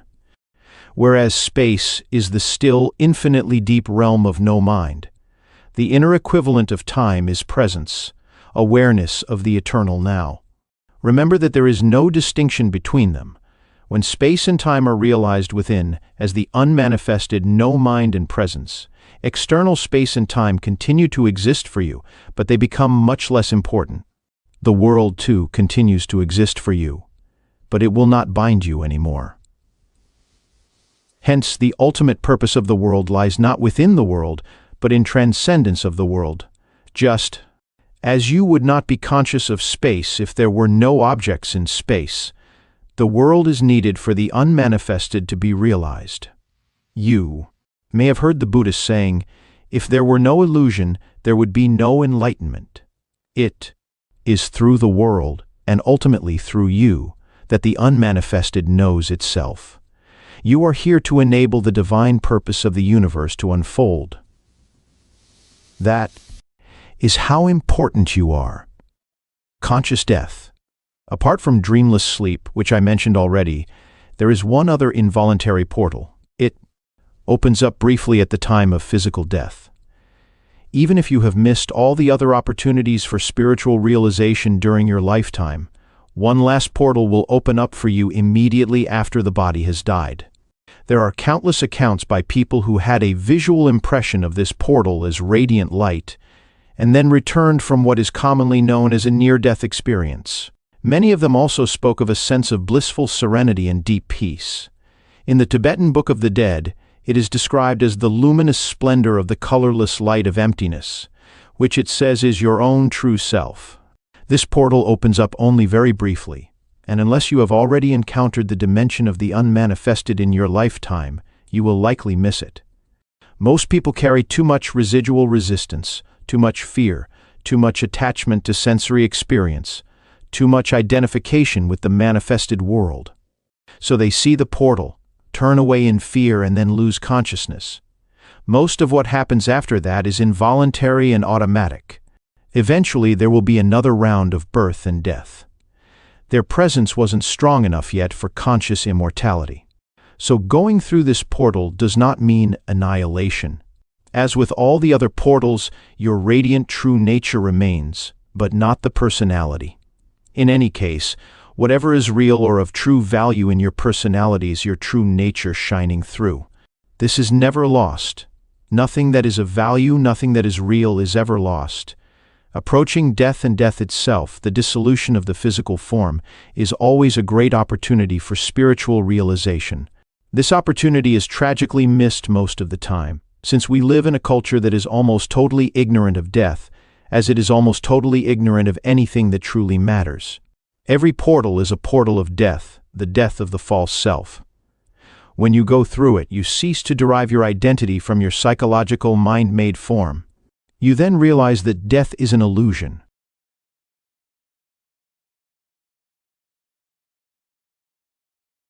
Chapter 8.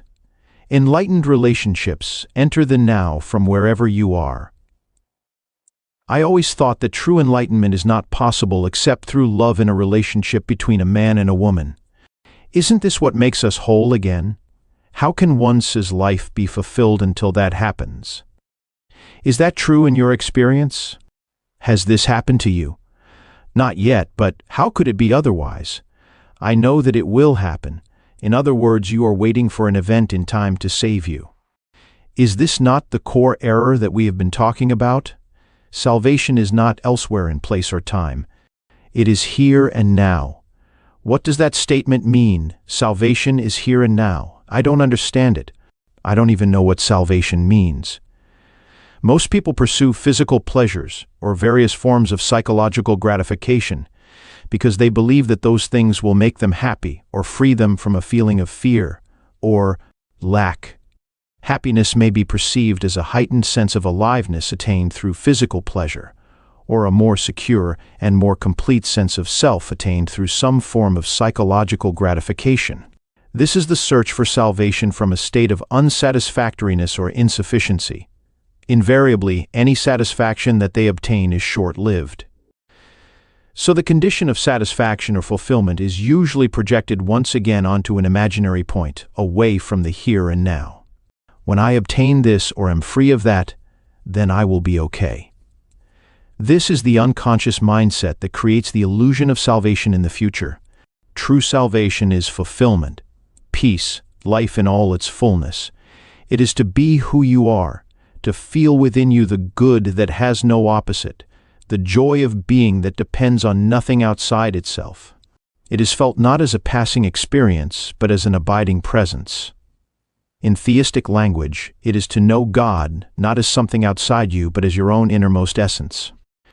True salvation is to know yourself as an inseparable part of the timeless and formless, one life from which all that exists derives its being. True salvation is a state of freedom from fear, from suffering, from a perceived state of lack and insufficiency, and therefore from all wanting, needing, grasping, and clinging. It is freedom from compulsive thinking, from negativity, and above all from past and future as a psychological need. Your mind is telling you that you cannot get there from here. Something needs to happen, or you need to become this or that before you can be free and fulfilled. It is saying, in fact, that you need time, that you need to find, sort out, do, achieve, acquire, become, or understand something before you can be free or complete. You see time as the means to salvation, whereas in truth, it is the greatest obstacle to salvation. You think that you can't get there from where and who you are at this moment, because you are not yet complete or good enough. But the truth is that here and now is the only point from where you can get there. You get there by realizing that you are there already. You find God the moment you realize that you don't need to seek God. So there is no only way to salvation. Any condition can be used, but no particular condition is needed. However, there is only one point of access, the now. There can be no salvation away from this moment. You are lonely and without a partner. Enter the now from there. You are in a relationship. Enter the now from there. There is nothing you can ever do or attain that will get you closer to salvation than it is at this moment. This may be hard to grasp for a mind accustomed to thinking that everything worthwhile is in the future, nor can anything that you ever did or that was done to you in the past prevent you from saying yes to what is and taking your attention deeply into the now. You cannot do this in the future. You do it now or not at all. Love-hate relationships. Unless and until you access the consciousness frequency of presence, all relationships, and particularly intimate relationships, are deeply flawed and ultimately dysfunctional. They may seem perfect for a while, such as when you are in love, but invariably that apparent perfection gets disrupted as arguments, conflicts, dissatisfaction, and emotional or even physical violence occur with increasing frequency. It seems that most love relationships become love-hate relationships before long. Love can then turn into savage attack, feelings of hostility, or complete withdrawal of affection at the flick of a switch. This is considered normal. The relationship then oscillates for a while, a few months or a few years, between the polarities of love and hate, and it gives you as much pleasure as it gives you pain. It is not uncommon for couples to become addicted to those cycles. Their drama makes them feel alive. When a balance between the positive-negative polarities is lost and the negative-destructive cycles occur with increasing frequency and intensity, which tends to happen sooner or later, then it will not be long before the relationship finally collapses. It may appear that if you could only eliminate the negative or destructive cycles, then all would be well and the relationship would flower beautifully, but alas, this is not possible. The polarities are mutually interdependent. You cannot have one without the other. The positive already contains within itself the as yet unmanifested negative. Both are in fact different aspects of the same dysfunction. I am speaking here of what are commonly called romantic relationships, not of true love, which has no opposite because it arises from beyond the mind. Love as a continuous state is as yet very rare as conscious human beings. Brief and elusive glimpses of love, however, are possible whenever there is a gap in the stream of mind. Negative side of a relationship is, of course, more easily recognizable as dysfunctional than the positive one. And it is also easier to recognize the source of negativity in your partner than to see it in yourself. It can manifest in many forms: possessiveness, jealousy, control, withdrawal, and unspoken resentment. The need to be right, insensitivity and self-absorption, emotional demands and manipulation, the urge to argue, criticize, judge, blame, or attack, anger, unconscious revenge for past pain inflicted by a parent, and rage and physical violence. On the positive side, you are in love with your partner. This is at first a deeply satisfying state. You feel intensely alive. Your existence has suddenly become meaningful because someone needs you, wants you, and makes you feel special, and you do the same for him or her. When you are together, you feel whole. The feeling can become so intense that the rest of the world fades into insignificance. However, you may also have noticed that there is a neediness and a clinging quality to that intensity. You become addicted to the other person. You are on a high when the drug is available, but even the possibility or the thought that he or she might no longer be there for you can lead to jealousy, possessiveness, attempts at manipulation through emotional blackmail, blaming and accusing, fear of loss. If the other person does leave you, this can give rise to the most intense hostility or the most profound grief and despair. In an instant, loving tenderness can turn into a savage attack or dreadful grief. Where is the love now? Can love change into its opposite in an instant? Was it love in the first place, or just an addictive grasping and clinging? Addiction and the search for wholeness.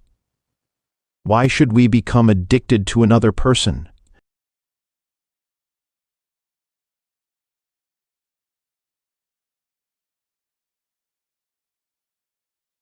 From a deep-seated state of fear, need, lack, and incompleteness that is part of the human condition in its unredeemed and unenlightened state. There is a physical as well as a psychological dimension to this state. You are obviously not whole, nor will you ever be. You are either a man or a woman, which is to say, one half of the whole. On this level, the longing for wholeness, the return to oneness, manifests as male-female attraction. Man's need for a woman, woman's need for a man. It is an almost irresistible urge for union with the opposite energy polarity. The root of this physical urge is a spiritual one, the longing for an end to duality, a return to the state of wholeness. Sexual union is the closest you can get to this state on the physical level. This is why it is the most deeply satisfying experience the physical realm can offer. But sexual union is no more than a fleeting glimpse of wholeness, an instant of bliss. As long as it is unconsciously sought as a means of salvation, you are seeking the end of duality on the level of form, where it cannot be found.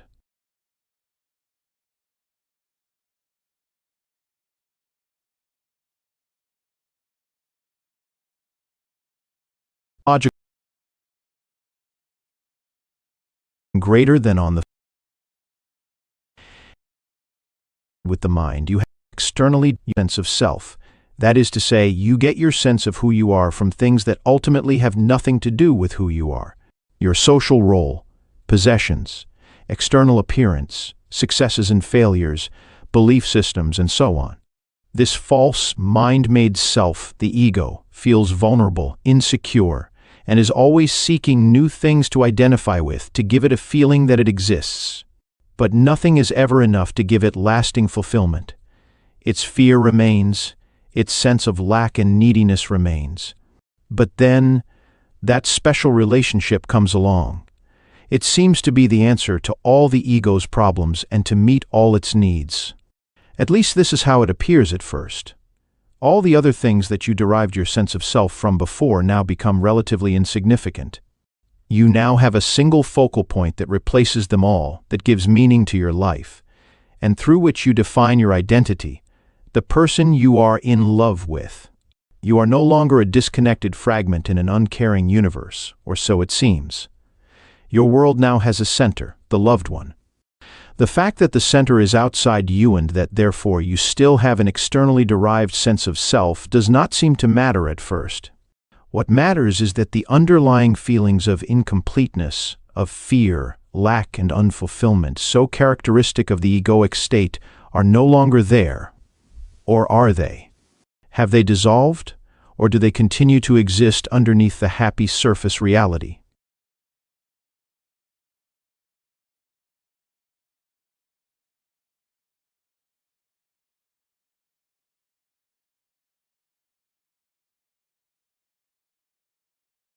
Cannot love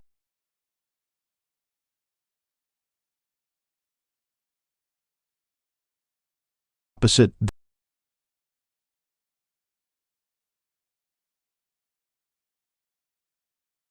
other person.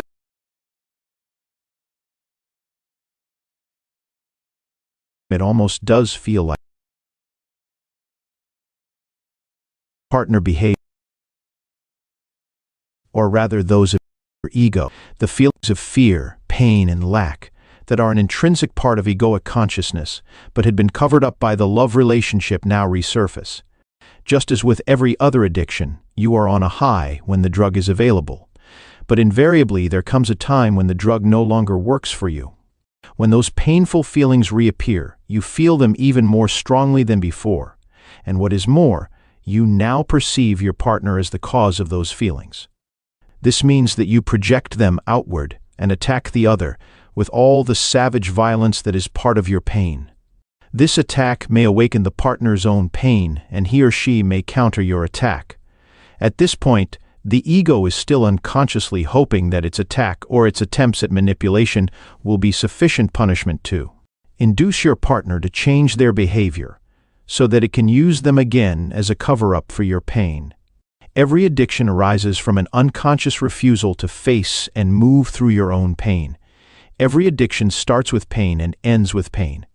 Whatever the substance you are addicted to, alcohol, food, legal or illegal drugs, or a person, You are using something or somebody to cover up your pain. That is why, after the initial euphoria has passed, there is so much unhappiness, so much pain in intimate relationships. They do not cause pain and unhappiness. They bring out the pain and unhappiness that is already in you. Every addiction does that. Every addiction reaches a point where it does not work for you anymore, and then you feel the pain more intensely than ever. This is one reason why most people are always trying to escape from the present moment and are seeking some kind of salvation in the future. The first thing that they might encounter if they focus their attention on the now is their own pain. And this is what they fear. If they only knew how easy it is to access in the now the power of presence that dissolves the past and its pain, the reality that dissolves the illusion. If they only knew how close they are to their own reality, how close to God. Avoidance of relationships in an attempt to avoid pain is not the answer either. The pain is there anyway. 3 failed relationships in as many years are more likely to force you into awakening than 3 years on a desert island or shut away in your room. But if you could bring intense presence into your aloneness, that would work for you too. From addictive to enlightened relationships. Can we change an addictive relationship into a true one? Yes. Being present and intensifying your presence by taking your attention ever more deeply into the now, whether you are living alone or with a partner, this remains the key. For love to flourish, the light of your presence needs to be strong enough so that you no longer get taken over by the thinker or the pain body and mistake them for who you are. To know yourself as the being underneath the thinker, the stillness underneath the mental noise, the love and joy underneath the pain, is freedom, salvation, enlightenment. To disidentify from the pain body is to bring presence into the pain and thus transmute it. To disidentify from thinking is to be the silent watcher of your thoughts and behavior, especially the repetitive patterns of your mind and the roles played by the ego.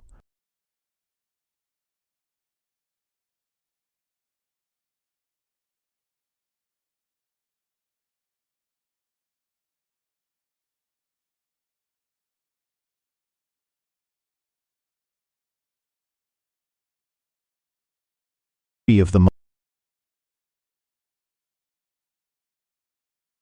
first, then stop judging your partner.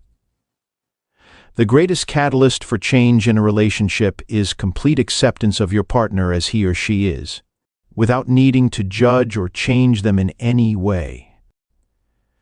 That immediately takes you beyond ego. All mind games and all addictive clinging are then over. There are no victims and no perpetrators anymore, no accuser and accused. This is also the end of all codependency, of being drawn into somebody else's unconscious pattern and thereby enabling it to continue. You will then either separate, in love, or move ever more deeply into the now together, into being. Can it be that simple? Yes, it is that simple. Love is a state of being. Your love is not outside, it is deep within you. You can never lose it, and it cannot leave you. It is not dependent on some other body, some external form. In the stillness of your presence, you can feel your own formless and timeless reality as the unmanifested life that animates your physical form.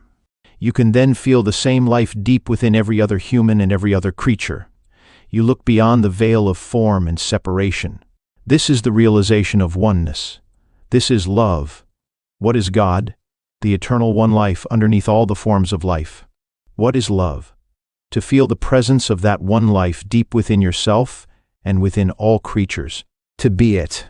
Therefore, all love is the love of God. Love is not selective, just as the light of the sun is not selective. It does not make one person special. It is not exclusive. Exclusivity is not the love of God, but the love of ego. However, the intensity with which true love is felt can vary. There may be one person who reflects your love back to you more clearly and more intensely than others, and if that person feels the same toward you, it can be said that you are in a love relationship with him or her. The bond that connects you with that person is the same bond that connects you with the person sitting next to you on a bus, or with a bird, a tree, a flower. Only the degree of intensity with which it is felt differs. Even in an otherwise addictive relationship, there may be moments when something more real shines through, something beyond your mutual addictive needs. These are moments when both your and your partner's mind briefly subside, and the pain body is temporarily in a dormant state. This may sometimes happen during physical intimacy, or when you are both witnessing the miracle of childbirth, or in the presence of death, or when one of you is seriously ill, anything that renders the mind powerless. When this happens, your being, which is usually buried underneath the mind, becomes revealed, and it is this that makes true communication possible. True communication is communion, the realization of oneness, which is love. Usually, this is quickly lost again, unless you are able to stay present enough to keep out the mind and its old patterns. As soon as the mind and mind identification return, you are no longer yourself but a mental image of yourself, and you start playing games and roles again to get your ego needs met.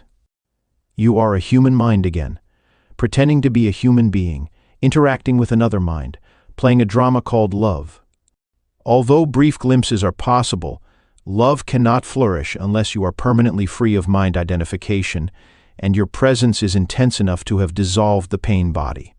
Or you can at least remain present as the watcher. The pain body cannot then take you over and so become destructive of love. Not transform yourself, certainly cannot transform your partner for anybody else. All you can do is create a space for transformation to happen, for grace and love to enter. So whenever your relationship is not working, whenever it brings out the madness in you and in your partner, be glad. What was unconscious is being brought up to the light. It is an opportunity for salvation. Every moment, hold the knowing of that moment, particularly of your inner state. If there is anger, know that there is anger. If there is jealousy, defensiveness, the urge to argue, the need to be right, an inner child demanding love and attention, or emotional pain of any kind, whatever it is, know the reality of that moment and hold the knowing. The relationship then becomes your sadhana, your spiritual practice. If you observe unconscious behavior in your partner, hold it in the loving embrace of your knowing so that you won't react. Unconsciousness and knowing cannot coexist for long, even if the knowing is only in the other person and not in the one who is acting out the unconsciousness. The energy form that lies behind hostility and attack finds the presence of love absolutely intolerable. If you react at all to your partner's unconsciousness, you become unconscious yourself. But if you then remember to know your reaction, nothing is lost. Humanity is under great pressure to evolve because it is our only chance of survival as a race. This will affect every aspect of your life, and close relationships in particular. Never before have relationships been as problematic and conflict-ridden as they are now. As you may have noticed, they are not here to make you happy or fulfilled. If you continue to pursue the goal of salvation through a relationship, you will be disillusioned again and again. But if you accept that the relationship is here to make you conscious instead of happy, then the relationship will offer you salvation. And you will be aligning yourself with the higher consciousness that wants to be born into this world. For those who hold on to the old patterns, there will be increasing pain, violence, confusion, and madness. I suppose that it takes two to make a relationship into a spiritual practice, as you suggest. For example, my partner is still acting out his old patterns of jealousy and control. I have pointed this out many times, but he is unable to see it. How many people does it take to make your life into a spiritual practice? Never mind if your partner will not cooperate. Sanity, consciousness, can only come into this world through you. You do not need to wait for the world to become sane, or for somebody else to become conscious, before you can be enlightened. You may wait forever. Do not accuse each other of being unconscious. The moment you start to argue, you have identified with a mental position and are now defending not only that position but also your sense of self. The ego is in charge. You have become unconscious. At times, it may be appropriate to point out certain aspects of your partner's behavior. If you are very alert, very present, you can do so without ego involvement, without blaming, accusing, or making the other wrong. When your partner behaves unconsciously, relinquish all judgment. Judgment is either to confuse someone's unconscious behavior with who they are, or to project your own unconsciousness onto another person and mistake that for who they are. To relinquish judgment does not mean that you do not recognize dysfunction and unconsciousness when you see it. It means being the knowing rather than being the reaction and the judge. You will then either be totally free of reaction, or you may react and still be the knowing, the space in which the reaction is watched and allowed to be. Instead of fighting the darkness, you bring in the light. Instead of reacting to delusion, you see the delusion yet at the same time look through it. Being the knowing creates a clear space of loving presence that allows all things and all people to be as they are. No greater catalyst for transformation exists. If you practice this, your partner cannot stay with you and remain unconscious. If you both agree that the relationship will be your spiritual practice, so much the better. You can then express your thoughts and feelings to each other as soon as they occur, or as soon as a reaction comes up, so that you do not create a time gap in which an unexpressed or unacknowledged emotion or grievance can fester and grow. Learn to give expression to what you feel without blaming. Learn to listen to your partner in an open, non-defensive way. Give your partner space for expressing himself or herself. Be present. Accusing, defending, attacking, all those patterns that are designed to strengthen or protect the ego or to get its needs met will then become redundant. Giving space to others and to yourself is vital. Love cannot flourish without it. When you have removed the two factors that are destructive to relationships, when the pain body has been transmuted and you are no longer identified with mind and mental positions, and if your partner has done the same, you will experience the bliss of the flowering of relationship.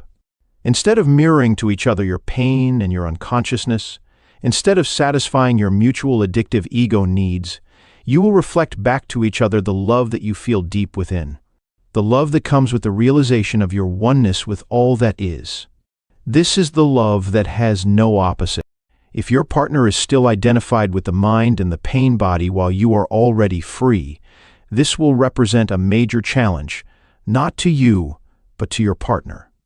It is not easy to live with an enlightened person, or rather, it is so easy that the ego finds it extremely threatening. Remember that the ego needs problems, conflict, and enemies to strengthen the sense of separateness on which its identity depends. The unenlightened partner's mind will be deeply frustrated because its fixed positions are not resisted, which means they will become shaky and weak, and there is even the danger that they may collapse altogether, resulting in loss of self. The pain body is demanding feedback and not getting it. The need for argument, drama, and conflict is not being met. But beware, some people who are unresponsive, withdrawn, insensitive, or cut off from their feelings may think and try to convince others that they are enlightened, or at least that there is nothing wrong with them and everything wrong with their partner. Men tend to do that more than women. They may see their female partners as irrational or emotional. A door would have opened up for her. She could easily join him in that space. If you are consistently or at least predominantly present in your relationship, this will be the greatest challenge for your partner. They will not be able to tolerate your presence for very long and stay unconscious. If they are ready, they will walk through the door that you opened for them and join you in that state. If they are not, you will separate like oil and water. The light is too painful for someone who wants to remain in darkness.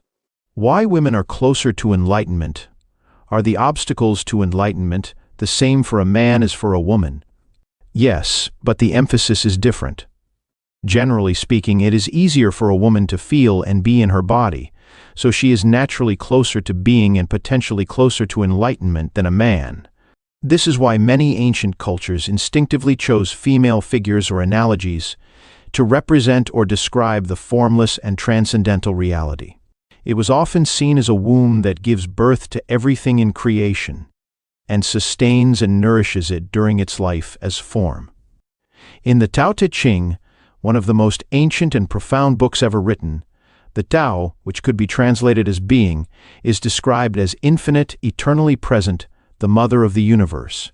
Naturally, women are closer to it than men, since they virtually embody the unmanifested. What is more, all creatures and all things must eventually return to the source. All things vanish into the Tao. It alone endures. Since the source is seen as female, this is represented as the light and dark sides of the archetypal feminine in psychology and mythology. The goddess or divine mother has two aspects. She gives life, and she takes life. When the mind took over and humans lost touch with the reality of their divine essence, they started to think of God as a male figure.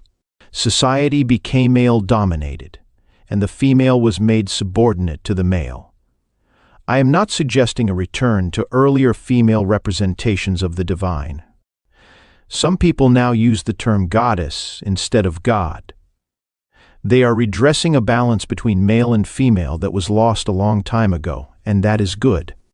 But it is still a representation and a concept, perhaps temporarily useful, just as a map or a signpost is temporarily useful, but more a hindrance than a help when you are ready to realize the reality beyond all concepts and images.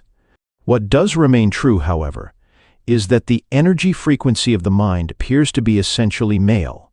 The mind resists, fights for control, uses, manipulates, attacks, tries to grasp and possess, and so on.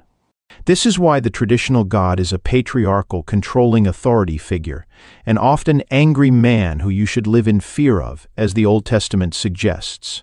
This god is a projection of the human mind.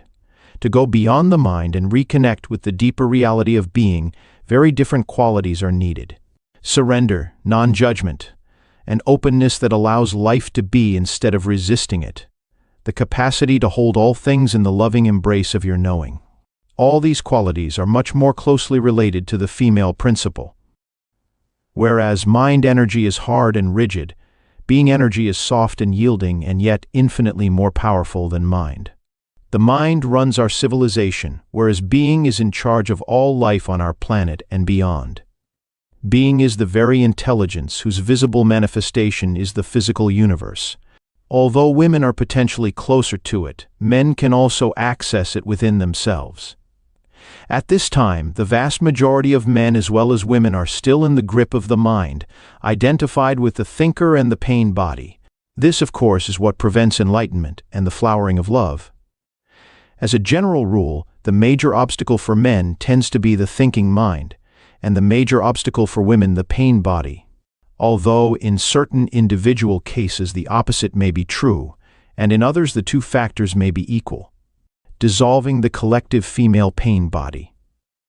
Why is the pain body more of an obstacle for women? The pain body usually has a collective as well as a personal aspect. The personal aspect is the accumulated residue of emotional pain suffered in one's own past.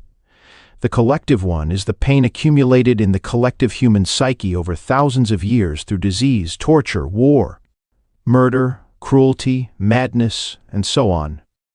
Everyone's personal pain body also partakes of this collective pain body. There are different strands in the collective pain body. For example, certain races or countries in which extreme forms of strife and violence occur have a heavier collective pain body than others. Anyone with a strong pain body and not enough consciousness to disidentify from it will not only continuously or periodically be forced to relive their emotional pain, but may also easily become either the perpetrator or the victim of violence, depending on whether their pain body is predominantly active or passive. On the other hand, they may also be potentially closer to enlightenment. This potential isn't necessarily realized, of course, but if you are trapped in a nightmare, you will probably be more strongly motivated to awaken than someone who is just caught in the ups and downs of an ordinary dream. Apart from her personal pain body, every woman has her share in what could be described as the collective female pain body, unless she is fully conscious. This consists of accumulated pain suffered by women partly through male subjugation of the female, through slavery, exploitation, rape, childbirth, child loss, and so on, over thousands of years. The emotional or physical pain that for many women precedes and coincides with the menstrual flow is the pain body in its collective aspect that awakens from its dormancy at that time, although it can be triggered at other times too. It restricts the free flow of life energy through the body, of which menstruation is a physical expression.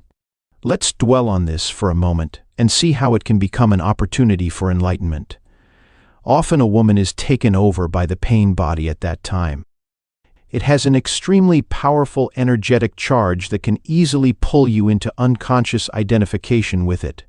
You are then actively possessed by an energy field that occupies your inner space and pretends to be you, but of course is not you at all. It speaks through you, acts through you, thinks through you. It will create negative situations in your life so that it can feed on the energy. It wants more pain in whatever form. I have described this process already. It can be vicious and destructive. It is pure pain, past pain, and it is not you. The number of women who are now approaching the fully conscious state already exceeds that of men and will be growing even faster in the years to come. Men may catch up with them in the end, but for some considerable time there will be a gap between the consciousness of men and that of women. Women are regaining the function that is their birthright and therefore comes to them more naturally than it does to men, to be a bridge between the manifested world and the unmanifested, between physicality and spirit.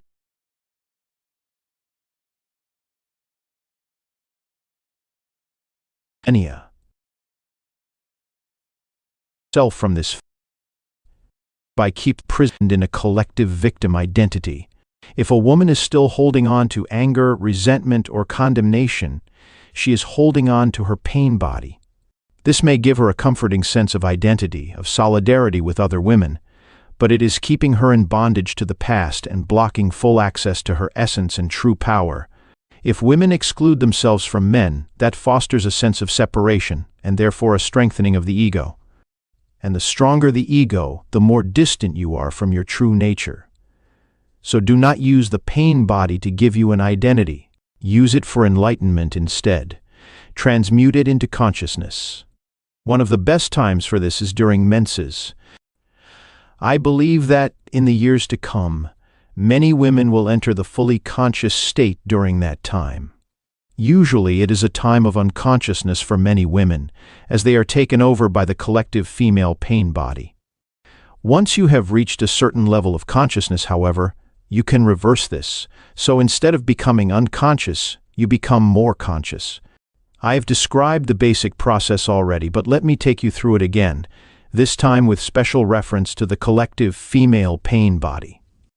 When you know that the menstrual flow is approaching, before you feel the first signs of what is commonly called premenstrual tension, the awakening of the collective female pain body, become very alert and inhabit your body as fully as possible. When the first sign appears, you need to be alert enough to catch it before it takes you over. For example, the first sign may be a sudden, strong irritation or a flash of anger, or it may be a purely physical symptom. Whatever it is, catch it before it can take over your thinking or behavior. This simply means putting the spotlight of your attention on it. If it is an emotion, feel the strong energy charge behind it. Know that it is the pain body. At the same time, be the knowing, that is to say, be aware of your conscious presence and feel its power. Any emotion that you take your presence into will quickly subside and become transmuted. If it is a purely physical symptom, the attention that you give it will prevent it from turning into an emotion or a thought. Then continue to be alert and wait for the next sign of the pain body. When it appears, catch it again in the same way as before. Later, when the pain body has fully awakened from its dormant state, you may experience considerable turbulence in your inner space for a while, perhaps for several days. Whatever form this takes, stay present. Give it your complete attention. Watch the turbulence inside you. Know it is there. Hold the knowing and be the knowing. Remember, do not let the pain body use your mind and take over your thinking. Watch it. Feel its energy directly inside your body. As you know, full attention means full acceptance. Through sustained attention and thus acceptance, there comes transmutation. The pain body becomes transformed into radiant consciousness, just as a piece of wood, when placed in or near a fire, itself is transformed into fire. Menstruation will then become not only a joyful and fulfilling expression of your womanhood, but also a sacred time of transmutation when you give birth to a new consciousness. Your true nature then shines forth, both in its female aspect as the goddess and in its transcendental aspect as the divine being that you are beyond male and female duality. If your male partner is conscious enough, he can help you with the practice I have just described by holding the frequency of intense presence, particularly at this time. If he stays present whenever you fall back into unconscious identification with the pain body, which can and will happen at first, you will be able to quickly rejoin him in that state. This means that whenever the pain body temporarily takes over, whether during menses or at other times, your partner will not mistake it for who you are. Even if the pain body attacks him, as it probably will, he will not react to it as if it were you, withdraw, or put up some kind of defense. He will hold the space of intense presence. Nothing else is needed for transformation. At other times, you will be able to do the same for him, or help him reclaim consciousness from the mind by drawing his attention into the here and now whenever he becomes identified with his thinking. Permanent energy field of a pure and high frequency will arise between you. No illusion, no pain, no conflict, nothing that is not you, and nothing that is not love can survive in it. This represents the fulfillment of the divine, transpersonal purpose of your relationship. It becomes a vortex of consciousness that will draw in many others. Give up the relationship with yourself. When one is fully conscious, would one still have a need for a relationship? Would a man still feel drawn to a woman? Would a woman still feel incomplete without a man? Enlightened or not, you are either a man or a woman, so on the level of your form identity you are not complete. You are one half of the whole. This incompleteness is felt as male-female attraction, the pull toward the opposite energy polarity, no matter how conscious you are. But in that state of inner connectedness, you feel this pull somewhere on the surface or periphery of your life. Anything that happens to you in that state feels somewhat like that. The whole world seems like waves or ripples on the surface of a vast and deep ocean. You are that ocean, and of course, you are also a ripple, but a ripple that has realized its true identity as the ocean. And compared to that vastness and depth, the world of waves and ripples is not all that important. This does not mean that you don't relate deeply to other people or to your partner. In fact, you can relate deeply only if you are conscious of being.coming. From being, you are able to focus beyond the veil of form. In being, male and female are one. Your form may continue to have certain needs, but being has none. It is already complete and whole. If those needs are met, that is beautiful, but whether or not they are met makes no difference to your deep inner state. So it is perfectly possible for an enlightened person, if the need for the male or female polarity is not met, to feel a sense of lack or incompleteness on the outer level of his or her being, yet at the same time be totally complete, fulfilled, and at peace within. In the quest for enlightenment, is being gay a help or a hindrance, or does it not make any difference? As you approach adulthood, uncertainty about your sexuality followed by the realization that you are different from others may force you to disidentify from socially conditioned patterns of thought and behavior. This will automatically raise your level of consciousness above that of the unconscious majority, whose members unquestioningly take on board all inherited patterns. In that respect, being gay can be a help. Being an outsider to some extent, someone who does not fit in with others or is rejected by them for whatever reason, makes life difficult. But it also places you at an advantage as far as enlightenment is concerned. It takes you out of unconsciousness almost by force. On the other hand, if you then develop a sense of identity based on your gayness, you have escaped one trap only to fall into another. You will play roles in games dictated by a mental image you have of yourself as gay. You will become unconscious. You will become unreal. Underneath your ego mask, you will become very unhappy. If this happens to you, being gay will have become a hindrance. But you always get another chance, of course. Acute unhappiness can be a great awakener. Is it not true that you need to have a good relationship with yourself and love yourself before you can have a fulfilling relationship with another person?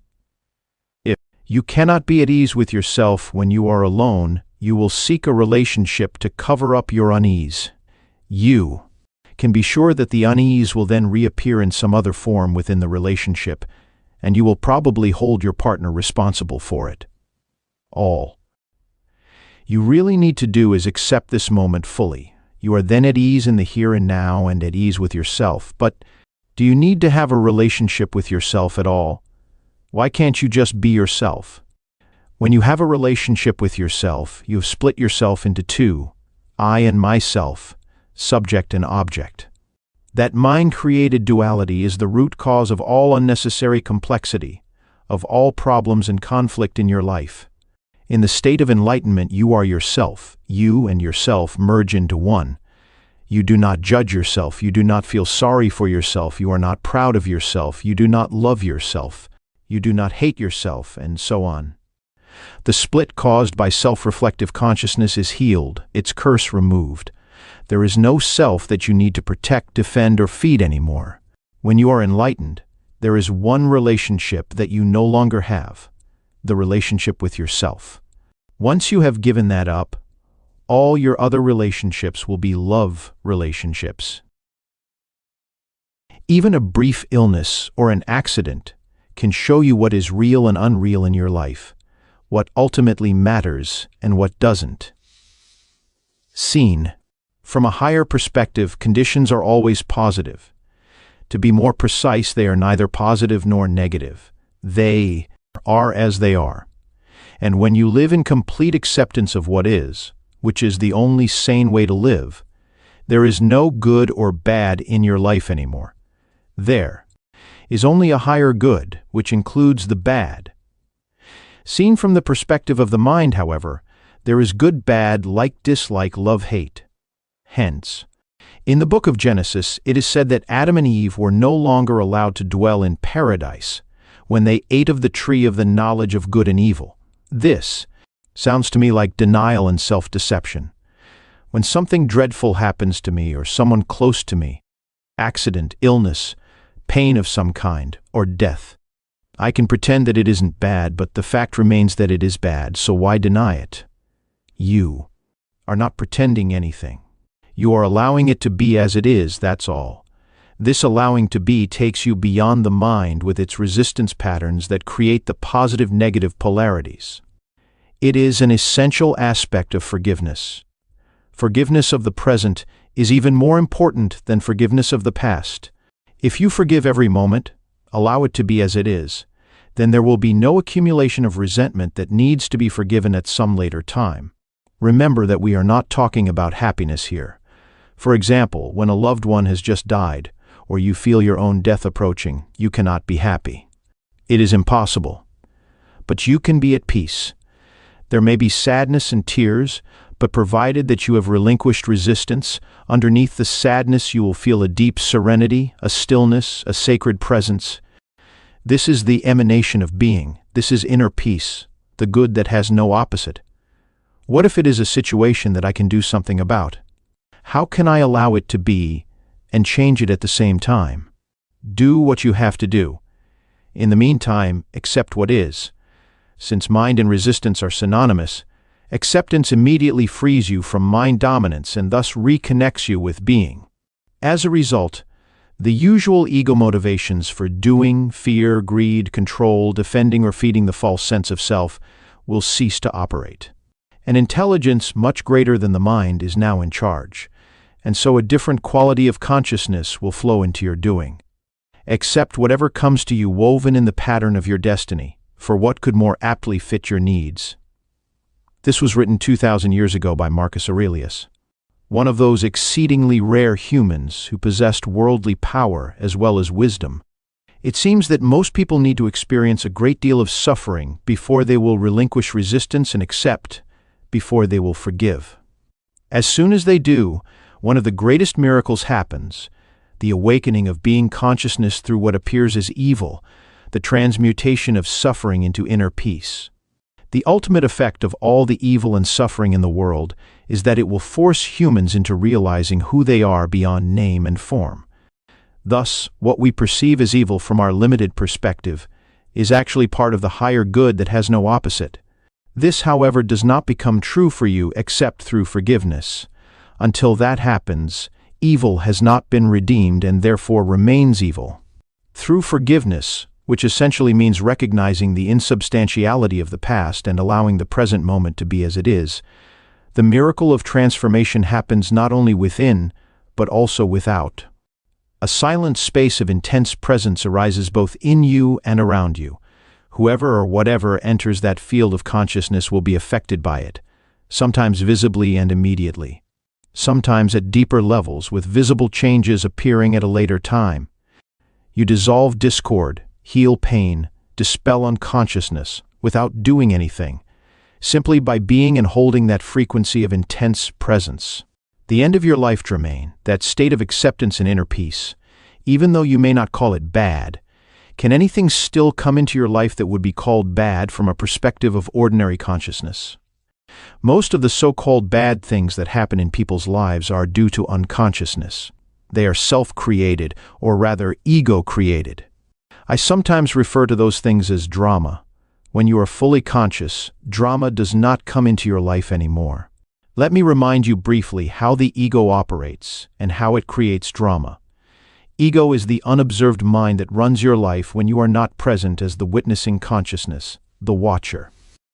The ego perceives itself as a separate fragment in a hostile universe, with no real inner connection to any other being, surrounded by other egos which it either sees as a potential threat or which it will attempt to use for its own ends. The basic ego patterns are designed to combat its own deep-seated fear and sense of lack. They are resistance, control, power, greed, defense, attack. Some of the ego strategies are extremely clever, yet they never truly solve any of its problems, simply because the ego itself is the problem. When egos come together, whether in personal relationships or in organizations or institutions, bad things happen sooner or later, drama of one kind or another, in the form of conflict, problems, power struggles, emotional or physical violence, and so on. This includes collective evils such as war, genocide, and exploitation, all due to masked unconsciousness. Furthermore, many types of illness are caused by the ego's continuous resistance, which creates restrictions and blockages in the flow of energy through the body. When you reconnect with being and are no longer run by your mind, you cease to create those things. You do not create or participate in drama anymore. Whenever two or more egos come together, drama of one kind or another ensues. But even if you live totally alone, you still create your own drama. When you feel sorry for yourself, that's drama. When you feel guilty or anxious, that's drama. When you let the past or future obscure the present, you are creating time. Psychological time, the stuff out of which drama is made. Whenever you are not honoring the present moment by allowing it to be, you are creating drama. Most people are in love with their particular life drama. Their story is their identity. The ego runs their life. They have their whole sense of self invested in it. Even their usually unsuccessful search for an answer, a solution, or for healing becomes part of it. What they fear and resist most is the end of their drama. As long as they are their mind, what they fear and resist most is their own awakening. When you live in complete acceptance of what is, that is the end of all drama in your life. Nobody can even have an argument with you, no matter how hard he or she tries. You cannot have an argument with a fully conscious person. An argument implies identification with your mind and a mental position, as well as resistance and reaction to the other person's position. The result is that the polar opposites become mutually energized. These are the mechanics of unconsciousness. You can still make your point clearly and firmly, but there will be no reactive force behind it. no defense or attack. So it won't turn into drama. When you are fully conscious, you cease to be in conflict. No one who is at one with himself can even conceive of conflict, states A Course in Miracles. This refers not only to conflict with other people, but more fundamentally to conflict within you, which ceases when there is no longer any clash between the demands and expectations of your mind and what is. Impermanence and the cycles of life, however, as long as you are in the physical dimension and linked to the collective human psyche, physical pain, although rare, is still possible. This is not to be confused with suffering, with mental emotional pain. All suffering is ego-created and is due to resistance. Also, as long as you are in this dimension, you are still subject to its cyclical nature and to the law of impermanence of all things. But you no longer perceive this as bad, it just is. Through allowing the isness of all things, a deeper dimension underneath the play of opposites reveals itself to you as an abiding presence, an unchanging deep stillness, an uncaused joy beyond good and bad. This is the joy of being, the peace of God. On the level of form there is birth and death, creation and destruction, growth and dissolution, of seemingly separate forms.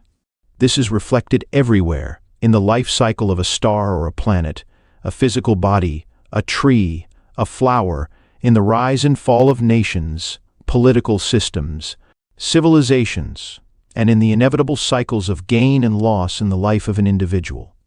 There are cycles of success, when things come to you and thrive, and cycles of failure, when they wither or disintegrate, and you have to let them go in order to make room for new things to arise, or for transformation to happen. If you cling and resist at that point, it means you are refusing to go with the flow of life, and you will suffer. It is not true that the up cycle is good and the down cycle bad, except in the mind's judgment. Growth is usually considered positive, but nothing can grow forever. If growth, of whatever kind, were to go on, it would eventually become monstrous and destructive. Dissolution is needed for new growth to happen. One cannot exist without the other. The down cycle is absolutely essential for spiritual realization. You must have failed deeply on some level or experienced some deep loss or pain to be drawn to the spiritual dimension. Or perhaps your very success became empty and meaningless, and so turned out to be failure. Failure lies concealed in every success, and success in every failure. In this world, which is to say on the level of form, everybody fails sooner or later, of course, and every achievement eventually comes to naught. All forms are impermanent. You can still be active and enjoy manifesting and creating new forms and circumstances, but you won't be identified with them. You do not need them to give you a sense of self. They are not your life, only your life situation. Your physical energy is also subject to cycles. It cannot always be at a peak. There will be times of low as well as high energy. There will be periods when you are highly active and creative, but there may also be times when everything seems stagnant, when it seems that you are not getting anywhere, not achieving anything. A cycle can last for anything from a few hours to a few years. There are large cycles and small cycles within these large ones. Many illnesses are created through fighting against the cycles of low energy, which are vital for regeneration.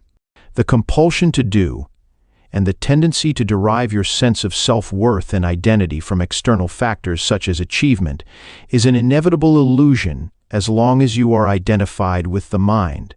This makes it hard or impossible for you to accept the low cycles and allow them to be. Thus, the intelligence of the organism may take over as a self-protective measure and create an illness in order to force you to stop, so that the necessary regeneration can take place. The cyclical nature of the universe is closely linked with the impermanence of all things and situations. The Buddha made this a central part of his teaching. All conditions are highly unstable and in constant flux, or as he put it, impermanence is a characteristic of every condition.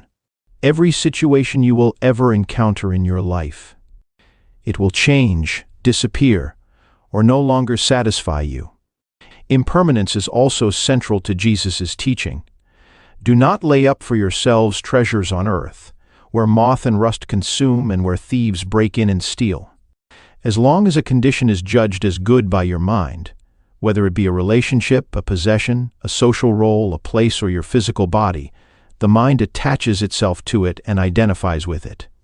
It makes you happy, makes you feel good about yourself, and it may become part of who you are or think you are. But nothing lasts in this dimension where moth and rust consume. Either it ends or it changes, or it may undergo a polarity shift.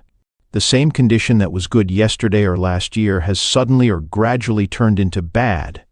The same condition that made you happy then makes you unhappy. The prosperity of today becomes the empty consumerism of tomorrow. The happy wedding and honeymoon become the unhappy divorce or the unhappy coexistence, or a condition disappears, so its absence makes you unhappy. When a condition or situation that the mind has attached itself to and identified with changes or disappears, the mind cannot accept it. It will cling to the disappearing condition and resist the change. It is almost as if a limb were being torn off your body. We sometimes hear of people who have lost all their money or whose reputations have been ruined committing suicide. Those are the extreme cases. Others, whenever a major loss of one kind or another occurs, just become deeply unhappy or make themselves ill. They cannot distinguish between their life and their life situation. I recently read about a famous actress who died in her 80s. As her beauty started to fade and became ravaged by old age, she grew desperately unhappy and became a recluse. She too had identified with a condition, her external appearance. First, the condition gave her a happy sense of self, then an unhappy one. If she had been able to connect with the formless and timeless life within, she could have watched and allowed the fading of her external form from a place of serenity and peace. Moreover, her external form would have become increasingly transparent to the light shining through from her ageless true nature, so her beauty would not really have faded but simply become transformed into spiritual beauty. However, nobody told her that this is possible. The most essential kind of knowledge is not yet widely accessible. The Buddha taught that even your happiness is dukkha, a Pali word meaning suffering or unsatisfactoriness. It is inseparable from its opposite. This means that your happiness and unhappiness are in fact one. Only the illusion of time separates them. This is not being negative. It is simply recognizing the nature of things so that you don't pursue an illusion for the rest of your life. Nor is it saying that you should no longer appreciate pleasant or beautiful things or conditions, but to seek something through them that they cannot give, an identity, a sense of permanency and fulfillment, is a recipe for frustration and suffering. The whole advertising industry and consumer society would collapse if people became enlightened and no longer sought to find their identity through things. The more you seek happiness in this way, the more it will elude you. Nothing out there will ever satisfy you except temporarily and superficially. But you may need to experience many disillusionments before you realize that truth. Things and conditions can give you pleasure, but they will also give you pain. Things and conditions can give you pleasure, but they cannot give you joy. Nothing can give you joy. Joy is uncaused and arises from within as the joy of being. It is an essential part of the inner state of peace, the state that has been called the peace of God. It is your natural state, not something that you need to work hard for or struggle to attain. Many people never realize that there can be no salvation in anything they do, possess, or attain. Those who do realize it often become world-weary and depressed. If nothing can give you true fulfillment, what is there left to strive for? What is the point in anything? The Old Testament prophet must have arrived at such a realization when he wrote, "I have seen everything that is done under the sun, and behold, all is vanity and a striving after wind." When you reach this point, you are one step away from despair and one step away from enlightenment. A Buddhist monk once told me, "All I have learned in the 20 years that I have been a monk I can sum up in one sentence: all that arises passes away. This I know." What he meant, of course, was this: I have learned to offer no resistance to what is. I have learned to allow the present moment to be and to accept the impermanent nature of all things and conditions. Thus have I found peace. To offer no resistance to life is to be in a state of grace, ease, and lightness. This state is then no longer dependent upon things being in a certain way, good or bad. It seems almost paradoxical, yet when your inner dependency on form is gone, the general conditions of your life, the outer forms, tend to improve greatly. Things, people, or conditions that you thought you needed for your happiness now come to you with no struggle or effort on your part, and you are free to enjoy and appreciate them while they last. All those things, of course, will still pass away. Cycles will come and go, but with dependency gone, there is no fear of loss anymore. Life flows with ease. The happiness that is derived from some secondary source is never very deep. It is only a pale reflection of the joy of being, the vibrant peace that you find within as you enter the state of non-resistance. Being takes you beyond the polar opposites of the mind and frees you from dependency on form. Even if everything were to collapse and crumble all around you, you would still feel a deep inner core of peace. You may not be happy, but you will be at peace. Using and relinquishing negativity. All inner resistance is experienced as negativity in one form or another.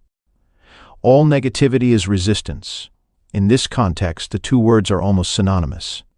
Negativity ranges from irritation or impatience to fierce anger, from a depressed mood or sullen resentment to suicidal despair. Sometimes the resistance triggers the emotional pain body, in which case even a minor situation may produce intense negativity, such as anger, depression, or deep grief. The ego believes that through negativity it can manipulate reality and get what it wants. It believes that through it, it can attract a desirable condition or dissolve an undesirable one. A Course in Miracles rightly points out that whenever you are unhappy, there is the unconscious belief that the unhappiness buys you what you want. If you, the mind, did not believe that unhappiness works, why would you create it? The fact is, of course, that negativity does not work. Instead of attracting a desirable condition, it stops it from arising. Instead of dissolving an undesirable one, it keeps it in place. Its only useful function is that it strengthens the ego, and that is why the ego loves it. Once you have identified with some form of negativity, you do not want to let go, and on a deeply unconscious level, you do not want positive change. It would threaten your identity as a depressed, angry, or hard-done-by person.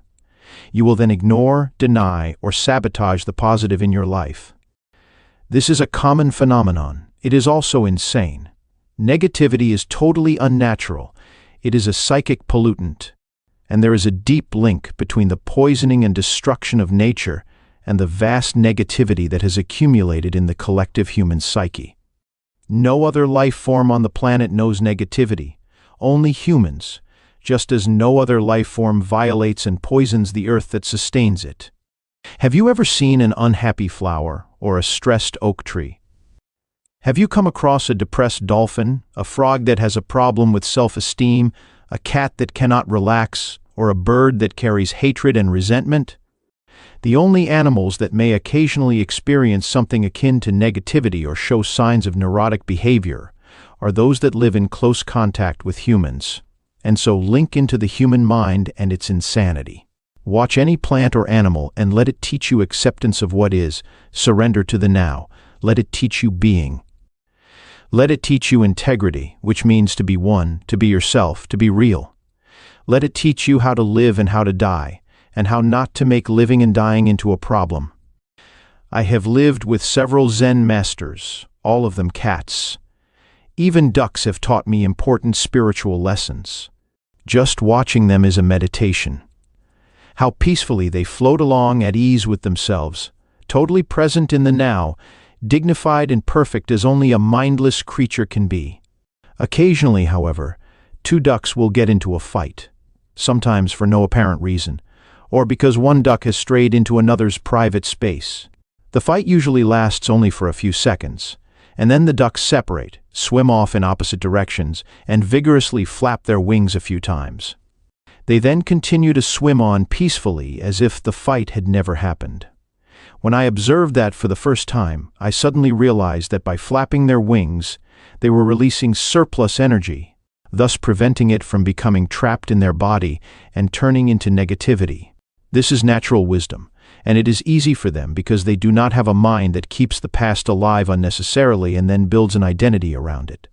Couldn't a negative emotion also contain an important message?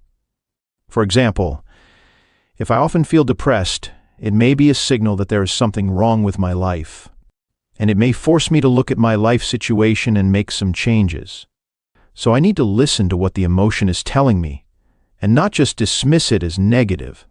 Yes, recurring negative emotions do sometimes contain a message, as do illnesses. But any changes that you make, whether they have to do with your work, your relationships, or your surroundings, are ultimately only cosmetic unless they arise out of a change in your level of consciousness. And as far as stat is concerned, it can only mean one thing: becoming more present. When you have reached a certain degree of presence, you don't need negativity anymore to tell you what is needed in your life situation. But as long as negativity is there, use it. Use it as a kind of signal that reminds you to be more present. How do we stop negativity from arising? And how do we get rid of it once it is there? As I said, you stop it from arising by being fully present. But don't become discouraged. There are as yet few people on the planet who can sustain a state of continuous presence, although some are getting close to it. Soon, I believe, there will be many more. Whenever you notice that some form of negativity has arisen within you, look on it not as a failure, but as a helpful signal that is telling you, wake up. Get out of your mind, be present. There is a novel by Aldous Huxley called Island, written in his later years when he became very interested in spiritual teachings. It tells the story of a man shipwrecked on a remote island cut off from the rest of the world. This island contains a unique civilization. The unusual thing about it is that its inhabitants, unlike those of the rest of the world, are actually sane. The first thing that the man notices are the colorful parrots perched in the trees, and they seem to be constantly croaking the words, "Attention! Here and now! Attention! Here and now!"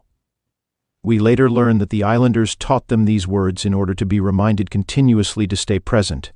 So whenever you feel negativity arising within you, whether caused by an external factor, a thought, or even nothing in particular that you are aware of, look on it as a voice saying, "Attention! Here and now! Wake up!" Even the slightest irritation is significant and needs to be acknowledged and looked at. Otherwise, there will be a cumulative buildup of unobserved reactions. As I said before, you may be able to just drop it once you realize that you don't want to have this energy field inside you and that it serves no purpose. But then make sure that you drop it completely.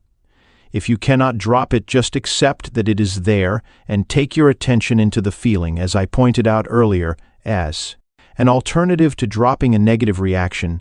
You can make it disappear by imagining yourself becoming transparent to the external cause of the reaction. I recommend that you practice it with little, even trivial things first. Let's say that you are sitting quietly at home. Suddenly, there is the penetrating sound of a car alarm from across the street. Irritation arises. What is the purpose of the irritation? None whatsoever. Why did you create it? You didn't. The mind did. It was totally automatic, totally unconscious. Why did the mind create it? Because it holds the unconscious belief that its resistance, which you experience as negativity or unhappiness in some form, will somehow dissolve the undesirable condition. This, of course, is a delusion. The resistance that it creates, the irritation or anger in this case, is far more disturbing than the original cause that it is attempting to dissolve. All this can be transformed into spiritual practice. Feel yourself becoming transparent, as it were, without the solidity of a material body. Now allow the noise or whatever causes a negative reaction to pass right through you. It is no longer hitting a solid wall inside you. As I said, practice with little things first. The car alarm, the dog barking, the children screaming, the traffic jam. Instead of having a wall of resistance inside you that gets constantly and painfully hit by things that should not be happening, let everything pass through you. Somebody says something to you that is rude or designed to hurt. Instead of going into unconscious reaction and negativity such as attack, defense, or withdrawal, you let it pass right through you. Offer no resistance. It is as if there is nobody there to get hurt anymore. That is forgiveness. In this way, you become invulnerable. You can still tell that person that his or her behavior is unacceptable, if that is what you choose to do. But that person no longer has the power to control your inner state. You are then in your power, not in someone else's, nor are you run by your mind. Whether it is a car alarm, a rude person, a flood, an earthquake, or the loss of all your possessions, the resistance mechanism is the same. I have been practicing meditation, I have been to workshops, I have read many books on spirituality. I try to be in a state of non-resistance. But if you ask me whether I have found true and lasting inner peace, my honest answer would have to be no. Why haven't I found it? What else can I do? You are still seeking outside, and you cannot get out of the seeking mode. Maybe the next workshop will have the answer. Maybe that new technique. To you I would say, don't look for peace. Don't look for any other state than the one you are in now, otherwise you will set up inner conflict and unconscious resistance. Forgive yourself for not being at peace. The moment you completely accept your non-peace becomes transmuted into peace. Anything you accept fully will get you there, will take you into peace. This is the miracle of surrender. You may have heard the phrase, "turn the other cheek," which a great teacher of enlightenment used 2,000 years ago. He was attempting to convey symbolically the secret of non-resistance and non-reaction. In this statement, as in all his others, he was concerned only with your inner reality, not with the outer conduct of your life. Do you know the story of Banzan? Before he became a great Zen master, he spent many years in the pursuit of enlightenment, but it eluded him. Then one day, as he was walking in the marketplace, he overheard a conversation between a butcher and his customer. "Give me the best piece of meat you have," said the customer. And the butcher replied, "Every piece of meat I have is the best. There is no piece of meat here that is not the best." Upon hearing this, Banzan became enlightened. I can see you are waiting for some explanation. When you accept what is, every piece of meat, every moment is the best. That is enlightenment. The nature of compassion having gone beyond the mind-made opposites, you become like a deep lake. The outer situation of your life and whatever happens there is the surface of the lake. Sometimes calm, sometimes windy and rough, according to the cycles and seasons. Deep down, however, the lake is always undisturbed. You are the whole lake, not just the surface, and you are in touch with your own depth, which remains absolutely still. You don't resist change by mentally clinging to any situation. Your inner peace does not depend on it. You abide in being, unchanging, timeless, deathless, and you are no longer dependent for fulfillment or happiness on the outer world of constantly fluctuating forms. You can enjoy them, play with them, create new forms, appreciate the beauty of it all, but there will be no need to attach yourself to any of it. When you become this detached, does it not mean that you also become remote from other human beings? On the contrary, as long as you are unaware of being, the reality of other humans will elude you because you have not found your own. Your mind will like or dislike their form, which is not just their body but includes their mind as well. True relationship becomes possible only when there is an awareness of being. Coming from being, you will perceive another person's body and mind as just a screen, as it were, behind which you can feel their true reality. As you feel yours. So when confronted with someone else's suffering or unconscious behavior, you stay present and in touch with being, and are thus able to look beyond the form and feel the other person's radiant and pure being through your own. At the level of being, all suffering is recognized as an illusion. Suffering is due to identification with form. Miracles of healing sometimes occur through this realization, by awakening being consciousness in others, if they are ready. Is that what compassion is? Yes. Compassion is the awareness of a deep bond between yourself and all creatures. But there are two sides to compassion, two sides to this bond. On the one hand, since you are still here as a physical body, you share the vulnerability and mortality of your physical form with every other human and with every living being. Next time you say, "I have nothing in common with this person," remember that you have a great deal in common. A few years from now, 2 years or 70 years, it doesn't make much difference. Both of you will have become rotting corpses, then piles of dust, then nothing at all. This is a sobering and humbling realization that leaves little room for pride. Is this a negative thought? No, it is a fact. Why close your eyes to it? In that sense, there is total equality between you and every other creature. One of the most powerful spiritual practices is to meditate deeply on the mortality of physical forms, including your own. This is called die before you die. Go into it deeply. Your physical form is dissolving, is no more. Then a moment comes when all mind forms or thoughts also die. Yet you are still there, the divine presence that you are, radiant, fully awake. Nothing that was real ever died, only names, forms, and illusions. The realization of this deathless dimension, your true nature, is the other side of compassion.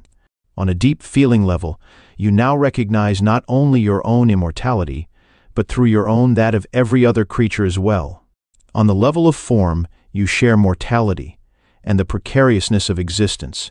On the level of being, you share eternal, radiant life. These are the two aspects of compassion. In compassion, the seemingly opposite feelings of sadness and joy merge into one and become transmuted into a deep inner peace. This is the peace of God. It is one of the most noble feelings that humans are capable of, and it has great healing and transformative power. But true compassion, as I have just described it, is as yet rare. To have deep empathy for the suffering of another being certainly requires a high degree of consciousness, but represents only one side of compassion. It is not complete. True compassion goes beyond empathy or sympathy. It does not happen until sadness merges with joy, the joy of being beyond form, the joy of eternal life, toward a different order of reality. I don't agree that the body needs to die. I am convinced that we can achieve physical immortality. We believe in death, and that says why the body dies. The body does not die because you believe in death. The body exists, or seems to, because you believe in death. Body and death are part of the same illusion, created by the egoic mode of consciousness, which has no awareness of the source of life and sees itself as separate and constantly under threat. So it creates the illusion that you are a body, a dense, physical vehicle that is constantly under threat. To perceive yourself as a vulnerable body that was born and a little later dies, that's the illusion. Body and death, one illusion. You cannot have one without the other. You want to keep one side of the illusion and get rid of the other, but that is impossible. Either you keep all of it or you relinquish all of it. However, you cannot escape from the body, nor do you have to. The body is an incredible misperception of your true nature. But your true nature is concealed somewhere within that illusion, not outside it, so the body is still the only point of access to it. If you saw an angel but mistook it for a stone statue, all you would have to do is adjust your vision and look more closely at the stone statue, not start looking somewhere else. You would then find that there never was a stone statue. If belief in death creates the body, why does an animal have a body? An animal doesn't have an ego, and it doesn't believe in death, but it still dies, or seems to. Remember that your perception of the world is a reflection of your state of consciousness. You are not separate from it, and there is no objective world out there. Every moment, your consciousness creates the world that you inhabit. One of the greatest insights that has come out of modern physics is that of the unity between the observer and the observed. The person conducting the experiment, the observing consciousness, cannot be separated from the observed phenomena, and a different way of looking causes the observed phenomena to behave differently. If you believe on a deep level in separation and the struggle for survival, then you see that belief reflected all around you, and your perceptions are governed by fear. You inhabit a world of death and of bodies fighting, killing, and devouring each other. Nothing is what it seems to be.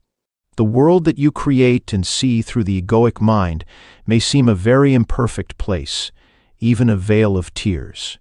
But whatever you perceive is only a kind of symbol, like an image in a dream. It is how your consciousness interprets and interacts with the molecular energy dance of the universe. This energy is the raw material of so-called physical reality. You see it in terms of bodies and birth and death, or as a struggle for survival. An infinite number of completely different interpretations, completely different worlds, is possible and, in fact, exists, all depending on the perceiving consciousness. Every being is a focal point of consciousness, and every such focal point creates its own world, although all those worlds are interconnected. There is a human world, an ant world, a dolphin world, and so on. There are countless beings whose consciousness frequency is so different from yours that you are probably unaware of their existence, as they are of yours. Highly conscious beings who are aware of their connectedness with the Source and with each other would inhabit a world that to you would appear as a heavenly realm, and yet all worlds are ultimately one.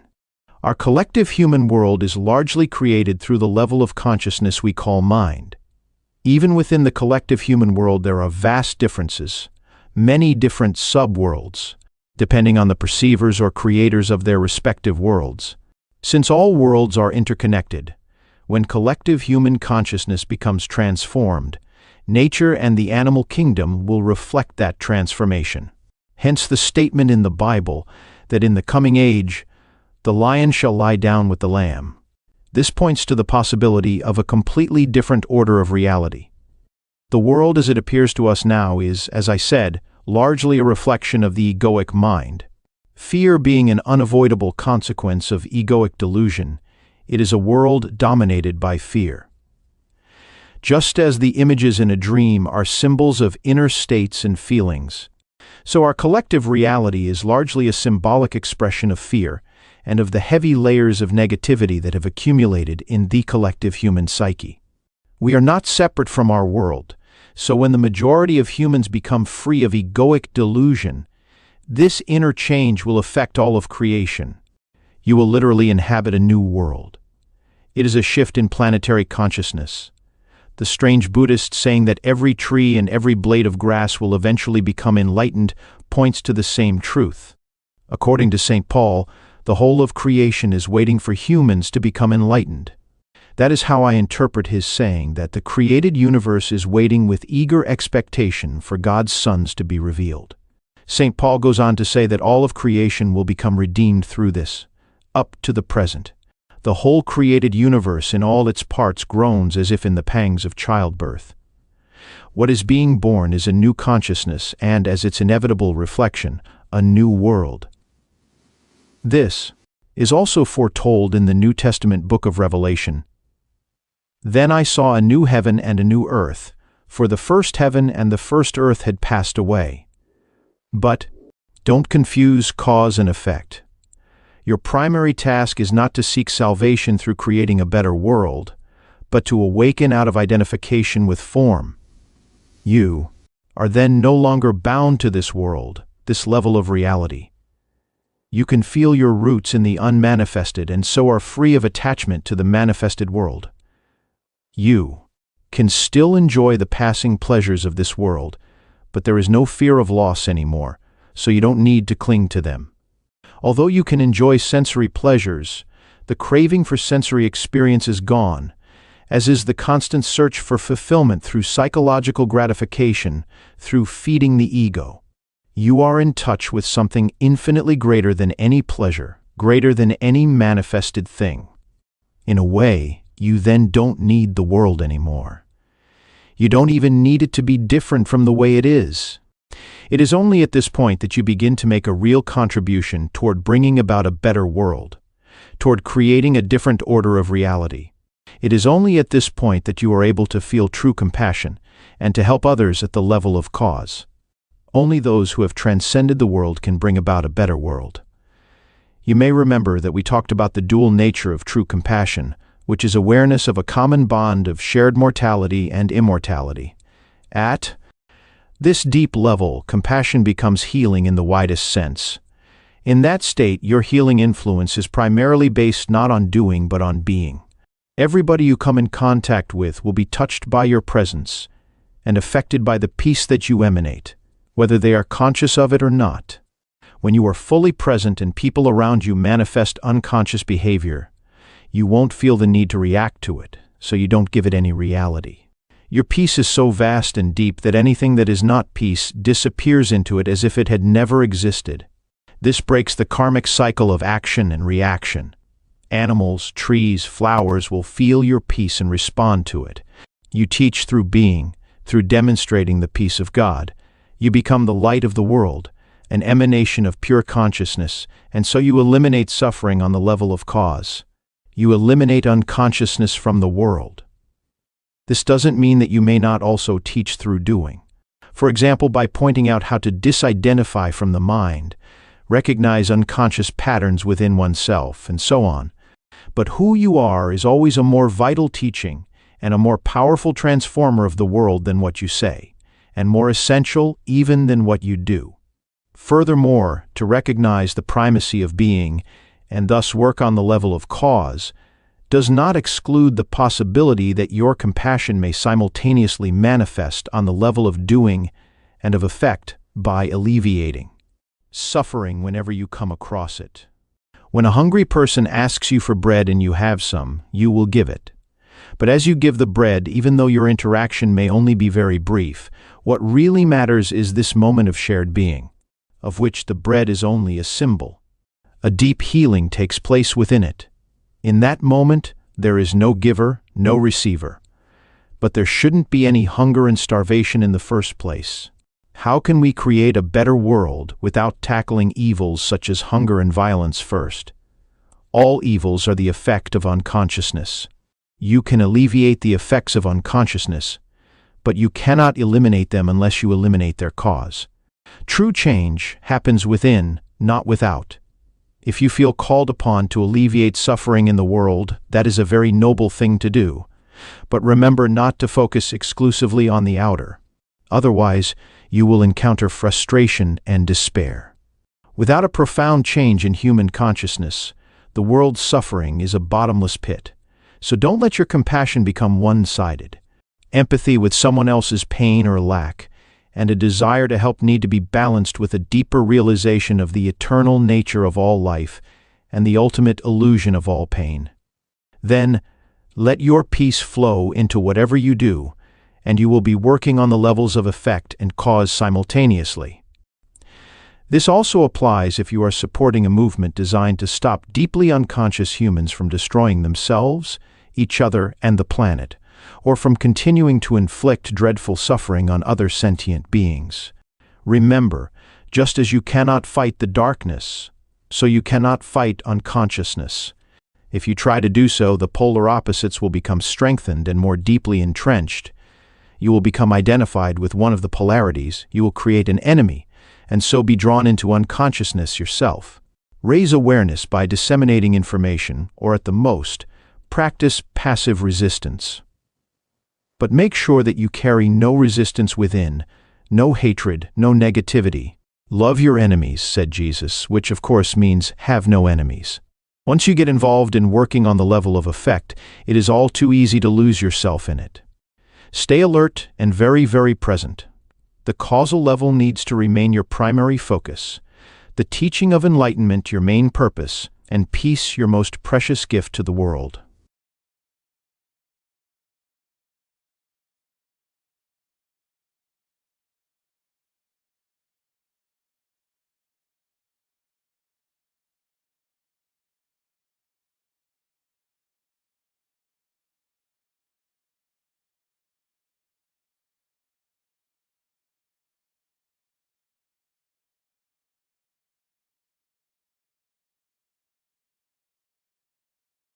It does not mean that on the outer level you cannot take action and change the situation. In fact, it is not the overall situation that you need to accept when you surrender, but just the tiny segment called the now. For example, if you were stuck in the mud somewhere, you wouldn't say, "Okay, I resign myself to being stuck in the mud." Resignation is not surrender. You don't need to accept an undesirable or unpleasant life situation. Nor do you need to deceive yourself and say that there is nothing wrong with being stuck in the mud. No. You recognize fully that you want to get out of it. You then narrow your attention down to the present moment without mentally labeling it in any way. This means that there is no judgment of the now. Therefore, there is no resistance, no emotional negativity. You accept the isness of this moment. Then you take action and do all that you can to get out of the mud. Such action I call positive action. It is far more effective than negative action, which arises out of anger, despair, or frustration. Until you achieve the desired result, you continue to practice surrender by refraining from labeling the now. Let me give you a visual analogy to illustrate the point I am making. You are walking along a path at night, surrounded by a thick fog. But you have a powerful flashlight that cuts through the fog and creates a narrow, clear space in front of you. The fog is your life situation, which includes past and future. The flashlight is your conscious presence. The clear space is the now. Non-surrender hardens your psychological form, the shell of the ego, and so creates a strong sense of separateness. The world around you, and people in particular, come to be perceived as threatening. The unconscious compulsion to destroy others through judgment arises, as does the need to compete and dominate. Even nature becomes your enemy, and your perceptions and interpretations are governed by fear. The mental disease that we call paranoia is only a slightly more acute form of this normal but dysfunctional state of consciousness. Not only your psychological form, but also your physical form, your body, becomes hard and rigid through resistance.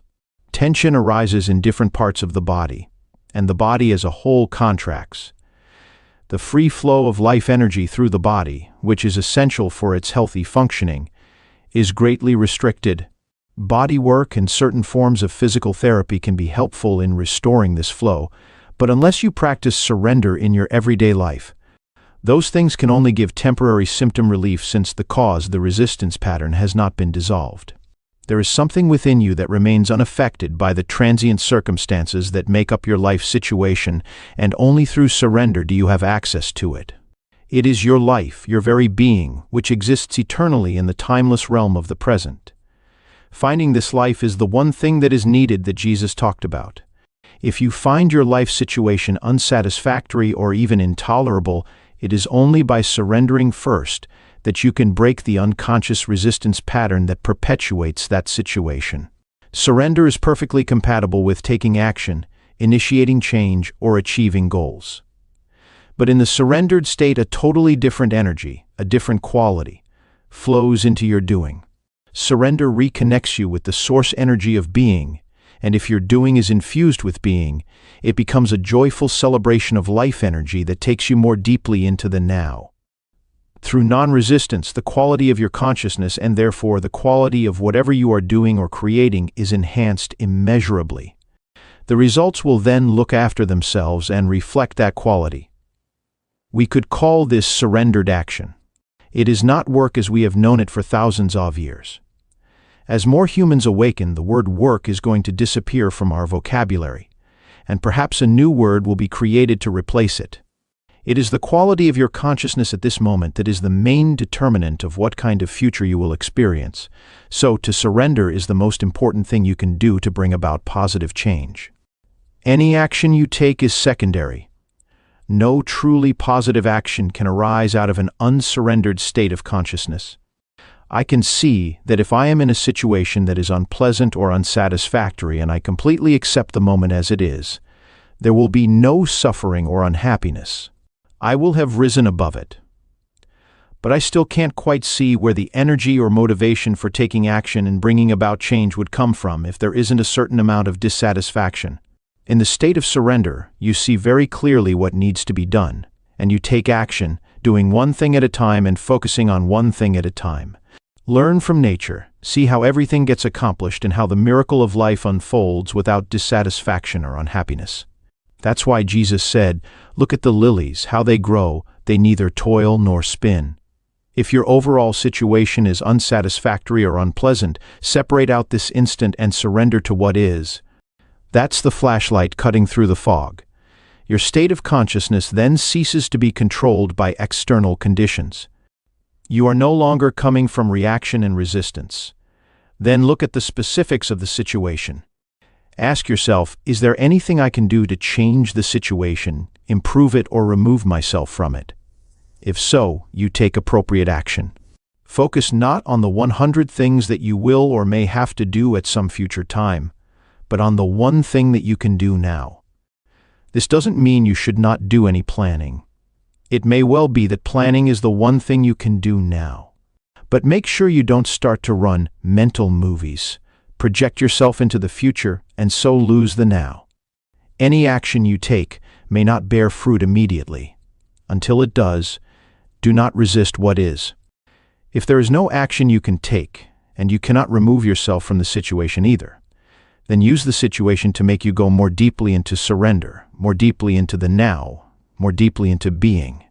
When you enter this timeless dimension of the present, change often comes about in strange ways without the need for a great deal of doing on your part. Life becomes helpful and cooperative.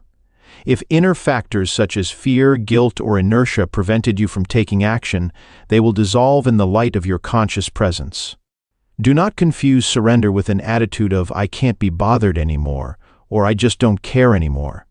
If you look at it closely, you will find that such an attitude is tainted with negativity in the form of hidden resentment, and so is not surrender at all, but masked resistance. As you surrender, direct your attention inward to check if there is any trace of resistance left inside you. Be very alert when you do so, otherwise, a pocket of resistance may continue to hide in some dark corner in the form of a thought or an unacknowledged emotion. From mind energy to spiritual energy. Letting go of resistance is easier said than done. I still don't see clearly how to let go. If you say it is by surrendering, the question remains, how? Start by acknowledging that there is resistance. Be there when it happens, when the resistance arises. Observe how your mind creates it, how it labels the situation, yourself, or others. Look at the thought process involved. Feel the energy of the emotion. By witnessing the resistance, you will see that it serves no purpose. By focusing all your attention on the now, the unconscious resistance is made conscious, and that is the end of it. You cannot be conscious and unhappy, conscious and in negativity. Negativity, unhappiness, or suffering in whatever form means that there is resistance, and resistance is always unconscious. Surely I can be conscious of my unhappy feelings? Would you choose unhappiness? If you did not choose it, how did it arise? What is its purpose? Who is keeping it alive? You say that you are conscious of your unhappy feelings, but the truth is that you are identified with them and keep the process alive through compulsive thinking. All that is unconscious. If you were conscious, that is to say totally present in the now, all negativity would dissolve almost instantly. It could not survive in your presence. It can only survive in your absence. Even the pain body cannot survive for long in your presence. You keep your unhappiness alive by giving it time. That is its lifeblood. Remove time through intense present moment awareness, and it dies. But do you want it to die? Have you truly had enough? Who would you be without it? Until you practice surrender, the spiritual dimension is something you read about, talk about, get excited about, write books about, think about, believe in, or don't, as the case may be. It makes no difference. Not until you surrender does it become a living reality in your life. When you do, the energy that you emanate and which then runs your life is of a much higher vibrational frequency than the mind energy that still runs our world, the energy that created the existing social, political, and economic structures of our civilization, and which also continuously perpetuates itself through our educational systems and the media. Through surrender, spiritual energy comes into this world. It creates no suffering for yourself, for other humans, or any other life form on the planet. Unlike mind energy, it does not pollute the earth, and it is not subject to the law of polarities, which dictates that nothing can exist without its opposite, that there can be no good without bad.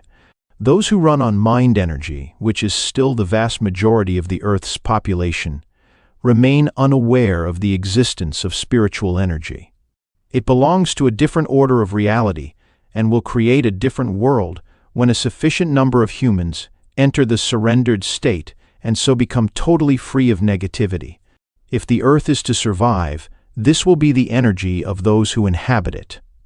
Jesus referred to this energy when he made his famous prophetic statement in the Sermon on the Mount. "Blessed are the gentle, they shall have the earth for their possession." It is a silent but intense presence that dissolves the unconscious patterns of the mind. They may still remain active for a while, but they won't run your life anymore. The external conditions that were being resisted also tend to shift or dissolve quickly through surrender. It is a powerful transformer of situations and people. If conditions do not shift immediately, your acceptance of the now enables you to rise above them. Either way, you are free. Surrender in personal relationships. What about people who want to use me, manipulate or control me? Am I to surrender to them? They are cut off from being, so they unconsciously attempt to get energy and power from you. It is true that only an unconscious person will try to use or manipulate others.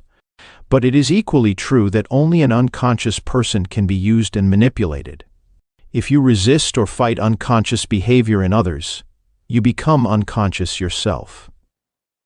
But surrender doesn't mean that you allow yourself to be used by unconscious people. Not at all. It is perfectly possible to say no firmly and clearly to a person, or to walk away from a situation and be in a state of complete inner non-resistance at the same time. When you say no to a person or a situation, let it come not from reaction but from insight, from a clear realization of what is right or not right for you at that moment. Let it be a non-reactive no, a high-quality no, a no that is free of all negativity and so creates no further suffering. I am in a situation at work that is unpleasant. I have tried to surrender to it, but I find it impossible. A lot of resistance keeps coming up. If you cannot surrender, take action immediately, speak up or do something to bring about a change in the situation, or remove yourself from it. Take responsibility for your life. Do not pollute your beautiful, radiant inner being nor the earth with negativity. Do not give unhappiness in any form whatsoever a dwelling place inside you. If you cannot take action, for example if you are in prison, then you have two choices left: resistance or surrender. Bondage or inner freedom from external conditions. Suffering or inner peace. Is non-resistance also to be practiced in the external conduct of our lives, such as non-resistance to violence? Or is it something that just concerns our inner life? You only need to be concerned with the inner aspect. That is primary. Of course, that will also transform the conduct of your outer life, your relationships, and so on. Your relationships will be changed profoundly by surrender. If you can never accept what is, by implication, you will not be able to accept anybody the way they are. You will judge, criticize, label, reject, or attempt to change people. Furthermore, if you continuously make the now into a means to an end in the future, you will also make every person you encounter or relate with into a means to an end. The relationship, the human being, is then of secondary importance to you, or of no importance at all. What you can get out of the relationship is primary, be it material gain, a sense of power, physical pleasure, or some form of ego gratification. Let me illustrate how surrender can work in relationships. When you become involved in an argument or some conflict situation, perhaps with a partner or someone close to you, start by observing how defensive you become as your own position is attacked, or feel the force of your own aggression as you attack the other person's position. Observe the attachment to your views and opinions. Feel the mental emotional energy behind your need to be right and make the other person wrong. That's the energy of the egoic mind. You make it conscious by acknowledging it, by feeling it as fully as possible. Then one day, in the middle of an argument, you will suddenly realize that you have a choice, and you may decide to drop your own reaction just to see what happens. You surrender. I don't mean dropping the reaction just verbally by saying, "Okay, you are right," with a look on your face that says, "I am above all this childish unconsciousness." That's just displacing the resistance to another level, with the egoic mind still in charge, claiming superiority. I am speaking of letting go of the entire mental-emotional energy field inside you that was fighting for power. The ego is cunning, so you have to be very alert, very present, and totally honest with yourself to see whether you have truly relinquished your identification with a mental position and so freed yourself from your mind. If you suddenly feel very light, clear, and deeply at peace, that is an unmistakable sign that you have truly surrendered. Then observe what happens to the other person's mental position as you no longer energize it through resistance. When identification with mental positions is out of the way, true communication begins. What about non-resistance in the face of violence, aggression, and the like?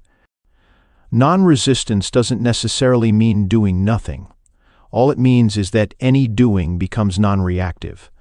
Remember the deep wisdom underlying the practice of Eastern martial arts. Don't resist the opponent's force. Yield to overcome. Having said that, doing nothing when you are in a state of intense presence is a very powerful transformer and healer of situations and people.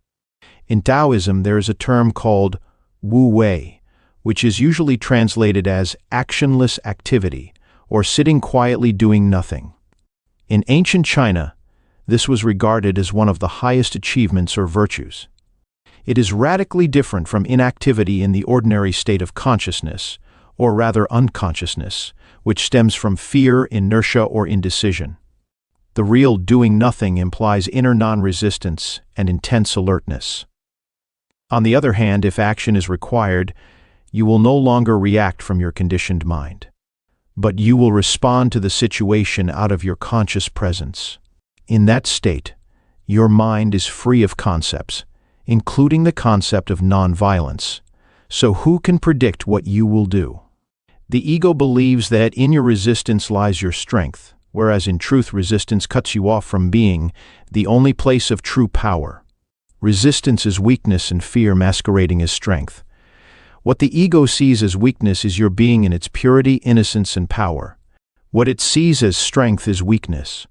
So the ego exists in a continuous resistance mode and plays counterfeit roles to cover up your weakness, which in truth is your power. Until there is surrender, unconscious role-playing constitutes a large part of human interaction.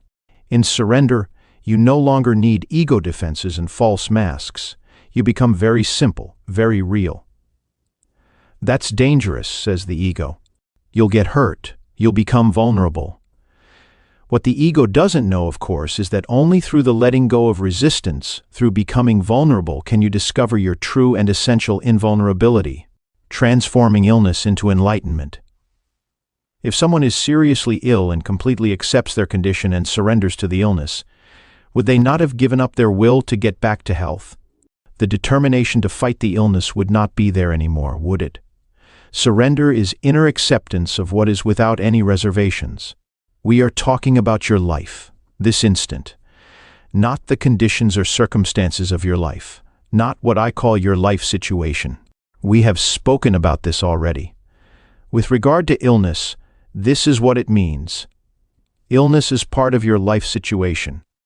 As such, it has a past and a future. Past and future form an uninterrupted continuum, unless the redeeming power of the now is activated through your conscious presence. As you know, underneath the various conditions that make up your life situation which exists in time, there is something deeper, more essential, your life, your very being in the timeless now. As there are no problems in the now, there is no illness either. The belief in a label that someone attaches to your condition keeps the condition in place, empowers it, and makes a seemingly solid reality out of a temporary imbalance. It gives it not only reality and solidity, but also a continuity in time that it did not have before. By focusing on this instant and refraining from labeling it mentally, illness is reduced to one or several of these factors: physical pain, weakness, discomfort, or disability. That is what you surrender to now. You do not surrender to the idea of illness. Allow the suffering to force you into the present moment, into a state of intense conscious presence. Use it for enlightenment. Surrender does not transform what is, at least not directly. Surrender transforms you. When you are transformed, your whole world is transformed, because the world is only a reflection. We spoke about this earlier. If you looked in the mirror and did not like what you saw, you would have to be mad to attack the image in the mirror. That is precisely what you do when you are in a state of non-acceptance. And of course, if you attack the image, it attacks you back. If you accept the image, no matter what it is, if you become friendly toward it, it cannot not become friendly toward you. This is how you change the world. Illness is not the problem. You are the problem, as long as the egoic mind is in control. When you are ill or disabled, do not feel that you have failed in some way. Do not feel guilty. Do not blame life for treating you unfairly, but do not blame yourself either. All that is resistance. If you have a major illness, use it for enlightenment. Anything bad that happens in your life, use it for enlightenment. Withdraw time from the illness. Do not give it any past or future. Let it force you into intense present moment awareness and see what happens. Become an alchemist. Transmute base metal into gold, suffering into consciousness, disaster into enlightenment. Are you seriously ill and feeling angry now about what I have just said? Then that is a clear sign that the illness has become part of your sense of self and that you are now protecting your identity, as well as protecting the illness. The condition that is labeled illness has nothing to do with who you truly are. When disaster strikes, as far as the still unconscious majority of the population is concerned, only a critical limit situation has the potential to crack the hard shell of the ego and force them into surrender and so into the awakened state. A limit situation arises when, through some disaster, drastic upheaval, deep loss, or suffering, your whole world is shattered and doesn't make sense anymore. It is an encounter with death, be it physical or psychological. The egoic mind, the creator of this world, collapses. Out of the ashes of the old world, a new world can then come into being. There is no guarantee, of course, that even a limit situation will do it, but the potential is always there. Some people's resistance to what is even intensifies in such a situation, and so it becomes a descent into hell. In others, there may only be partial surrender, but even that will give them a certain depth and serenity that were not there before. Parts of the ego shell break off, and this allows small amounts of the radiance and peace that lie beyond the mind to shine through. Limit situations have produced many miracles. There have been murderers on death row waiting for execution who, in the last few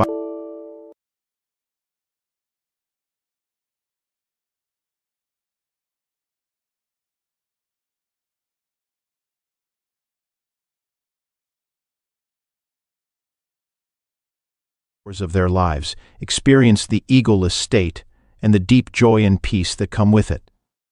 The inner resistance to the situation they found themselves in became so intense as to produce unbearable suffering, and there was nowhere to run and nothing to do to escape it, not even a mind-projected future. So they were forced into complete acceptance of the unacceptable. They were forced into surrender. In this way, they were able to enter the state of grace with which comes redemption, complete release from the past. Of course, it is not really the limit situation that makes room for the miracle of grace and redemption, but the act of surrender. So whenever any kind of disaster strikes or something goes seriously wrong, illness, disability, loss of home or fortune, or of a socially defined identity, breakup of a close relationship, death or suffering of a loved one, or your own impending death, know that there is another side to it, that you are just one step away from something incredible, a complete alchemical transmutation of the base metal of pain and suffering into gold. That one step is called surrender.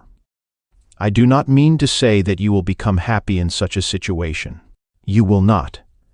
But fear and pain will become transmuted into an inner peace and serenity that come from a very deep place, from the unmanifested itself.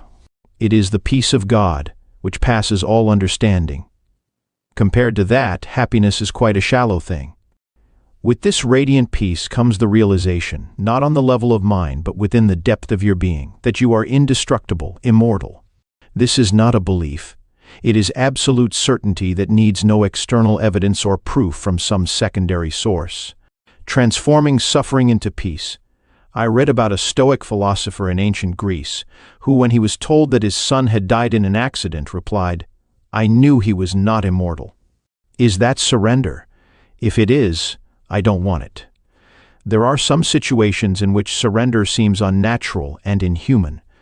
Being cut off from your feelings is not surrender, but we don't know what his inner state was when he said those words. In certain extreme situations, it may still be impossible for you to accept the now, but you always get a second chance at surrender. Your first chance is to surrender each moment to the reality of that moment. Knowing that what is cannot be undone, because it already is, you say yes to what is or accept what isn't. Then you do what you have to do, whatever the situation requires. If you abide in this state of acceptance, you create no more negativity, no more suffering, no more unhappiness. You then live in a state of non-resistance, a state of grace and lightness, free of struggle. Whenever you are unable to do that, whenever you miss that chance, either because you are not generating enough conscious presence to prevent some habitual and unconscious resistance pattern from arising, or because the condition is so extreme as to be absolutely unacceptable to you, then you are creating some form of pain, some form of suffering. It may look as if the situation is creating the suffering, but ultimately this is not so. Your resistance is. Now here is your second chance at surrender. If you cannot accept what is outside, then accept what is inside. If you cannot accept the external condition, accept the internal condition. This means do not resist the pain. Allow it to be there. Surrender to the grief, despair, fear, loneliness, or whatever form the suffering takes. Witness it without labeling it mentally. Embrace it. Then see how the miracle of surrender transmutes deep suffering into deep peace. This is your crucifixion. Let it become your resurrection and ascension. I do not see how one can surrender to suffering. As you yourself pointed out, suffering is non-surrender. How could you surrender to non-surrender? Forget about surrender for a moment. When your pain is deep, all talk of surrender will probably seem futile and meaningless anyway. When your pain is deep, you will likely have a strong urge to escape from it rather than surrender to it. You don't want to feel what you feel. What could be more normal? But there is no escape, no way out. There are many pseudo-escapes: work, drink, drugs, anger, projection, suppression, and so on. But they don't free you from the pain. Suffering does not diminish in intensity when you make it unconscious. When you deny emotional pain, everything you do or think as well as your relationships become contaminated with it. You broadcast it, so to speak, as the energy you emanate, and others will pick it up subliminally. If they are unconscious, they may even feel compelled to attack or hurt you in some way, or you may hurt them in an unconscious projection of your pain. You attract and manifest whatever corresponds to your inner state. When there is no way out, there is still always a way through. So don't turn away from the pain. Face it. Feel it fully. Feel it, don't think about it. Express it if necessary, but don't create a script in your mind around it. Give all your attention to the feeling, not to the person, event, or situation that seems to have caused it. Don't let the mind use the pain to create a victim identity for yourself out of it. Feeling sorry for yourself and telling others your story will keep you stuck in suffering. Since it is impossible to get away from the feeling, the only possibility of change is to move into it. Otherwise, nothing will shift. So give your complete attention to what you feel and refrain from mentally labeling it. As you go into the feeling, be intensely alert. At first, it may seem like a dark and terrifying place, and when the urge to turn away from it comes, observe it, but don't act on it. Keep putting your attention on the pain. Keep feeling the grief, the fear, the dread, the loneliness, whatever it is. Stay alert, stay present. Present with your whole being, with every cell of your body. As you do so, you are bringing a light into this darkness. This is the flame of your consciousness. At this stage, you don't need to be concerned with surrender anymore. It has happened already. How? Full attention is full acceptance, is surrender. By giving full attention, you use the power of the now, which is the power of your presence. No hidden pocket of resistance can survive in it. Presence removes time. Without time, no suffering, no negativity can survive. The acceptance of suffering is a journey into death. Facing deep pain, allowing it to be, taking your attention into it, is to enter death consciously. When you have died this death, you realize that there is no death, and there is nothing to fear. Only the ego dies. Imagine a ray of sunlight that has forgotten it, is an inseparable part of the sun, and deludes itself into believing it has to fight for survival and create and cling to an identity other than the sun. Would the death of this delusion not be incredibly liberating? Do you want an easy death? Would you rather die without pain, without agony? Then die to the past every moment, and let the light of your presence shine away the heavy, time-bound self you thought of as you, the way of the cross. There are many accounts of people who say they have found God through their deep suffering, and there is the Christian expression, the way of the cross, which I suppose points to the same thing. We are concerned with nothing else here. Strictly speaking, they did not find God through their suffering, because suffering implies resistance. They found God through surrender, through total acceptance of what is, into which they were forced by their intense suffering. They must have realized on some level that their pain was self-created. How do you equate surrender with finding God? Since resistance is inseparable from the mind, relinquishment of resistance, surrender, is the end of the mind as your master, the impostor pretending to be you, the false God. All judgment and all negativity dissolve. The realm of being which had been obscured by the mind then opens up. Suddenly a great stillness arises within you, an unfathomable sense of peace. And within that peace there is great joy. And within that joy there is love. And at the innermost core there is the sacred, the immeasurable, that which cannot be named. I don't call it finding God, because how can you find that which was never lost, the very life that you are? The word God is limiting not only because of thousands of years of misperception and misuse, but also because it implies an entity other than you. God is being itself, not a being. There can be no subject-object relationship here, no duality, no you and God. God realization is the most natural thing there is. The amazing and incomprehensible fact is not that you can become conscious of God, but that you are not conscious of God. The way of the cross that you mentioned is the old way to enlightenment, and until recently it was the only way. But don't dismiss it or underestimate its efficacy. It still works. The way of the cross is a complete reversal. It means that the worst thing in your life, your cross, turns into the best thing that ever happened to you by forcing you into surrender, into death, forcing you to become as nothing, to become as God, because God too is no thing. At this time, as far as the unconscious majority of humans is concerned, the way of the cross is still the only way. They will only awaken through further suffering, and enlightenment as a collective phenomenon will be predictably preceded by vast upheavals. This process reflects the workings of certain universal laws that govern the growth of consciousness, and thus was foreseen by some seers. It is described, among other places, in the Book of Revelation or Apocalypse, though cloaked in obscure and sometimes impenetrable symbology. This suffering is inflicted not by God, but by humans on themselves and on each other, as well as by certain defensive measures that the earth, which is a living, intelligent organism, is going to take to protect herself from the onslaught of human madness. However, there is a growing number of humans alive today whose consciousness is sufficiently evolved not to need any more suffering before the realization of enlightenment. You may be one of them. Enlightenment through suffering, the way of the cross, means to be forced into the kingdom of heaven, kicking and screaming. You finally surrender because you can't stand the pain anymore. But the pain could go on for a long time until this happens. Enlightenment consciously chosen means to relinquish your attachment to past and future and to make the now the main focus of your life. It means choosing to dwell in the state of presence rather than in time. It means saying yes to what is. You then don't need pain anymore. How much more time do you think you will need before you are able to say, I will create no more pain, no more suffering?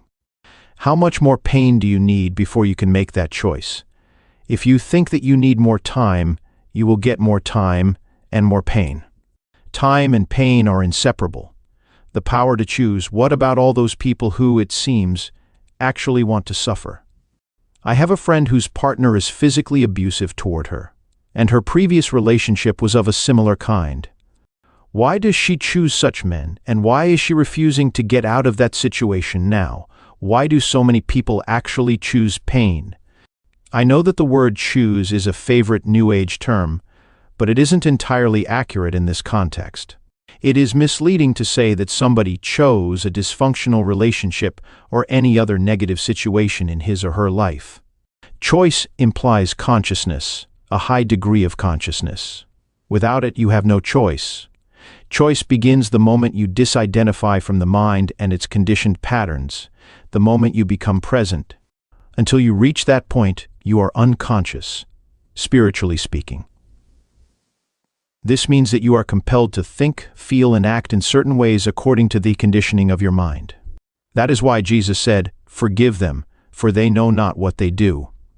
This is not related to intelligence in the conventional sense of the word. I have met many highly intelligent and educated people who are also completely unconscious, which is to say, completely identified with their mind. In fact, if mental development and increased knowledge are not counterbalanced by a corresponding growth in consciousness, the potential for unhappiness and disaster is very great. Your friend is stuck in a relationship with an abusive partner, and not for the first time. Why? No choice. The mind, conditioned as it is by the past, always seeks to recreate what it knows and is familiar with. Even if it is painful, at least it is familiar. The mind always adheres to the known. The unknown is dangerous because it has no control over it. That's why the mind dislikes and ignores the present moment. Present moment awareness creates a gap not only in the stream of mind, but also in the past-future continuum. Nothing truly new and creative can come into this world except through that gap, that clear space of infinite possibility. So your friend, being identified with her mind, may be recreating a pattern learned in the past in which intimacy and abuse are inseparably linked. Alternatively, she may be acting out a mind pattern learned in early childhood, according to which she is unworthy and deserves to be punished. It is possible, too, that she lives a large part of her life through the pain body, which always seeks more pain on which to feed. Her partner has his own unconscious patterns, which complement hers. Of course, her situation is self-created, but who or what is the self that is doing the creating? A mental, emotional pattern from the past, no more. Why make a self out of it? If you tell her that she has chosen her condition or situation, you are reinforcing her state of mind identification. But is her mind pattern who she is? Is it herself? Is her true identity derived from the past? Show your friend how to be the observing presence behind her thoughts and her emotions. Tell her about the pain body and how to free herself from it. Teach her the art of inner body awareness. Demonstrate to her the meaning of presence. As soon as she is able to access the power of the now and thereby break through her conditioned past, she will have a choice. Nobody chooses dysfunction, conflict, pain. Nobody chooses insanity. They happen because there is not enough presence in you to dissolve the past, not enough light to dispel the darkness. You are not fully here.